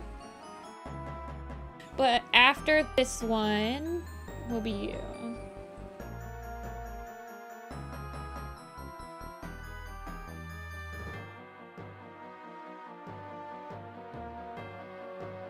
Why is my saving at stuck at 99%? That's really weird.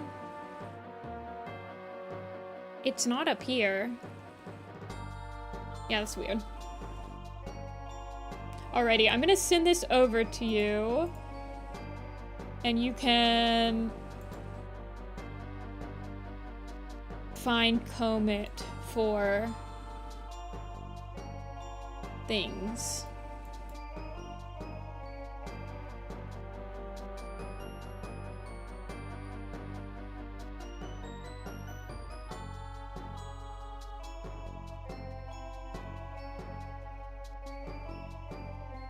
Oh my god.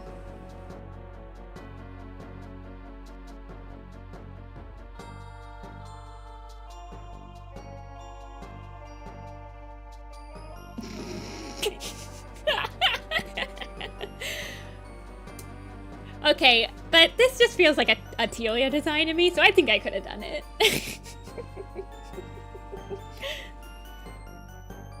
I could have done this.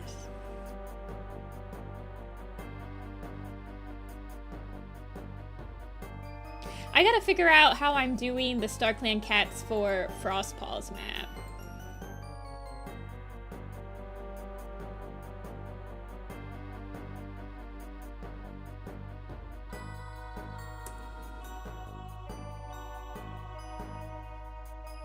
It does go hard. It does indeed go hard.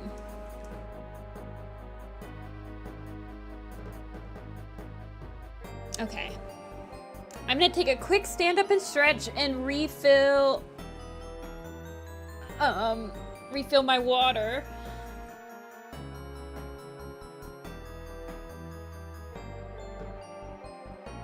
And then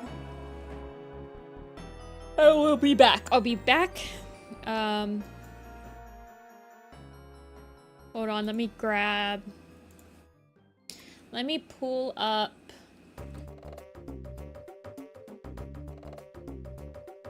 Fog's character. Golem laying down on his side with his back to the camera, turned his head turned, giving a content and stretching his leggies out. And draw him as a young warrior iteration.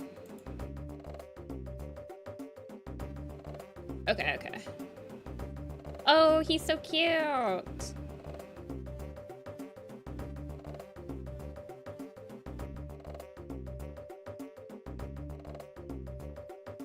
No, I prefer, like, if you have a specific pose in mind, I really prefer, like, you just giving it to me straight, because it helps a lot. Like, honestly, yeah. Because if you have, like, a specific idea in mind, you might as well tell me exactly what you want, because it makes it easier for me, too. Having, like, sometimes people will just give me, like, specific poses. Anyway, I'm gonna leave this one on screen. I'm gonna go refill my drinks, and I will be right back after I do a stretchy stretch.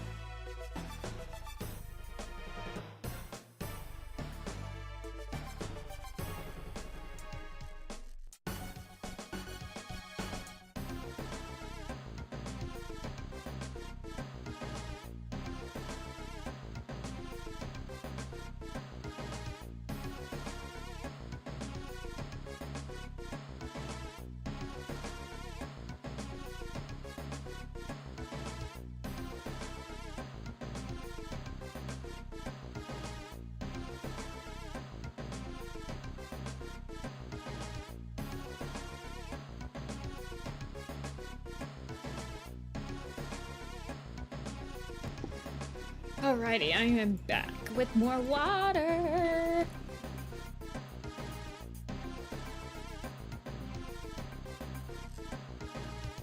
Yeah, take a stretch if you're been drooling this whole time.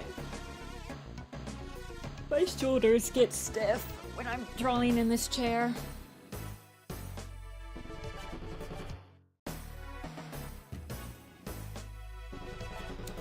Alrighty, laying down on his side, back to the camera, turned his head.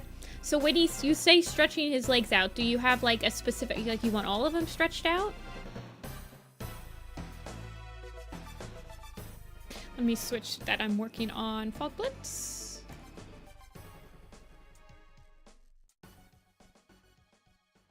All of them. Okay, let me see if I can get this pose going.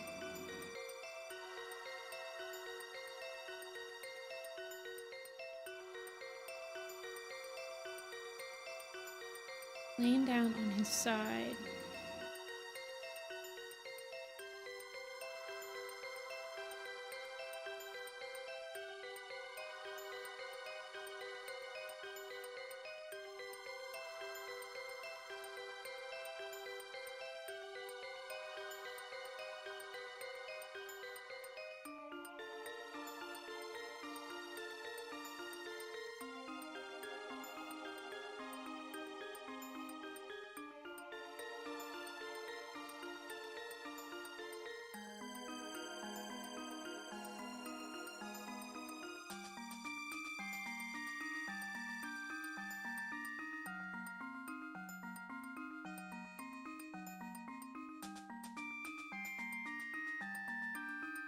A contented smile, maybe?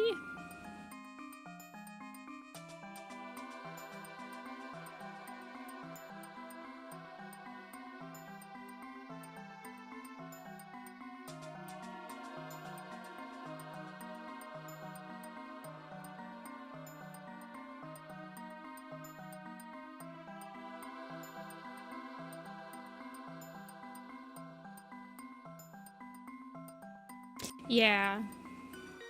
Definitely don't be afraid to ask questions. I feel like I like asking questions.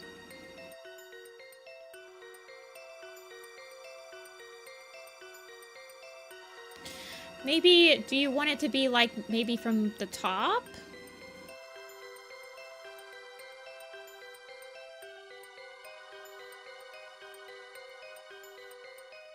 No, because you said back to the camera.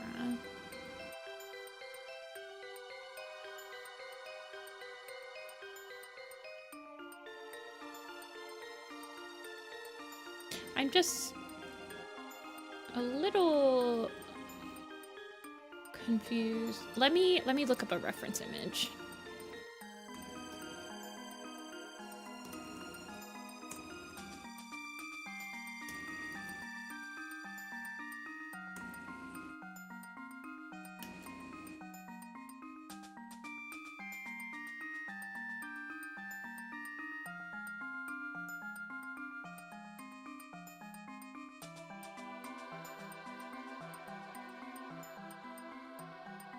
Cats and kittens, cats.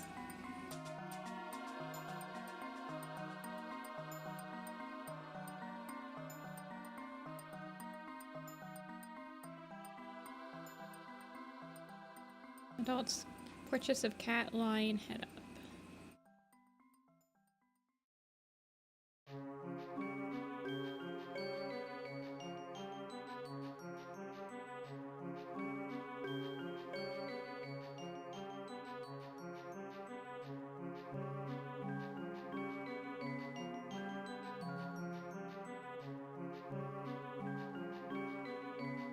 Would you like it more like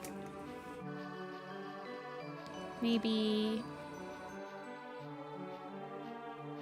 like this? Or would you like it more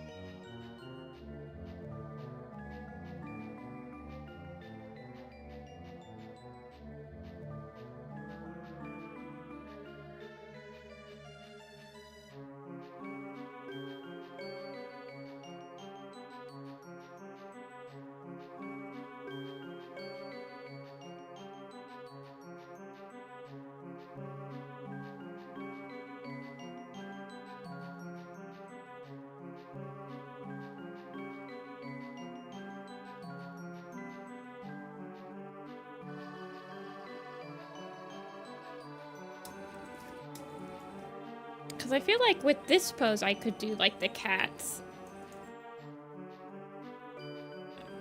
feet actually splayed. Not splayed, but lying out.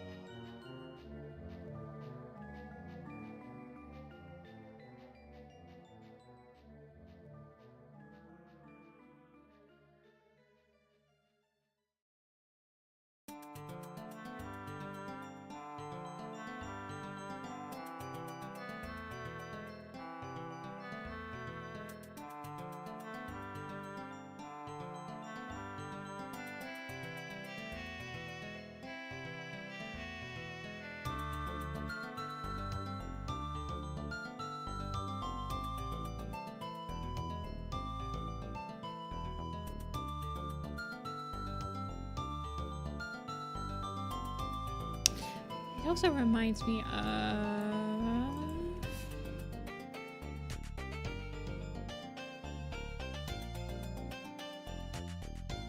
I like the first one.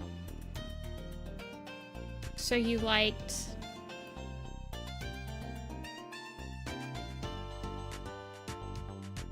this one?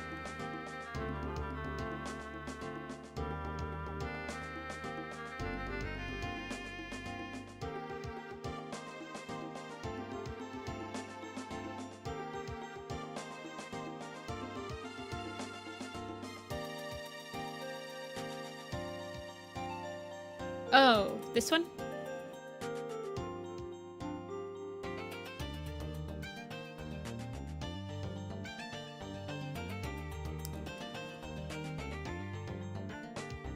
Okie dokie. We'll work on that one.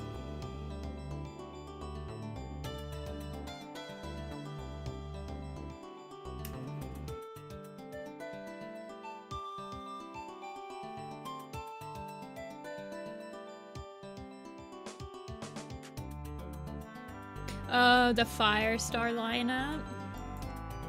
Yeah. It's fun to like age up your characters. I feel like it's something that's not really done a lot in the fandom.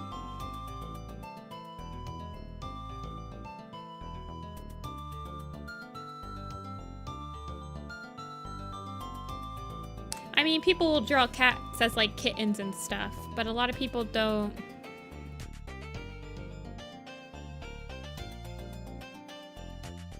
I don't know.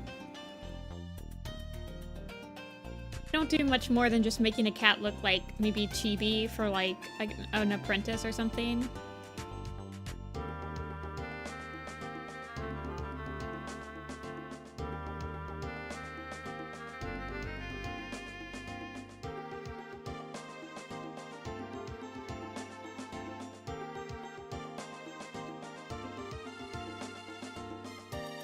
You got a white nose.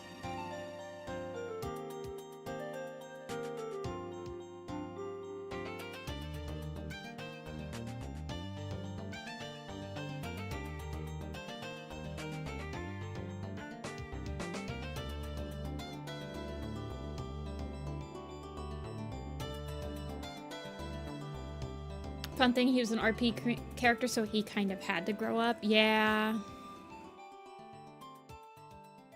I think you do a pretty good job at making his apprentice. Honestly, like, making apprentice aged, the apprentice age picture is probably the hardest one to do, in my opinion.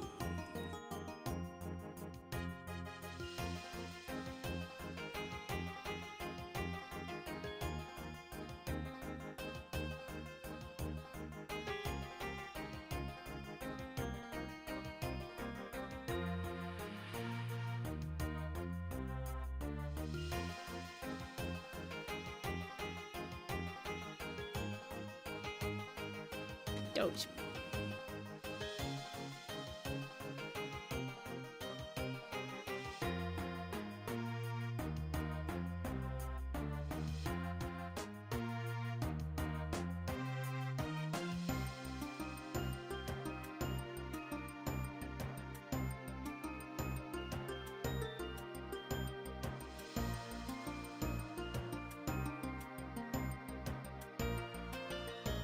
He had a mentor named Lionflower who had the exact same face injury.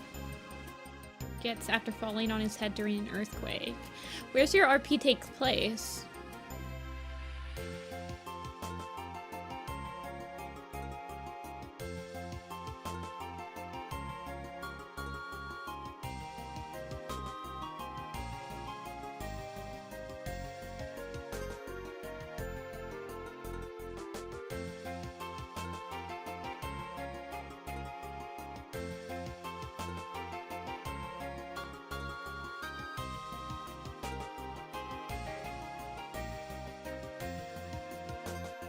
Based on the coast of Spain.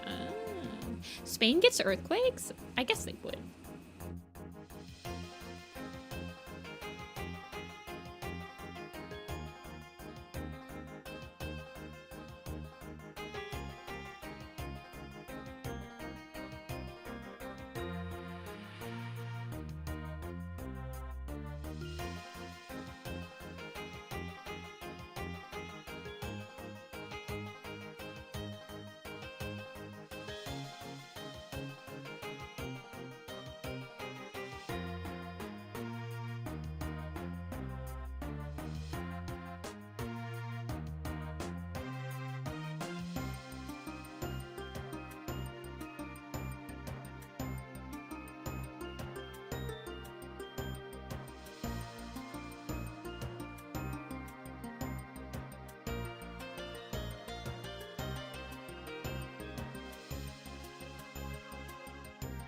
I remember this one RP that was like, I think it was warrior cats, but like cats had powers, I think, and like they had symbols, and there was like like they had magical powers. It was like a DeviantArt RP, I think.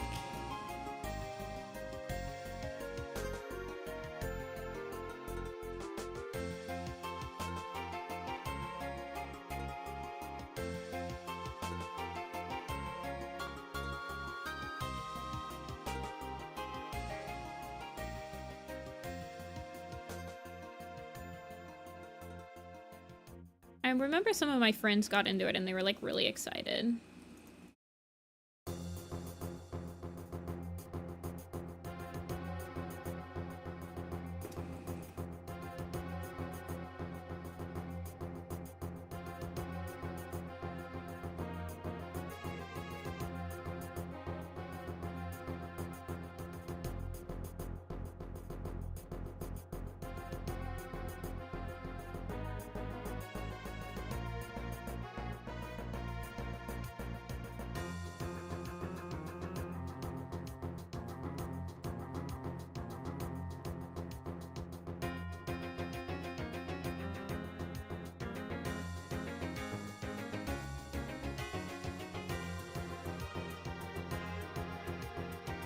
I cannot volunteer any more of my time to hosting any more map projects. I've already volunteered my time to a couple, including my own. You could never be a mod. It is very stressful. I've never modded a map server. I've actually never modded a Discord server other than my own, I guess, where I've been like hosts.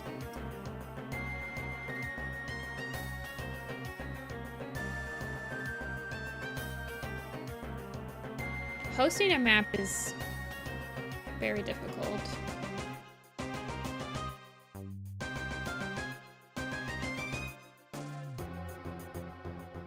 You were a mod? Oh.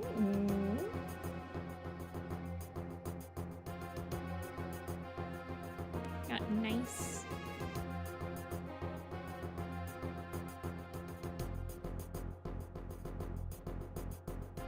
Nice toe beams.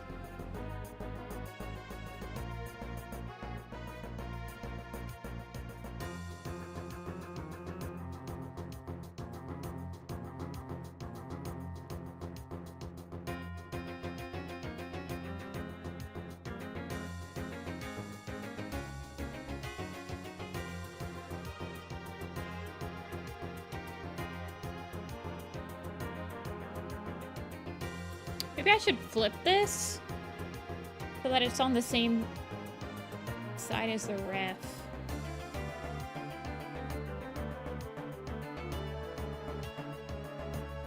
I guess not. It just can't do the shoulder scar. But I can do all the other scars.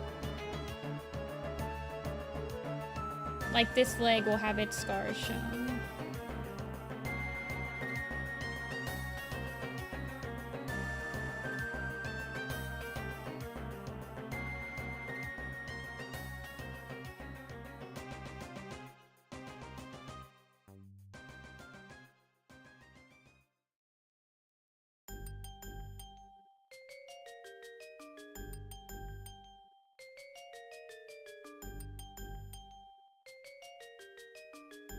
Yeah, a mod should... Honestly, once your mods start causing you issues as a host, then you're in deep. I feel like a lot of Discord servers get into a lot of drama when their mods get into drama.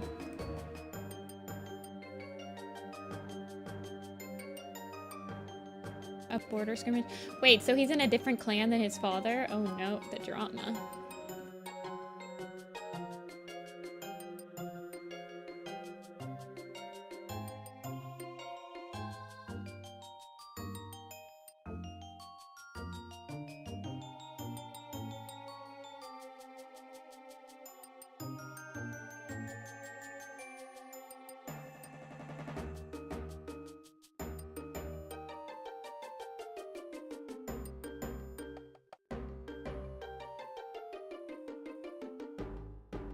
Who are minors?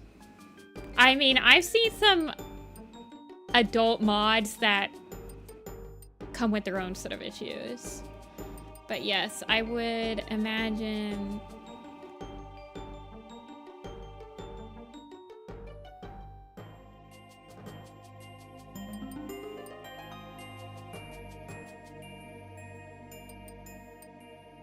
As a host, you have to, as like the owner of a Discord, I feel like you have to keep a very close eye on your mods and make sure that they're not doing anything weird.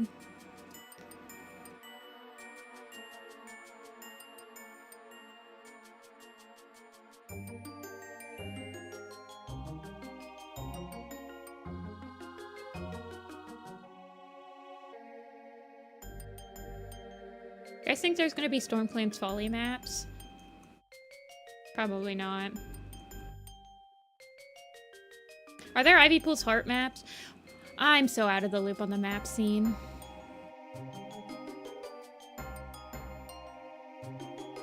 I was a mod as a teen and got bullied for this chance. Nah.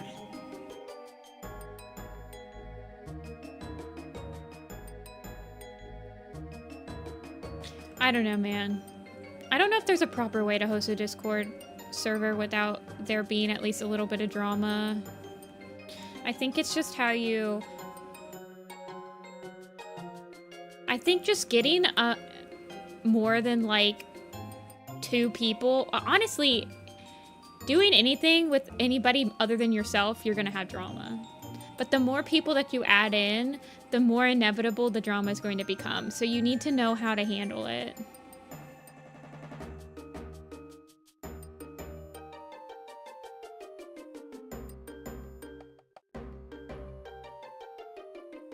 I don't really mind if the Warriors fandom goes towards like more personal projects. Again, I feel like there'd be a natural ebb and flow. Like returning to a time where most projects were just somebody with a single vision that just did it.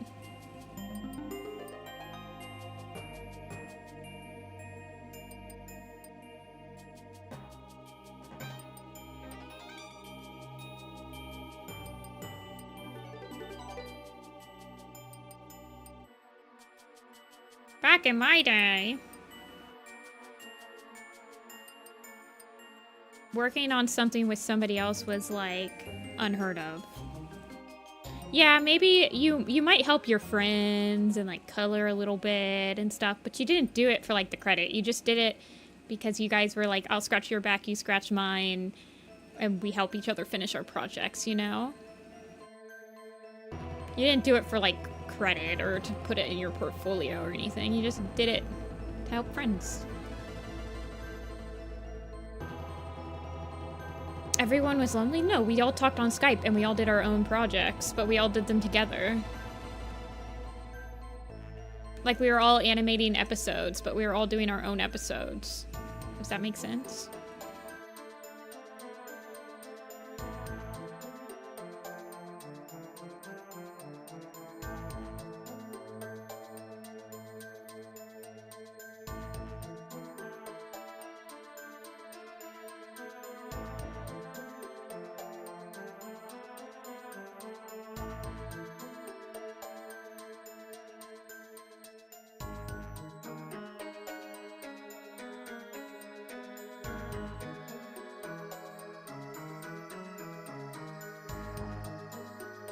In my experience, you don't need that many mods for a map Discord.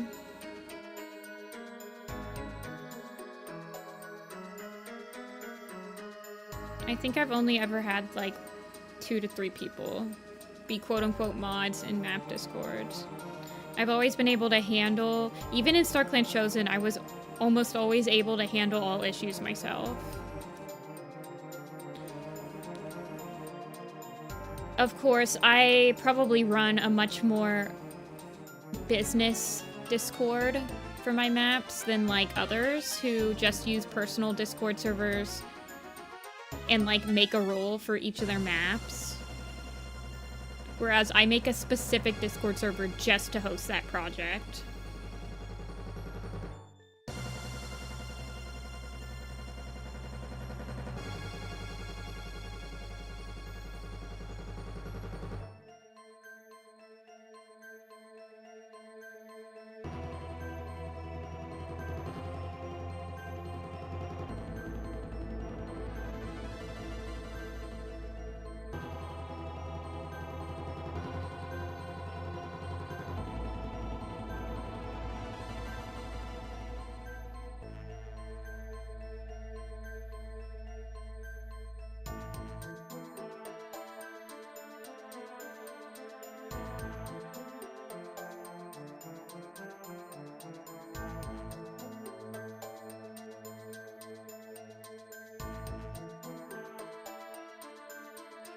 It's been 6 or 7 years since I've been in the fandom. Definitely one of my longer fandom experiences.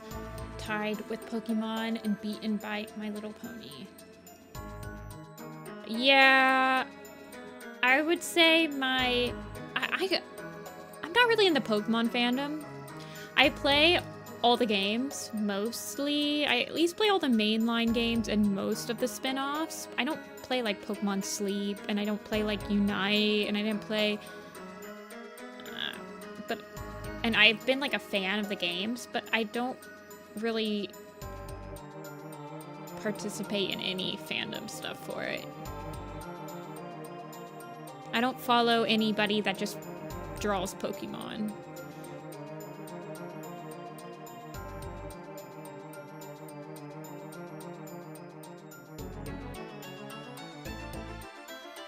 Wait.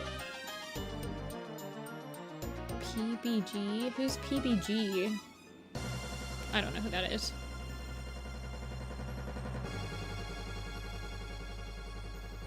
Pink Bunny Girl, I don't know who that is.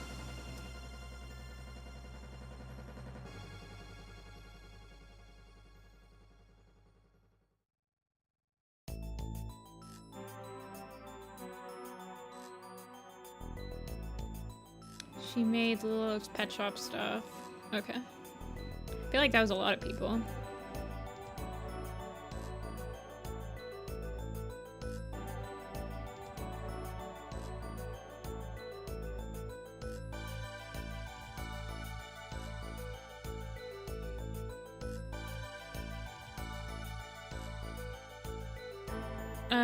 She made customs? Okay, yeah, I don't know her.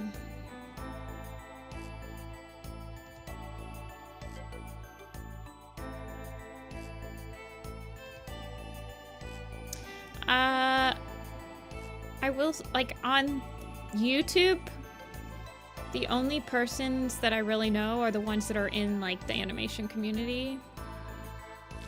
If they have never, like, been a proper part of the animation community and, like, joined maps and, like, animated, then I probably don't know them. Because I don't watch commentary videos. I don't watch, like, the Littlest Pet Shop recreations. I don't watch Roblox. I don't really watch any of that stuff, so...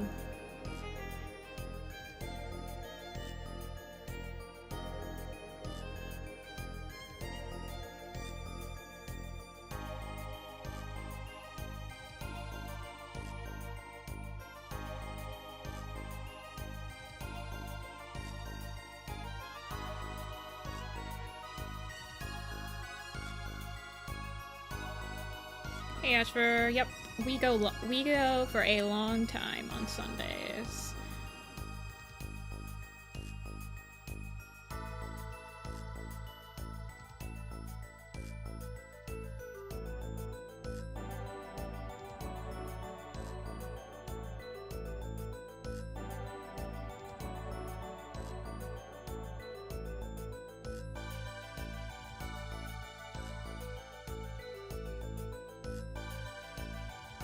Yeah, Sundays are long streams. Feel free to take a nap.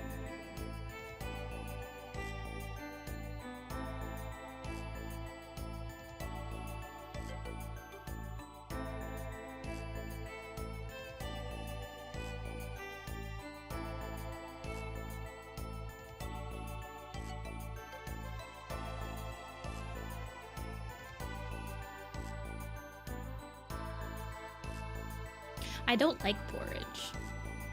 It doesn't pass my texture test. My texture test is I will not eat it if it feels like a baby, mama bird has eaten this before and is feeding me like a baby bird. If it tastes like, not tastes like, if it feels like it's been pre-chewed, I will not eat it. I will not eat pureed soups. I need to be able to, if I'm eating a soup, I need to be able to chew something that's in the soup. Whether it be like meat. That's a horrible description of food. That's the description.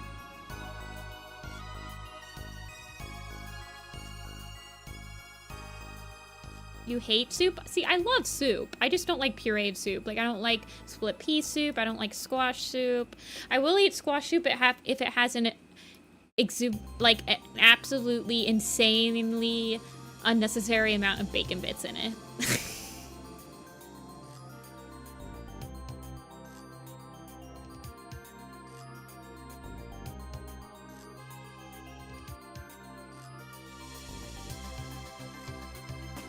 Did you know that my friend animated the "Why are you buying clothes at the soup store" meme? With me in it?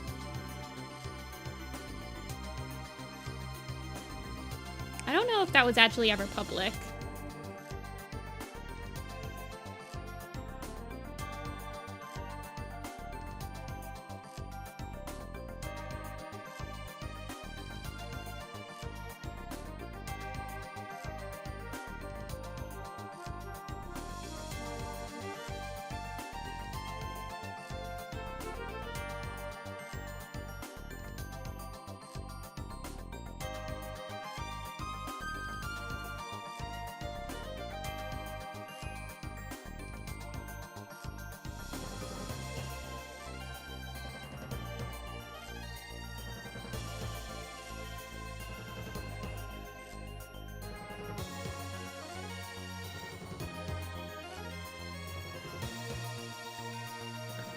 Okay, what do you guys think is a meme that should make a resurgence? Like, I would say, like, how people are drawing... well, maybe they don't draw, like, Caramel Dancing anymore or something like that. Vines. Animating the vines was really fun, I do admit.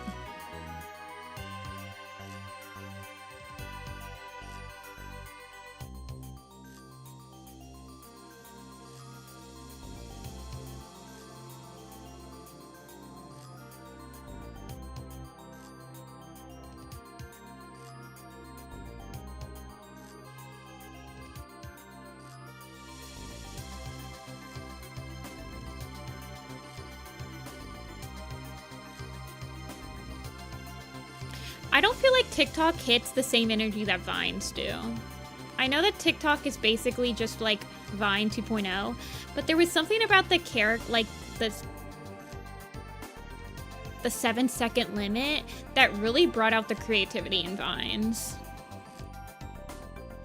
YouTube poops. Yeah, true. YouTube poops.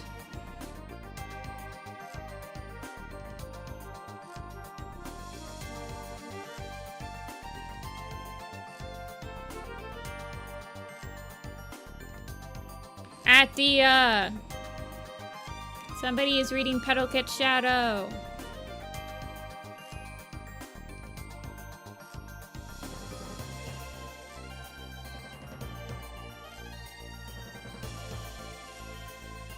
I know, I still had their ref sheets up there.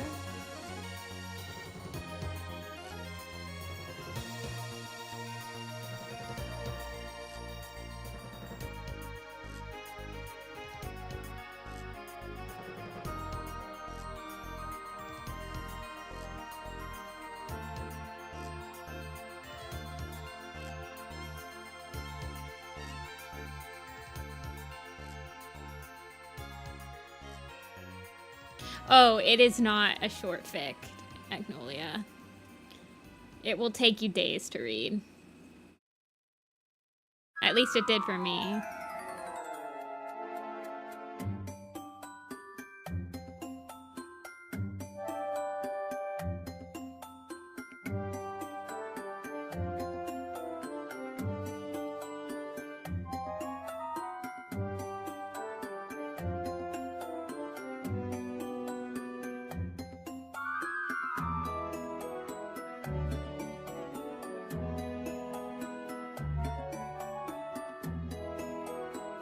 The chapters seem short. Yeah, they do get longer. There are short ones and there are big ones.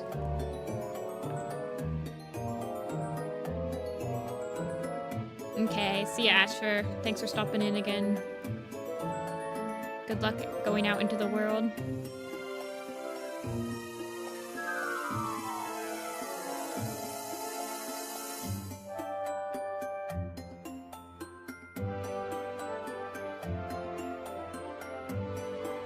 There are some chapters that are very, very long. But at the beginning, the chapters are pretty short.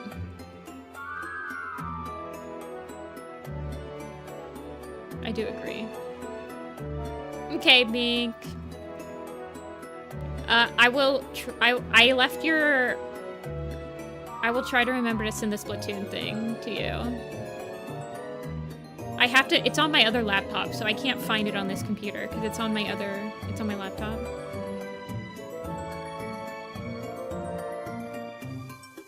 I'll have to find it. I'm hoping that it's on that laptop.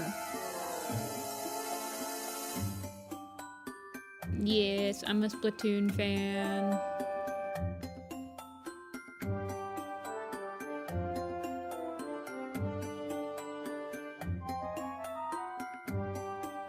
What's your guys' main in Splatoon? I have 2.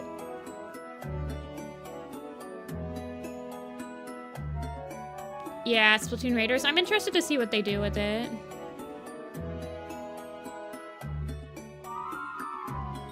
The Stamper. Oh, a Splatana. Okay, Splatana. Octoshot. Okay.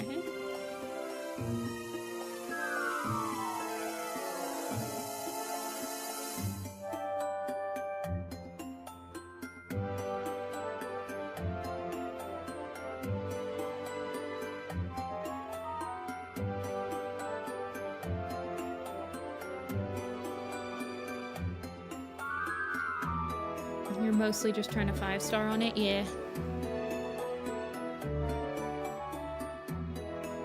My 2 mains are the Dapple Doolies, the OG pink ones, and I like the Bamboozler for when I'm being a memer.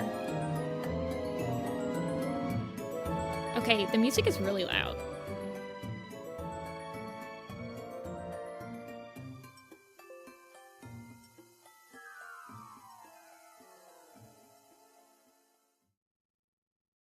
I'm honestly quite good with the bamboozler, if I do say so myself.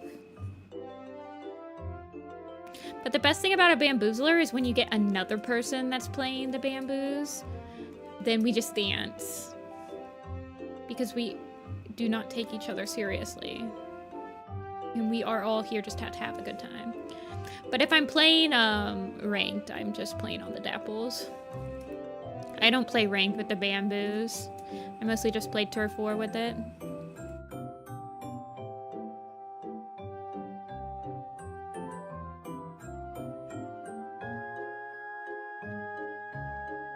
The Grand Festival.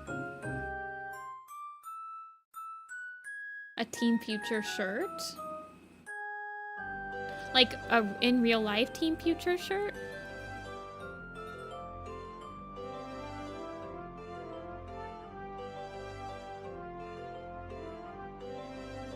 Oh, I didn't know that they had those. That's fun.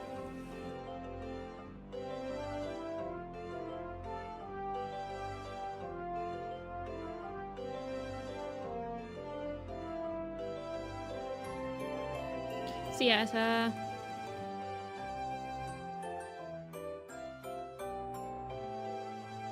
month on the Nintendo store. Oh, that's fun.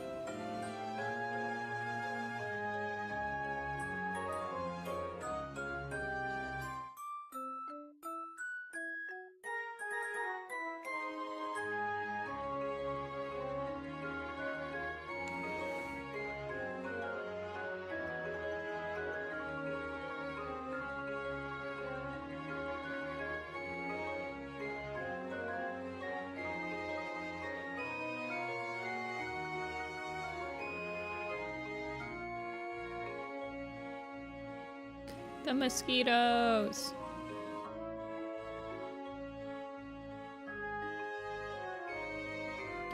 I hate mosquitoes. They also eat me alive.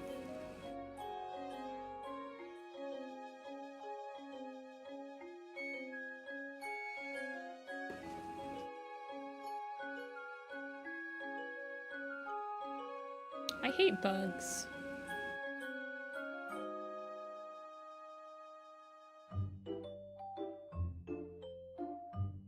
I'm not a bug person.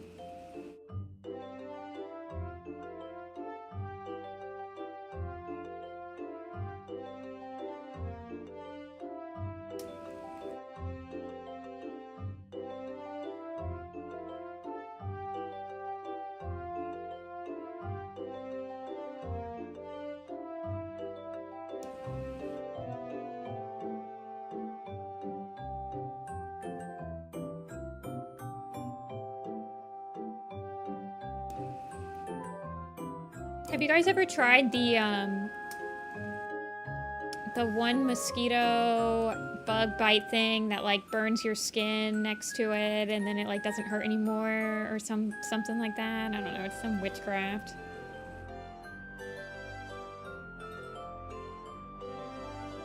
Oh, you should have played like yesterday, Mop. I don't know if the triumvirate.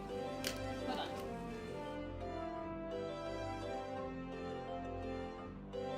Yeah, the triumvirate salmon run with all unknown weapons is not going on anymore. I actually have on my phone, there's like, for Nintendo Switch Online, you have the opportunity to, like you can make it, I don't know what I'm saying, but it basically, I have a little thing on my phone that's on my main screen that says Salmon Run, and it'll tell me what the Salmon Run weapons are, it'll tell me what the station is, it'll tell me what the salmon boss is.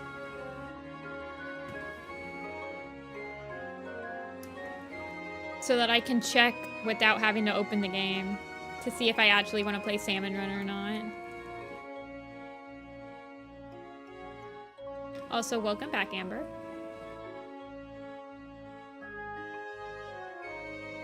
You need to not work on this thing? Oh, goodness. Are you getting paid by shot? Is it like a freelancey thingy?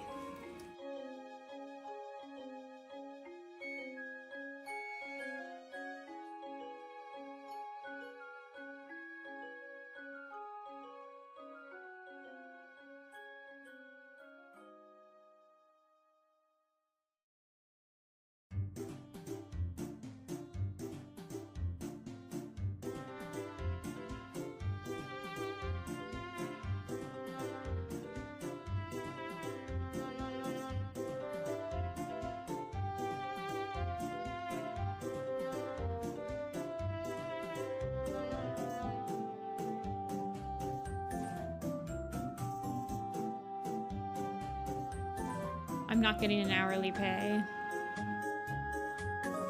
Oh, you're getting an hourly pay.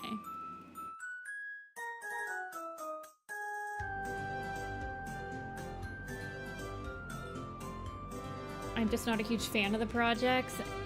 And it's so obvious. Oh, this is the one where you're like, oh man, do I tell him about all the jump cuts? Oh no. Character design tips?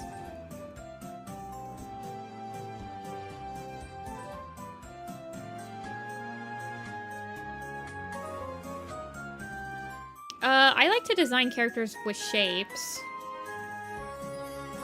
So like if it's got triangle, like if it's feeling like a round character to me, then I'll design with like a bunch of circles.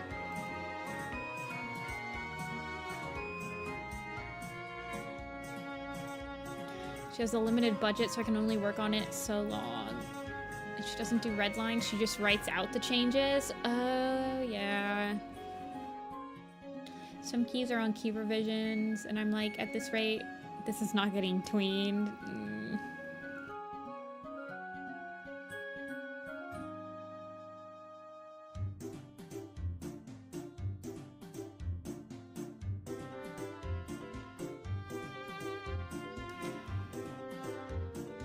Hey, Degar. You have trouble with colors and markings? Well, when you're designing, you need to know what you're designing for. So with markings, if I'm designing something, if I'm designing a cat that's pretty much only going to be used in illustrations, I can do a little bit more of a complicated design than like if I'm planning on doing anything with animating it or like redrawing it a lot of times.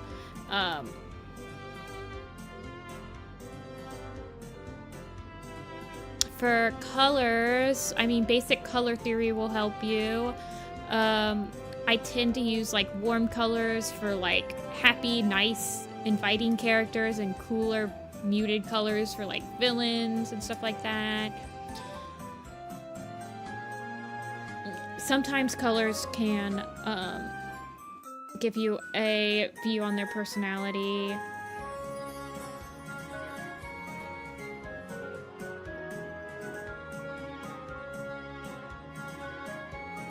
I try not to use pure black and pure white unless it's like an intentional thing. What's happening in a shot for 3 emails? Oh my goodness.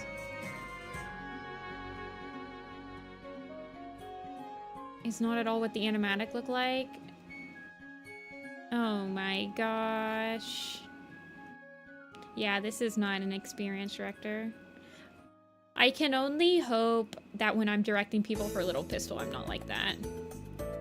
If anything, I feel like every single shot, I'm gonna give people way too much information. And I'm like, am I being too strict on like the information I'm giving?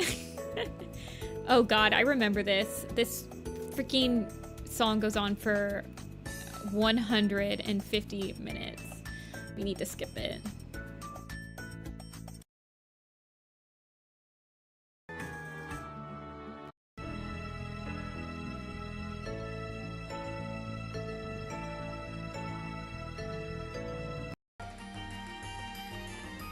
Yeah, his black paw. Sorry. I just remembered I remembered why this playlist isn't like the perfect playlist. Because it has a song that goes on for like 10 minutes. It's bad. The things I do for 600 bucks. Yeah, it seems like you're working pretty hard for that 600.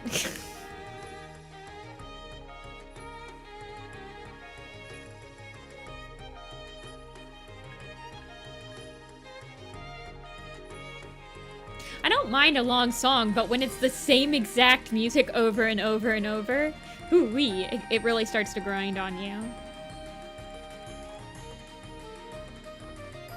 Thinking about like Cascade from Homestuck or something. I'm like, yeah, I can listen to Cascade from Homestuck, but...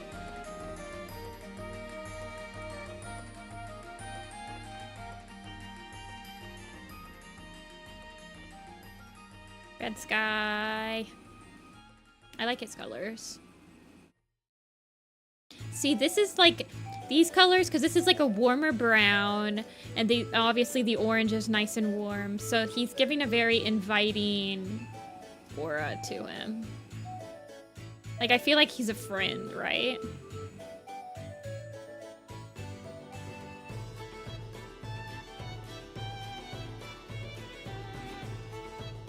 Yeah. So, like, colors can... And basic color theory can really... Oh, actually, I need to fix that. Can really affect how you feel about a character from initial, like... From the get-go. I'm not pushing myself too hard. I'm taking a lot of breaks. Like, I could put another 2 hours in today, and I'm just not gonna... Well, it's really hard to keep... like, morale up and stuff when your director isn't even directing. Or the fact that the animatic doesn't, like, the storyboards, like, there's no direct, like, camera modifications and stuff like that. Yeah, I could see why you'd get frustrated. Keeping morale up is an important duty of, like, a map host or a director or anything. Like, people should be proud of what they're working on, and, like, you should be responsive and clear in what you want and what you want people to explore upon. Especially when it gets down to just, like, animating it. Honestly. I mean, once you're animating it, there's not that much to explore upon, is there? That should all be nailed down in, like, the storyboards and animatic.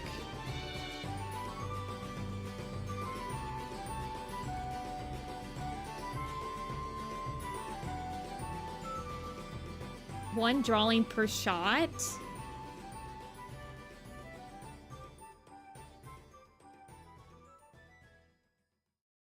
Okay, so now you're becoming the acting director. How does that even work?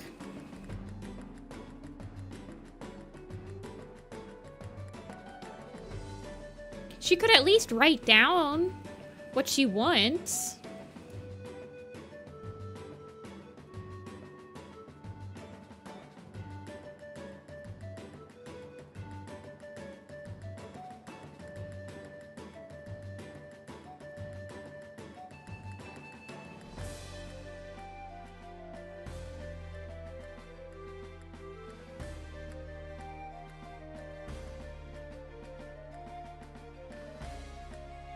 My thing is once you start hosting a map, I personally feel an obligation to finish it.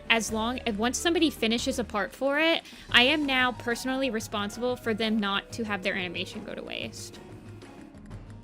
I feel a strong desire to make sure that the thing is finished so that they feel like they didn't just animate for nothing.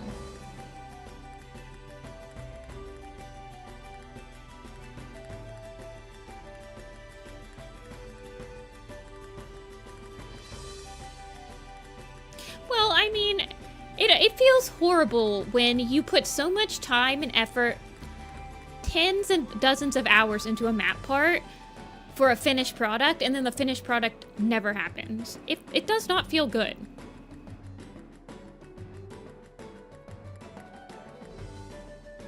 When I join a map, I'm doing my part with the intention of the entire project being done.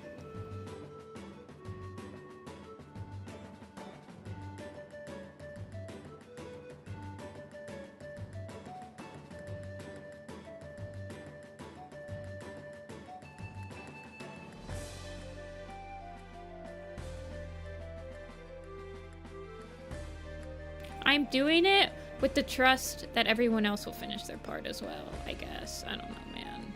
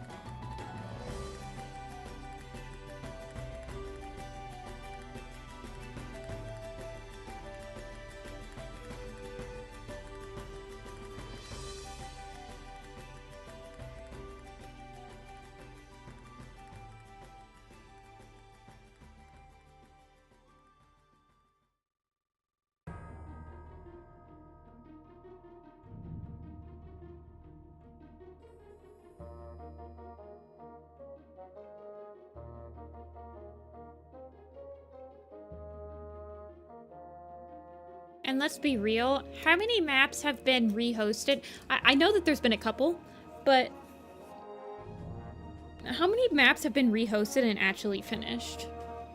Because I feel like there's not that many.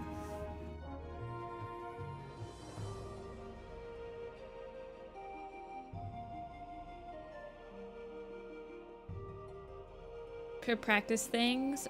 I guess, but I mean, like, I'm a completionist, right? So, when I start a project, I'm intending to finish it. For me, I want to finish it.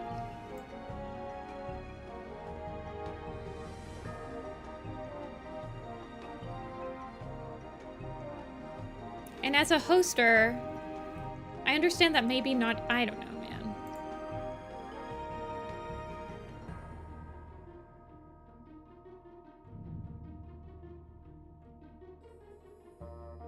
I'm like, once there's more people, once there's more people involved in a project, I suddenly, well, it's not really sudden. I feel like it's a disservice to abandon the project. Patience? I feel like I'm gonna be, okay. Patience is definitely important. As a hoster, you have to have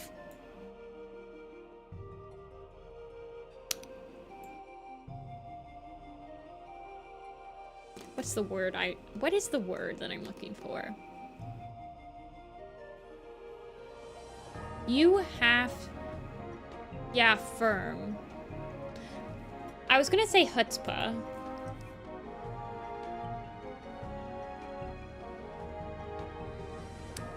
Like, so like bold. You have to, like, you have to have balls. You have to be able to put your foot down. You have to be able to find people that aren't finishing their part. You have to have more, the most desire to finish the project of anyone else. You have to be willing to put in a lot more time than anyone else. You have to, so getting ghosted is gonna happen, Darkleaf. It happens to me. You have to be willing to hunt those people down and ask about their part. You have to put your foot down and say, if you're gonna keep ghosting me, I'm dropping you. And you have to actually drop them. There's decent ways to do it. I'd be like, hey, if you don't get back to me within 2 weeks, or like, please respond to me within the month. Even just like giving them a month and then being like, I'm gonna drop your part. You have to be willing. You need to be able to hunt people down. You need to be able to be firm. You need to tell them when that, like, you need to pass on your part. It's a lot easier for people to pass on what they have and still get credited in the map and have other people finish it nowadays. You have to hunt people down, man. When you're hosting a project, you have to hunt people down, and you have to make sure that when people are struggling to meet deadlines, that you're giving them helpers that can help. You're telling, well, you don't like doing backgrounds, I'll do the backgrounds for you. You don't like doing the animation, well, I'll find somebody that uses the same animation program as you, and you can just pass your files on, and they can clean them up. Like, yeah. I do weekly pings when I'm hosting a map. Every single Friday, I ping everyone that hasn't finished their part and say, hey, just let me know what's happening with you. You don't even have to tell me that you worked on the part this week. I understand. It's a free project. You're not gonna be able to work on it every single week. But at least let me know that you're, like, still on Discord and you don't have this, like, group so far down that you're not even checking it. Because you asked to be in this map, and even though it's free, you have an obligation when you offered to join. You have an obligation when you applied to join my map that you will finish and or work on it. I'm not gonna have you sit on the part. Alrighty. I sent you 2 versions, Fog. I sent you a shaded and a non-shaded. Let me know if anything feels off, and then I will move on to Hoolies.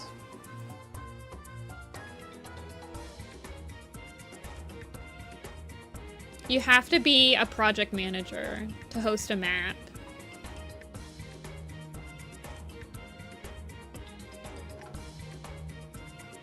Okay. Squinting at someone suspiciously. It's a flicker!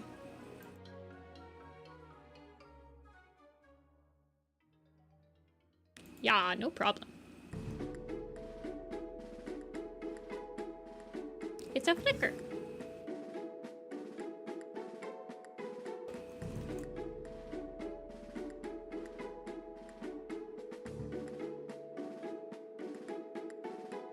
Am I gonna work on Little Pistol Tuesday? Probably for a little bit, at least. I still have to do some layouts.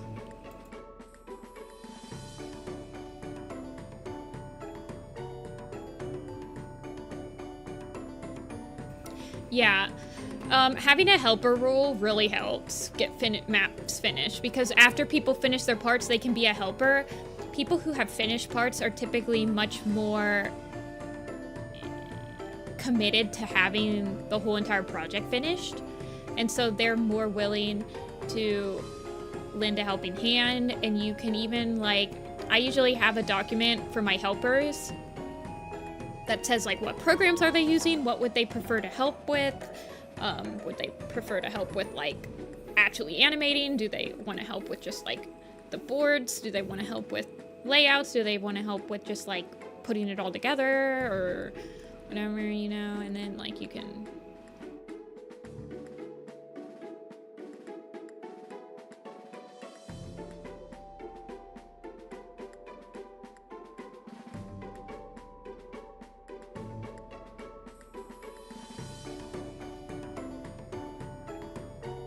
But yeah, I am thinking of working on Little Pistol on Tuesday. I'm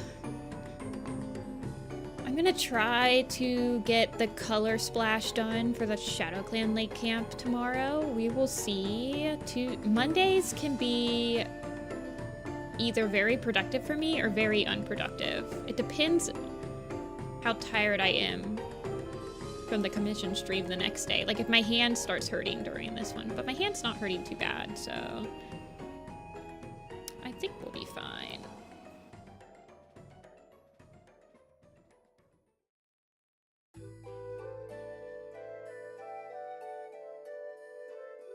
Well, the other thing is, when you're hosting maps, I feel like people respect when it feels like a lot of love and care has gone into the pre-production of it. So, like,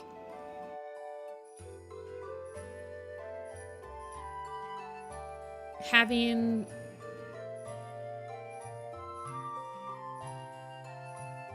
I don't know, man. I mean, not every single map needs pre-production.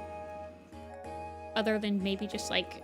Oh, people, like, really expect character designs nowadays. Not every map has to have that, though. And you have to set expectations for yourself. For if it's your first map,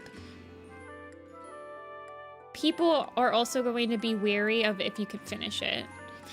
Map hosts also have a reputation. Certain map hosts that, like, host a lot of projects but never get them done, people are going to know that. They're going to see it on your page that you have, like, 7 open maps. But if you have none, then people might be weary, like, does this person really know how to host?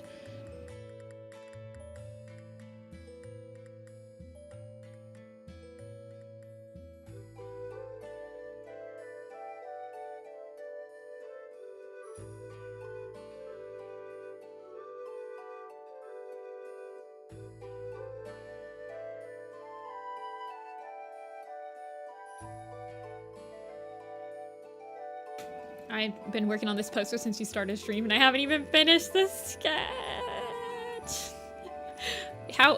Is it like a super intense poster, Solaris? I don't remember what it is.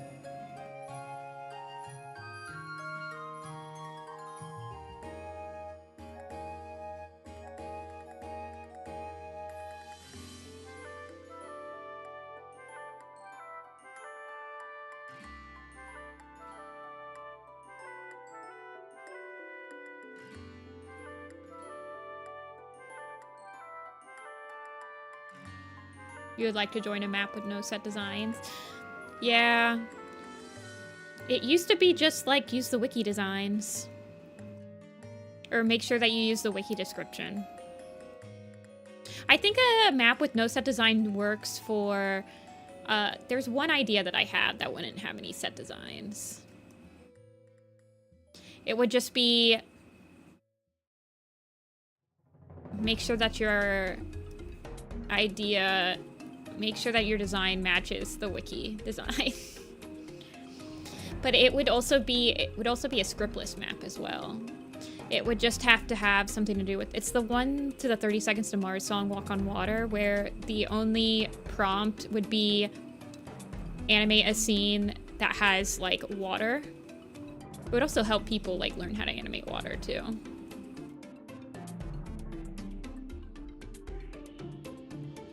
And then, like, when people apply, they would say what scene they'd want to do to what part. And then that way I can make it so that there aren't too many repeats of scenes.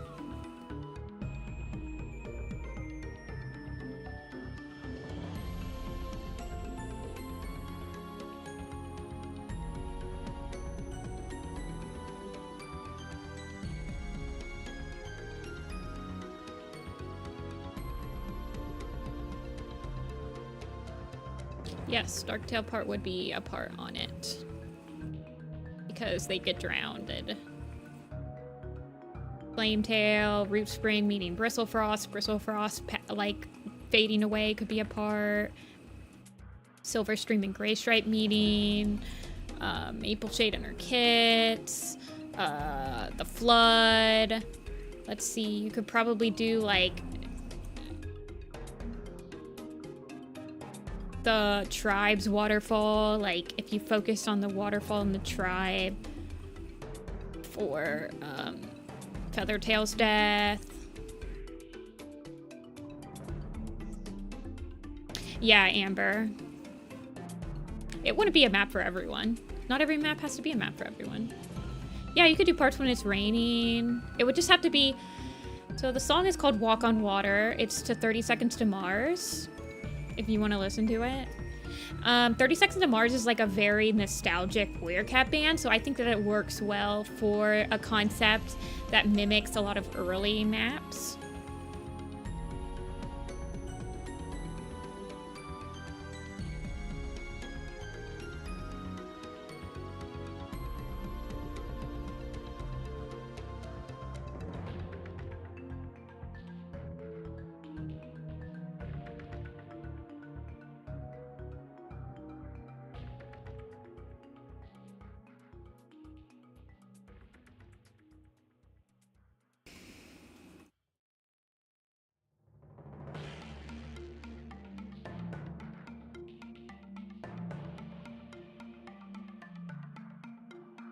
Did they say squinting?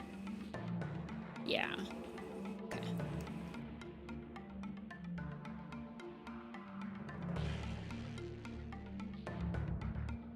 I don't plan on hosting it anytime soon. I only have it in me to host one map at a time. And even then, like, I usually have to wait quite a few months. It's hard for me. Hosting takes a lot of energy. I do not know how certain people, like, host multiple maps. There's a lot of people that can host multiple ones. I literally have no idea how they can.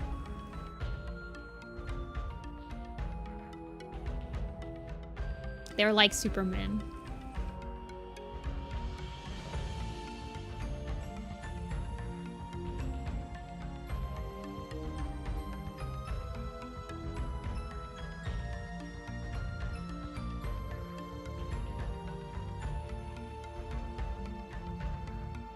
The Frostpaw map is going to have, I think it's going to have like 2-ish parts that will have actual boards.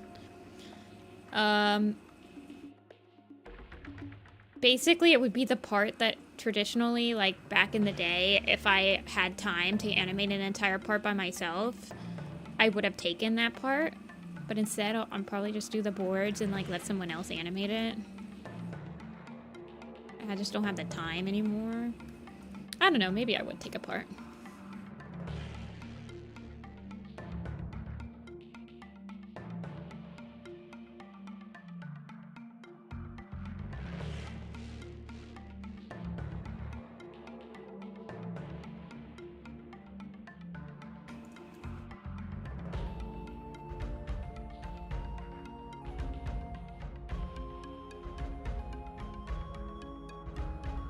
See a magic. Well, this is the last one, so I don't know how much longer it'll be.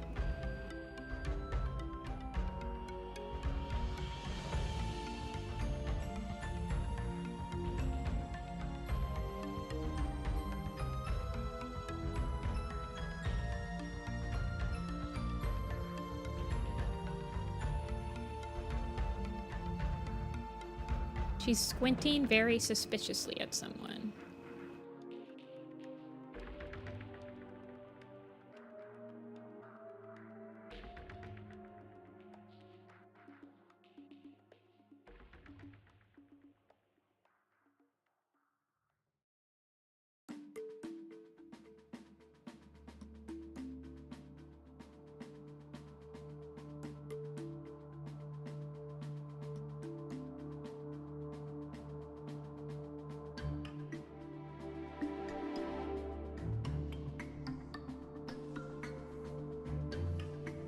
I'll be here forever.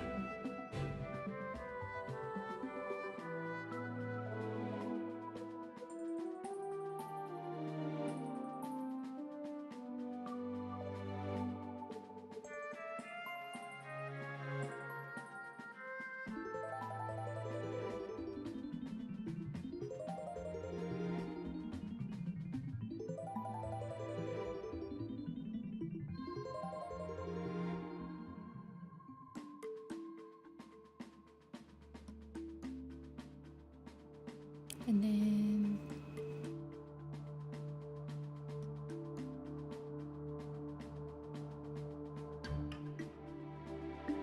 I went to sleep before midnight. When is your guys' typical sleepy time?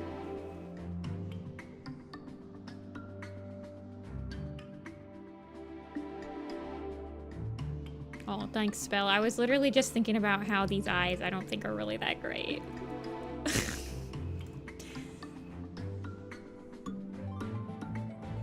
4 to 5 a.m. on a daily basis? Whoa. Okay. Insane. Whenever I choose to pass out? 4 p.m.? Wait, that's your bedtime? That's like... when I start stream. For you.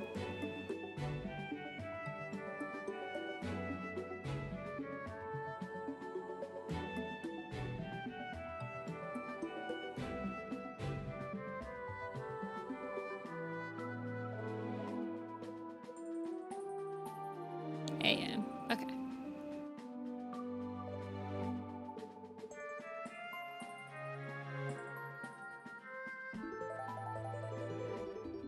It very depends. Likely has insomnia. I go to bed at about midnight.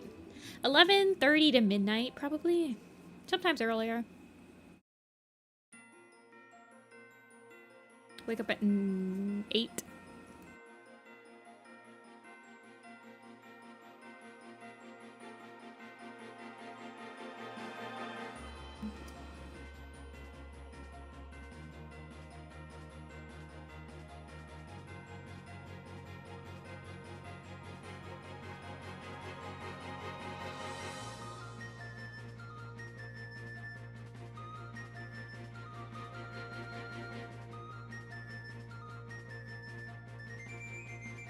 Hmm.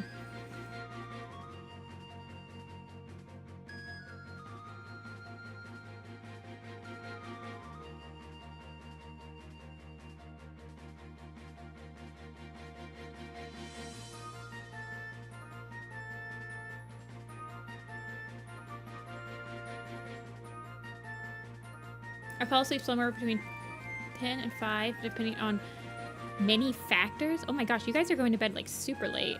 I feel like if I go to bed super late, it's like 2 a.m. is when my like super late. I'm like, oh god, I should never do that again. Y'all are over here like falling asleep at like 4 or 5 a.m.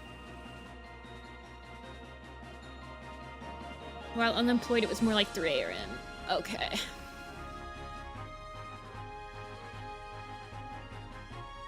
See, my sleep schedule doesn't really change. Well, I guess I work on like a freelance schedule. I don't have like a 9 to 5-y jobby. I just kind of like start drawing whenever, but I still wake up at like 8 or 9.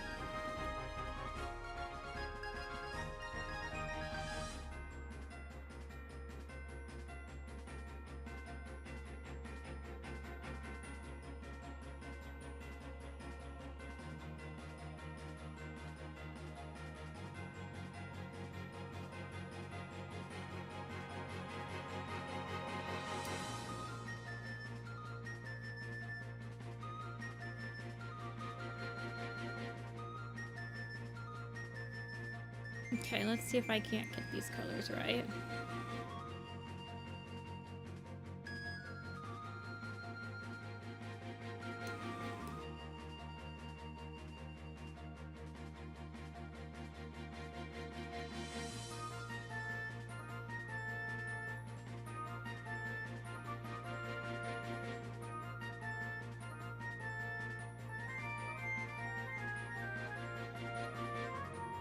This might sound crazy to some people, but I have a good sleep schedule. I do too. I go to bed at like 11:30, midnight, and I wake up at like 8. I get my 8 hours.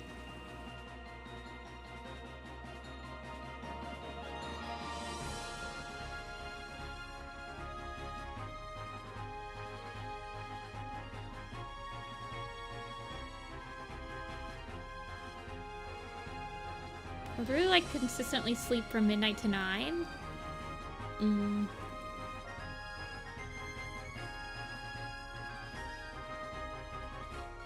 Yeah, I don't know how I do that, but I do.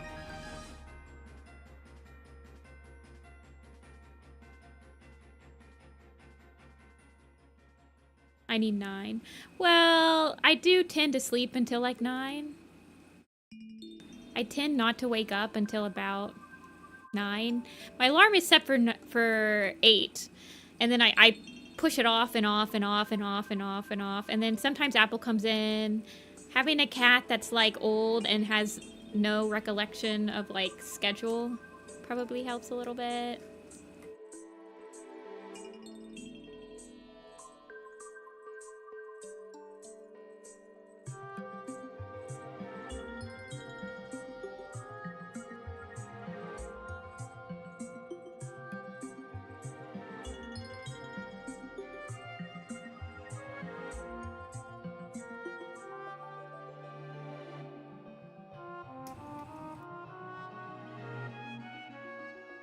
Weird issues where when I'm falling asleep, it feels like I'm about to die. Isn't that, sleep apnea?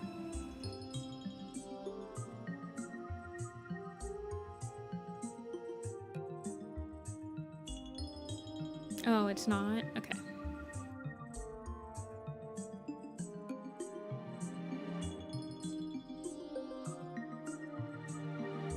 My alarm is set for 5:30. Yeah, see?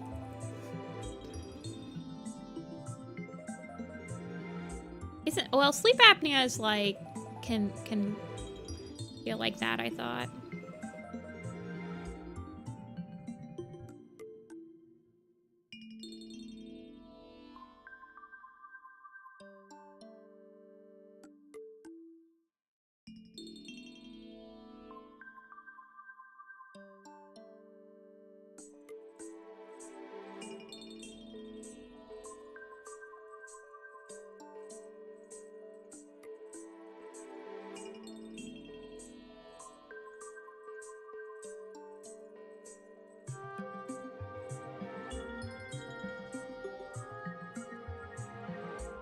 Sorry, I'm concentrating very hard on these stripies.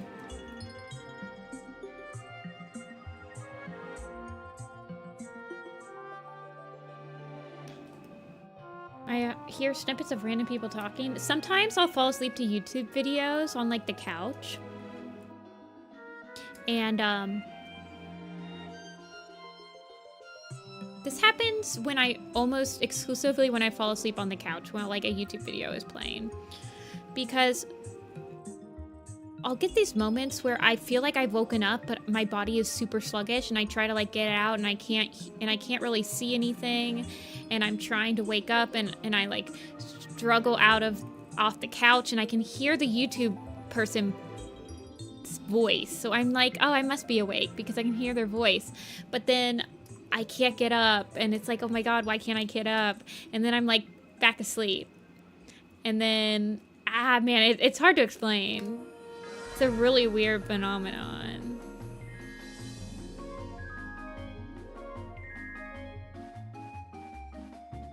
Sleep paralysis? Maybe. I don't know, man. It's weird. It's not like scary. But I'm like struggling to get up, and then I will drag myself off the couch, and I'm like struggling to walk, and then I'm back to sleeping, and then I'm like pretend that I got up again, and then I have to do it all again, and then eventually I will get up. It's quite a weird sensation. No, I don't actually get up. It's hard to it's hard to explain. I guess it could be sleep paralysis, but like it's like I'm half asleep and half awake. I'm not actually moving. It's like, you know when your limbs are like falling asleep, and when you have to like move them with your other arm. It's like that, but like my whole body. But I'm not actually doing that. It's like in my brain. I told you it was weird, okay? I'm sorry. I'm a weirdo.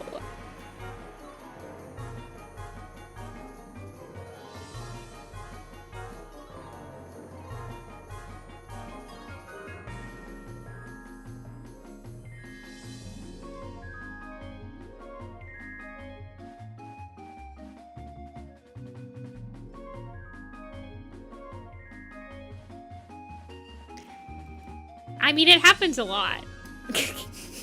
It happens a lot to me. But almost exclusively when I'm taking a nap on the couch. Yeah. I guess it might be sleep paralysis. Oh, it's weird. I don't like it. It only happens when I'm on the couch, but the couch is so comfy and I fall asleep a lot on the couch.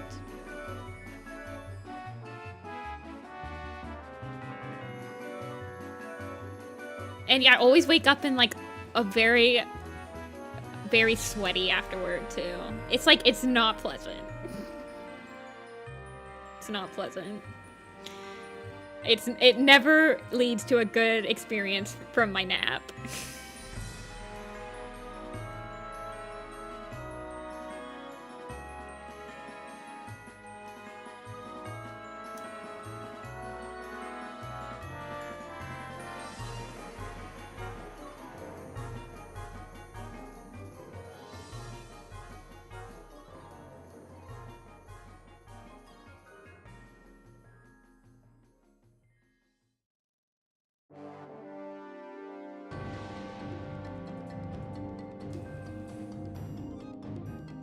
I won the sleep paralysis lottery. It was really weird.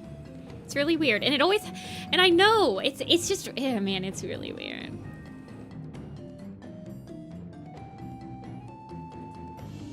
It doesn't happen all the time. It's like an exclusively nap on the couch type thing for me.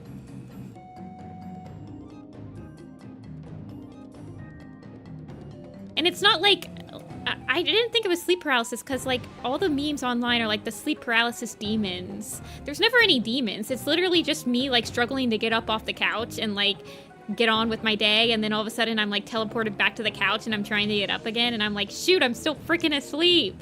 Wake up, please. Until I finally wake up.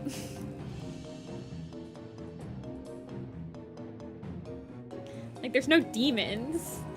It's just annoying. And then I wake up in the cold sweat, and then I'm like, well, I shouldn't have taken a nap. Clearly my body was telling me not to take a nap today, and I didn't listen.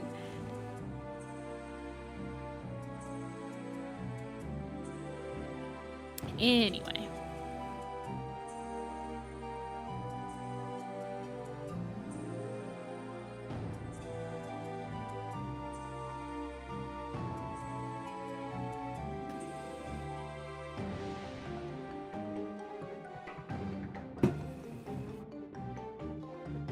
It's hallucinations and your brain not fully connected to your body.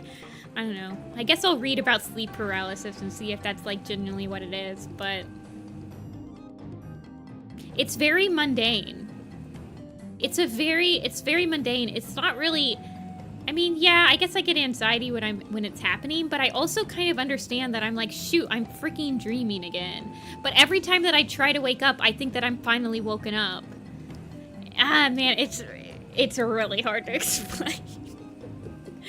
It's frustrating. Very, very frustrating.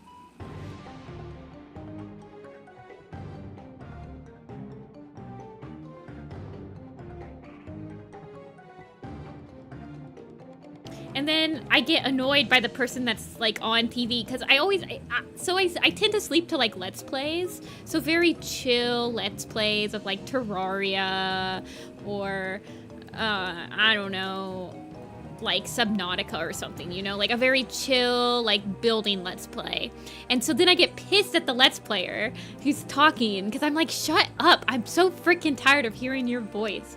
But I can't find out how to shut it off in my brain. Like,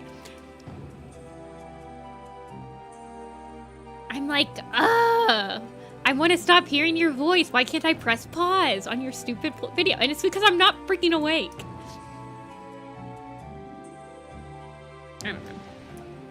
I don't know, man. It's annoying.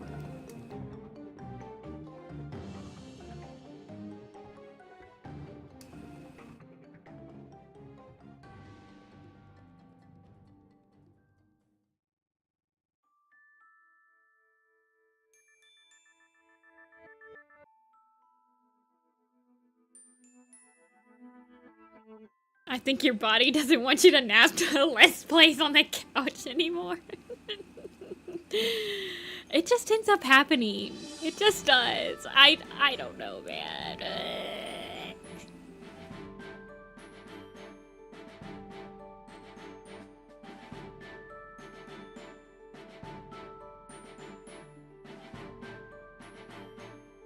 No, I always there's like specific Let's Players that I listen to chill, like Zisto, Blue Lizard, Jello. Like, there's lots of Australian ones that play like modded Minecraft that I'll listen to. None of them yell. None of them are like crazy hype streamers.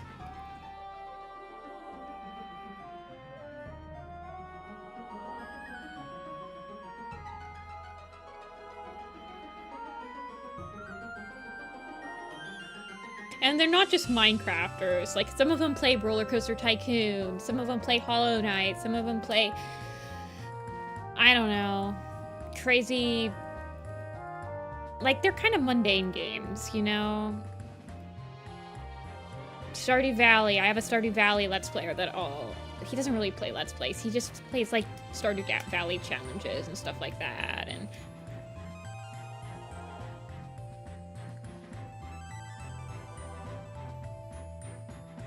I have to put like a lot of effort into napping to successfully nap, so I have never understood the accidental nap. It's kind of like I'm listening to a Let's Player, I'm not actually intending to sleep, but then Apple comes up next to me on the couch, and then I start cuddling with her, and I'm on my side, and I'm like, I'm getting kind of tired. So then I close my eyes, and it just happens. Sand Tetris, exactly, Sand Tetris. Mundane. I listen to like Slay the Spire people, you know, stuff like that.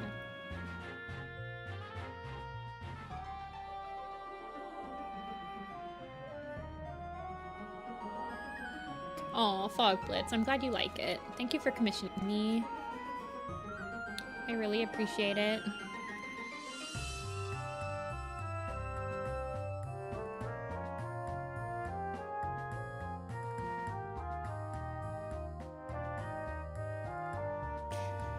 I don't know. Yeah, I'm a weirdo. A little bit of a weirdo over here.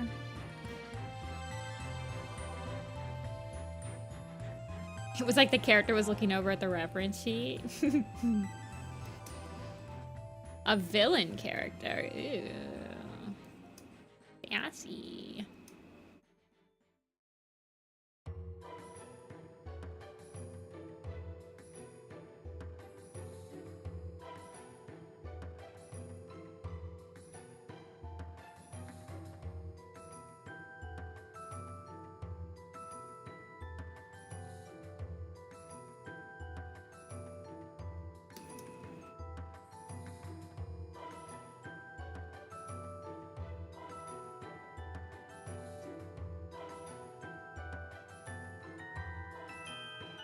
The sensation of drifting off without intending to drift off occurs to me approximately once a week at night before bed, and otherwise I have to make a conscious choice to stop and try to sleep.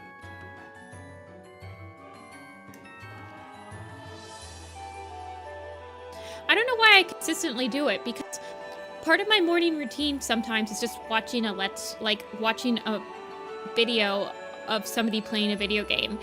And I also have to fall asleep to videos. So, like,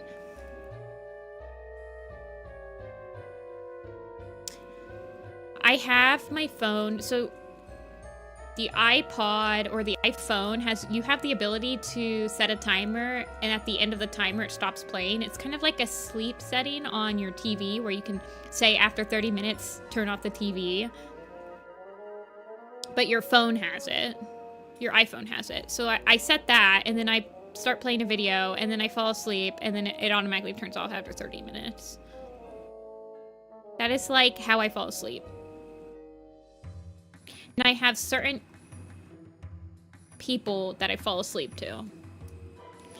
And I'm so stupid because I will intentionally put those people on in the mornings where I've already trained myself to get sleepy while I'm listening to this person's video.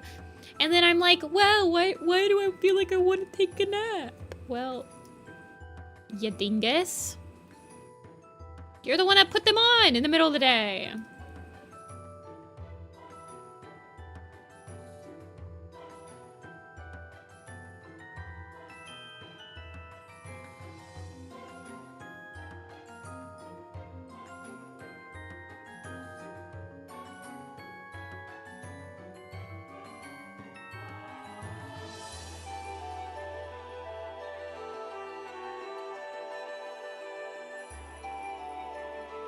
You're very edgy warrior cat OC. You know you can commission me to just draw a dark tail. I do take warrior cat commissions.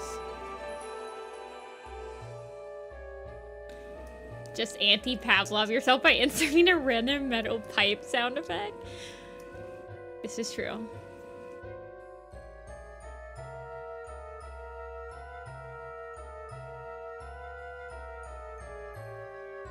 I think that would terrify me. Do I only take commission? Do I take commissions other than cats? I do any type of animal on stream. I do not take human commissions for instant commission streams. Mostly because it takes me about double the time to pose and like feel satisfied with a human design.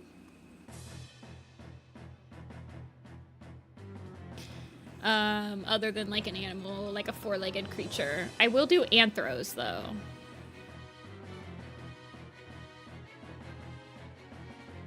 I do probably need to start taking human commissions eventually.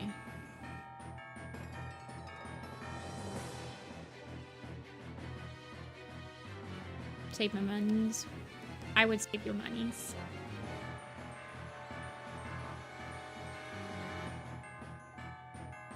I am very grateful to everyone who commissions me, but I'm also very grateful for everyone who watches. So for these streams, Sonoria, you get a slot on typically Tuesdays or Thursdays. I open up some slots for the Sunday commission stream.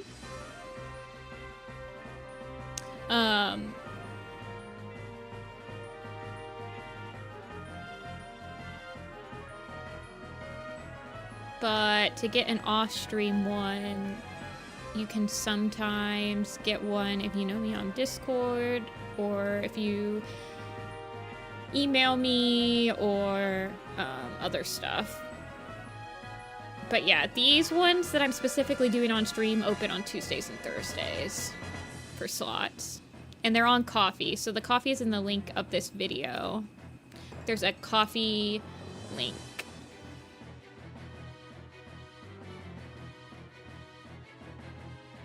After Stormplays Volley comes out, and after you design the cats, you probably have to draw more cats. Yeah, that's probably true. Does Darktail have siblings?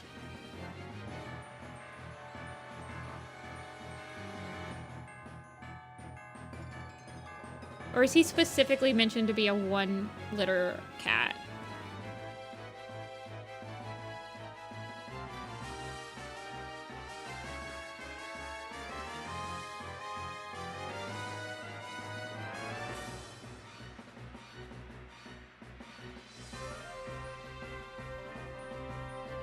His siblings die.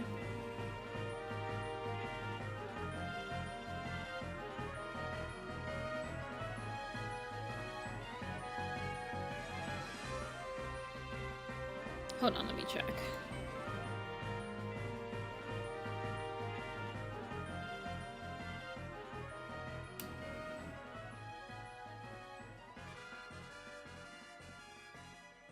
Unnamed kits. All but one of her kits have died.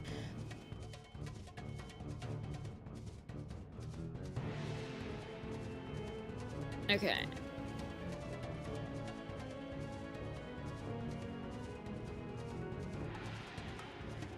What if they retcon that? How much retconning do you think they'll have in Darktail's book?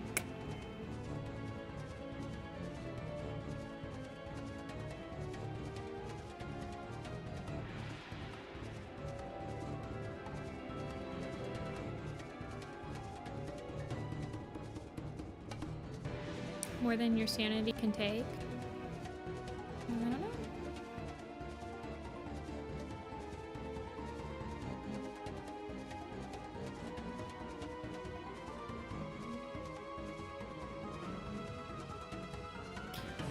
There's so much stuff that could be included in the Darktail lore that I don't know if they remember. Like, you think we're gonna get like a Toad mention?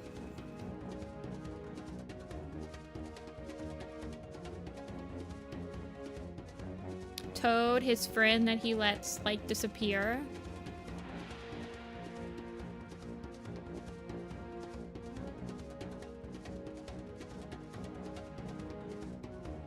Dudley, do you think we're gonna get a Dudley mention?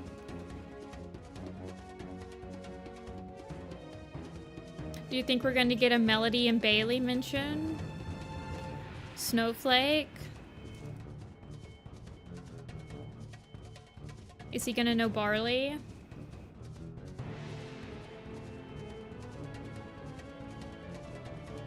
Didn't know Toad existed till now. See?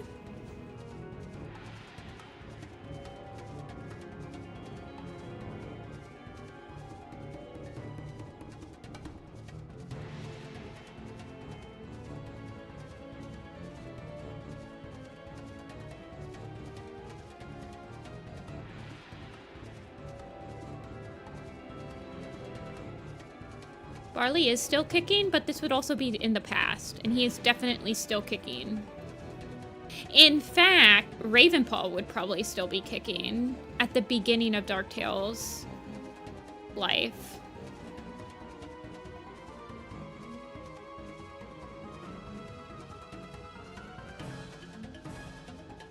Are we gonna get any Blood Clan cats? Is he going to become part of Blood Clan? Blood Clan should still be kicking. Darktail is born in the New Prophecy, I believe.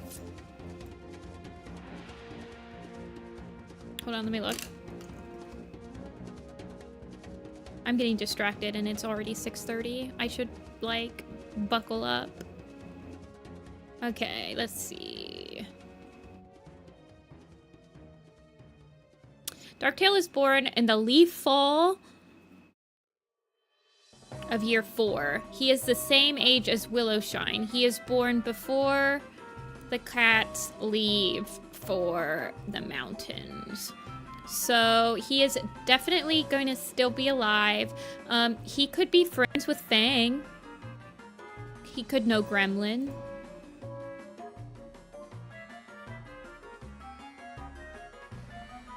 He would know Ice and Jumper. He's in the forest.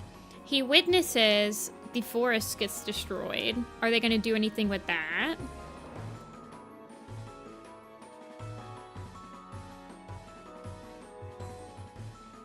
He has a huge lifespan.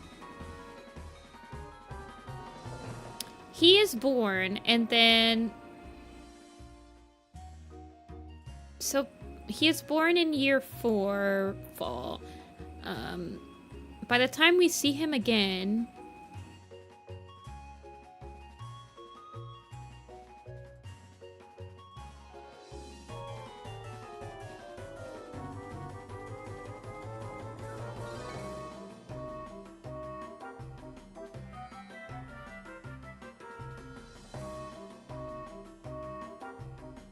Where's Hawkwing's journey? Okay. By the time we see him again, he's already 7 years old.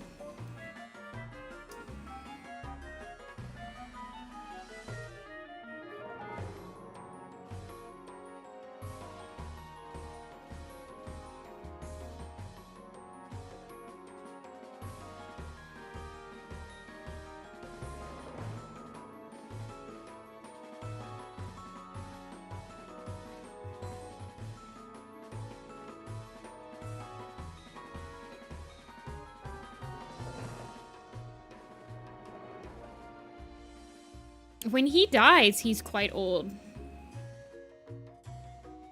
So when he dies, he is... Well, no, he's not. So he's... Well, they say that he's 6.5 when he dies. There's no way that happens. He's born in year 4. So 1, 2, 3, 4, 5, 6...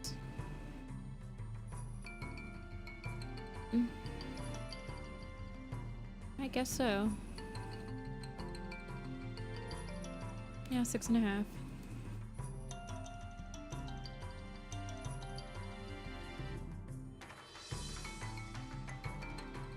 I guess my math was wrong. I mean, by the time he finds Sky Clan, I think it's within the year he dies.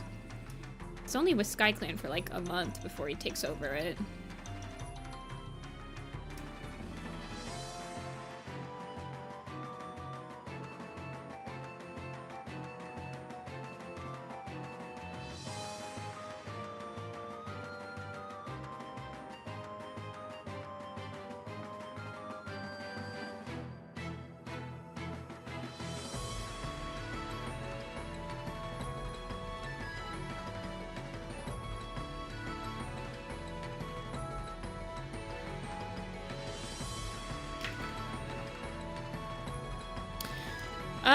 I don't know. With a name like Darktail's Judgment, it just makes me feel like it's going to be like One Star's Confession and it's going to be repeating all the stuff that we already know about him. I really don't know what else they're going to add to it, except for like him being a baby and maybe like he'll have some maple, they'll reuse the maple shade. The kids are haunting him and telling him to like seek vengeance or whatever. Which are like judge people, but it'll be his like mother. I could see them reusing that again.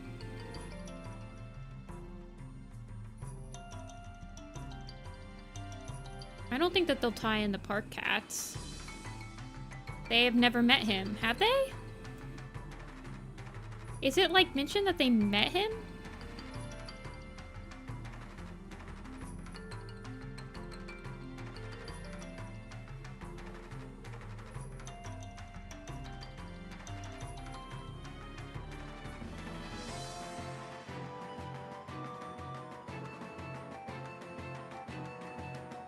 I don't think that they're gonna repeat this park cats.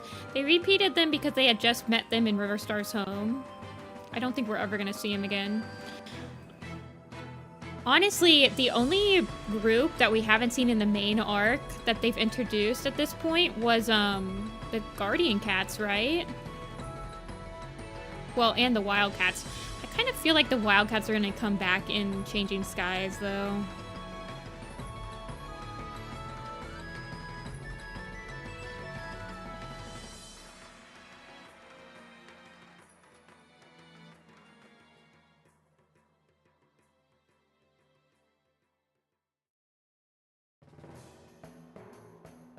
Well, it's hard not to compare it to One Star's Confession because that's literally what they compared it to. They said it's going to be like a good foil to One Star's Confession. In the teaser, they basically told you to compare it to One Star's Confession.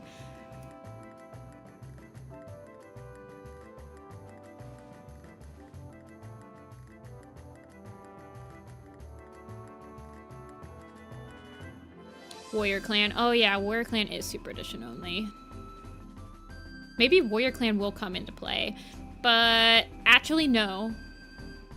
None of the Warrior Clan cats will have lived yet. Because the Warrior Clan cats happened during the Broken Code, which is it's at least a year afterward. And all of the Warrior Clan... I mean, Smudge might come into play. I could see Smudge. Maybe they could do like a princess thing.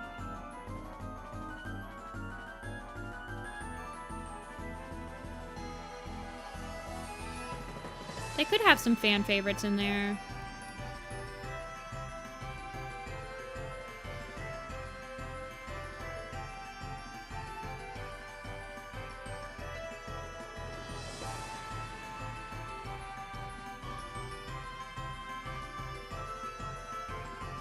No, he doesn't train in the Dark Forest. He doesn't believe in StarClan or the Dark Forest. That's the whole point. He's only in the Dark Forest in the Broken Code because, Ashfur finds him when he's wandering he's just wandering as the spirit around the lake, and Ashfur finds him and shows him how to get into the Dark Forest. Like, he basically shows them that they can go through the moon pool and keep fighting.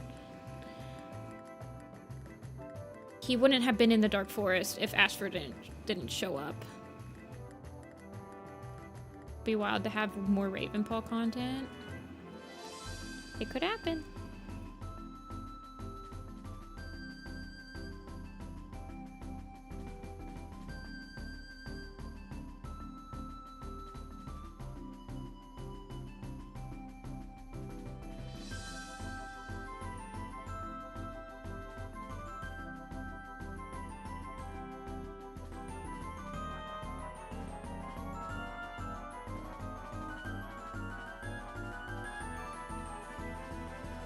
What's my opinion on the graphic novels? I hate them. And I don't like talking about them.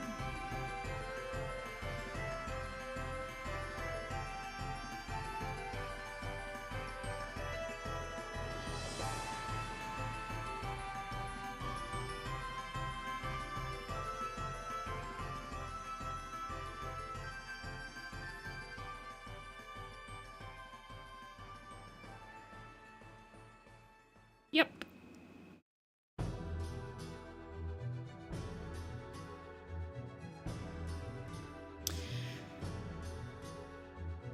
They are not made for people who like the actual books.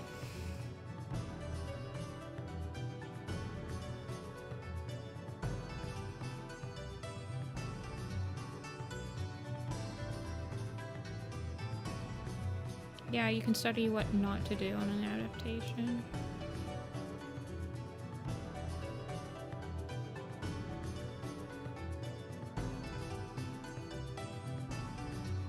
What's my favorite design? My river ripple.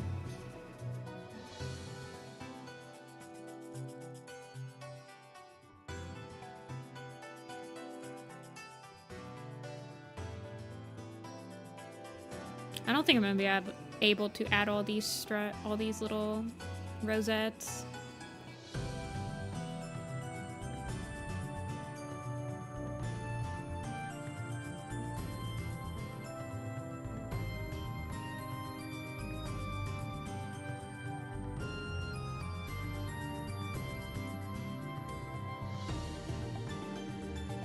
What guess thing?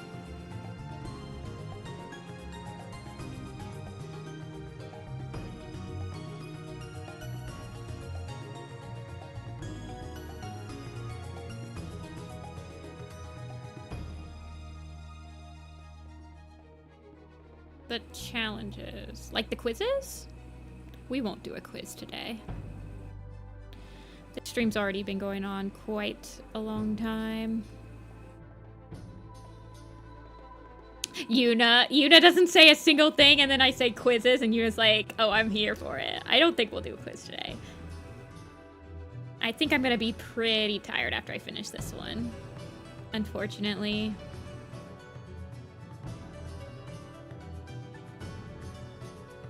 Oh, you guys, I actually managed to 100% all of the Warrior Cat's alphabetical name quizzes. Like, first time that day. Like, I was doing it once a day until I could perfect it without, like, just doing it over and over. I actually managed to get all of them. I'm getting better.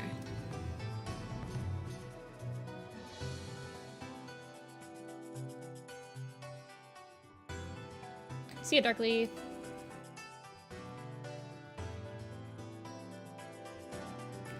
Barley's not too old. I mean, he's like a barn cat.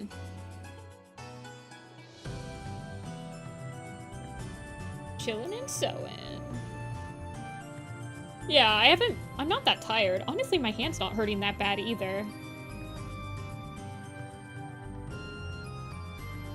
Oh, thanks, More.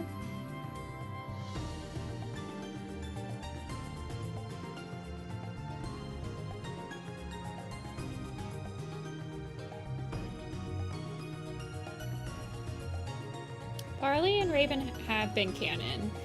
If you've read, they're literally canon in Ravenpaw's Confession or Ravenpaw's Farewell. A kitten literally asked if they have kits of their own.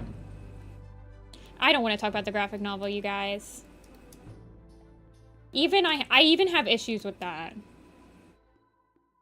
Like the plausible deniability of them, like literally splitting it into two panels. I don't see how it being said that way in the graphic novel makes it any less canon than it was in Ravenpaw's Farewell. I'm gonna be real with you. Y'all give them so much leeway.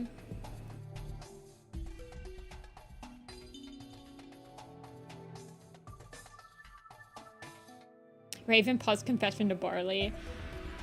Yeah, I was just thinking about One Star's confession, apparently.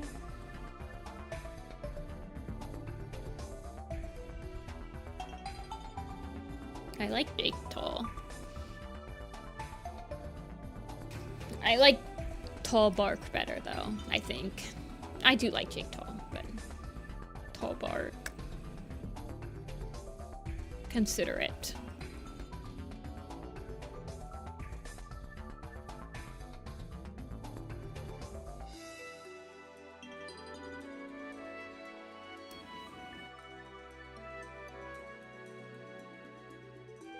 I don't think that it's explicitly said at all in the new graphic novel, Fog.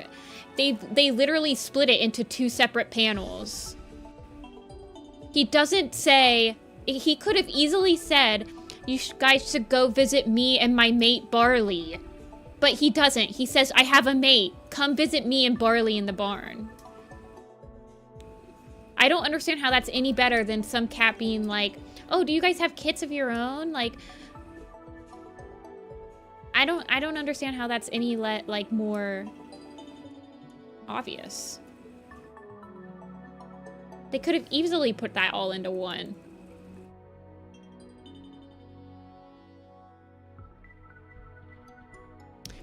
Oh, never mind. I can't say that.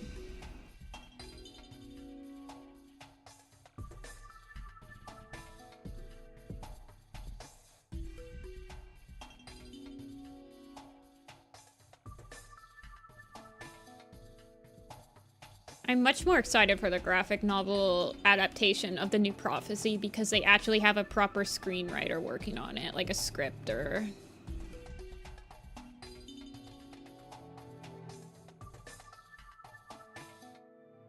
There's so much issues with the pacing and the cutting.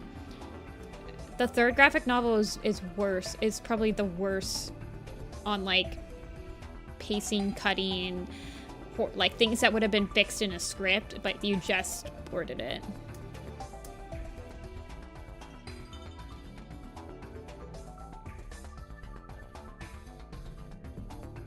Meteor Jake's death, that was funny. I remember when that was canon.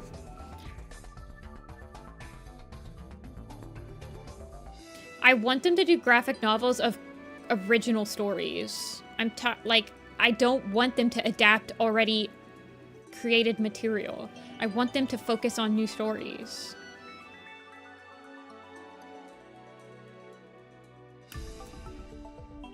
They don't have good people on adaptations.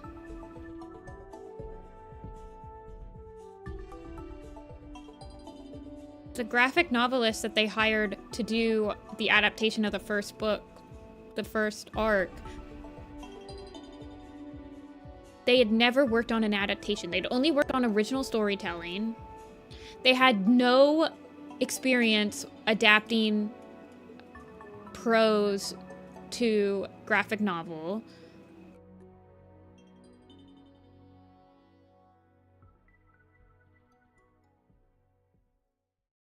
That's why I already have hope for the next set, because they actually have somebody scripting it that's like knows how to adapt stuff. If you really think about it, the graphic novels are kind of like live action remakes. Are you joking? Oh, wait, hold on. I understand what you... Yeah. Except the graphic novels are for people that think that the original Warrior Cat books are too hard to read.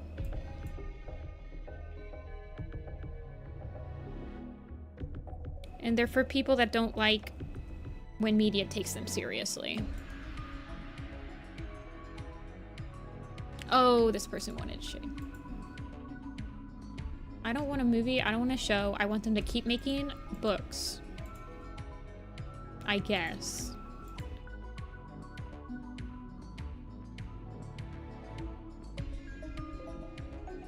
It's nicer when people have dyslexia, but you still have to read. What?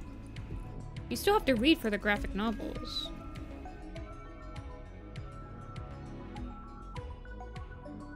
This is why we don't talk about the graphic novels, by the way. I get angry. People just give them excuses.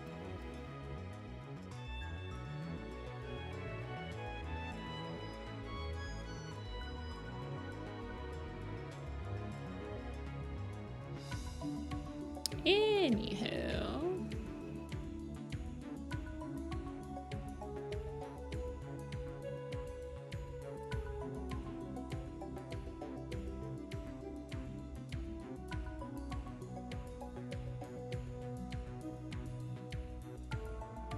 I'm almost done.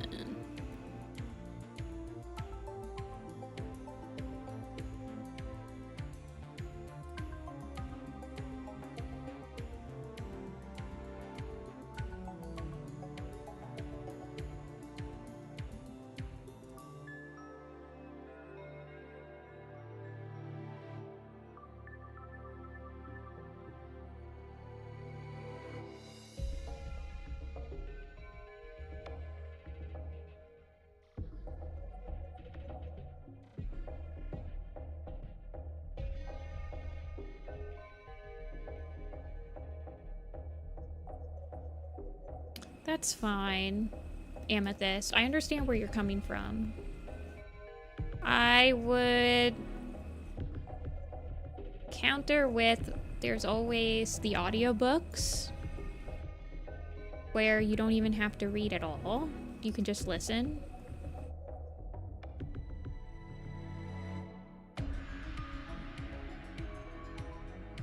There's nothing wrong with just listening to the audiobook if you have trouble. And I'm gonna be real with you, the graphic novel for Warriors has a lot of text walls. The adaptation does, at least.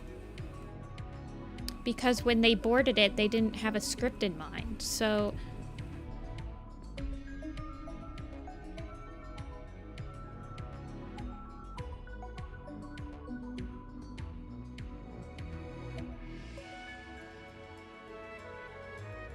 What movies have I seen that I enjoyed? I haven't seen that many movies this year. I will be real with you.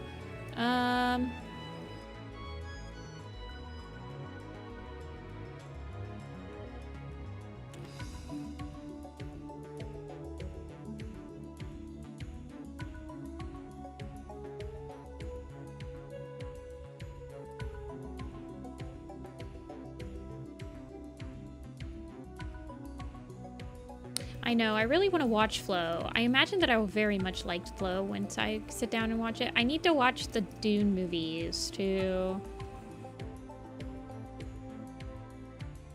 Man, I really haven't watched that many movies this year. I'm just now realizing this.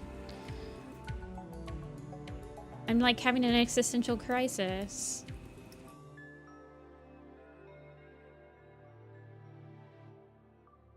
I haven't really been interested in any of like the blockbuster releases this year. And I don't watch the 3D adaptations of old Disney movies, so I have no desire to watch the How to Train Your Dragon adaptation 3D thingy, or the Lilo and Stitch one, or any of them, really. And I feel like that's all that's been coming out.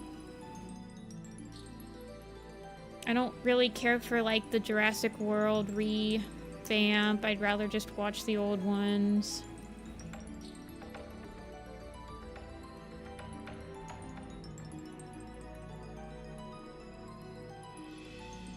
Yeah, well, I like the guy that directs the Dune movies. He did, oh shoot, what was it called? He did this one movie that actually had some linguistics in it, which was really cool. It was about, like, learning an alien language. Oh gosh, what was it called? Movie about learning alien language. Arrival. He did Arrival, and that was a really good movie. What does everyone think of the Werecats merch? The only stuff that I buy from the store is the minis, because I am a figure. I see figures and I drop cash. It's an issue, really, truly.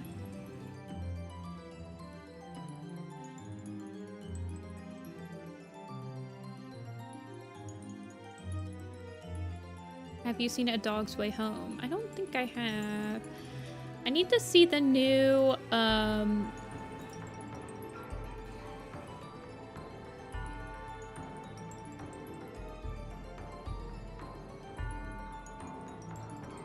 sorry. I'm trying to remember what the guy's name is. Wes Anderson. I need to see the new Wes Anderson movie.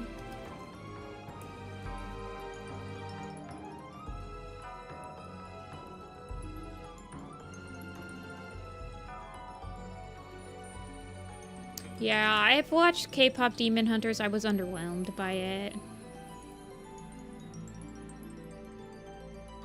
No, I need to watch the Phoenician Scheme.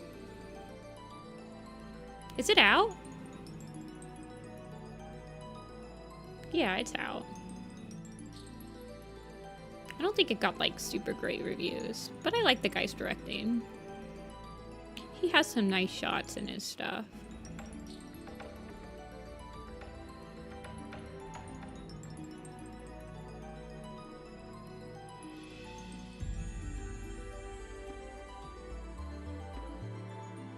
Asteroid City? I've never heard of it.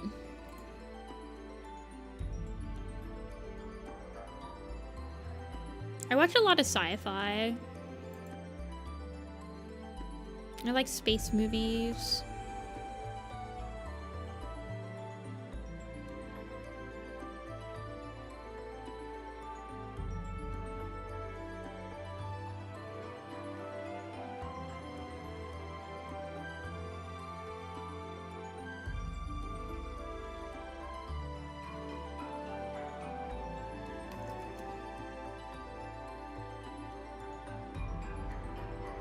Hey Livis, you came in right as I was about to end.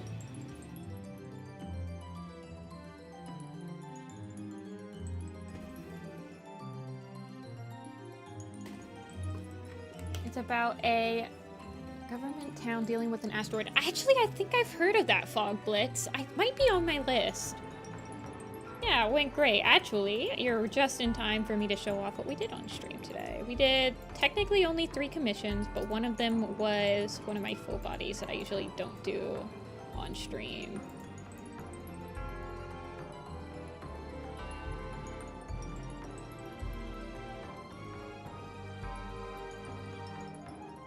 So we did Rugi, we did Fogs, and we did Hoolies. I'm probably gonna end here. I'll be back on Tuesday. I'll be working on Warrior Cats, probably Little Pistol mostly. We'll probably do another layout. We might do some character designs. I doubt it though. I think I need, I don't know. I don't really like working on character sheets on stream because it's super tedious work. But thank you guys for commissioning me. Thank you guys for watching. I really appreciate it. And I will see you guys again on Tuesday.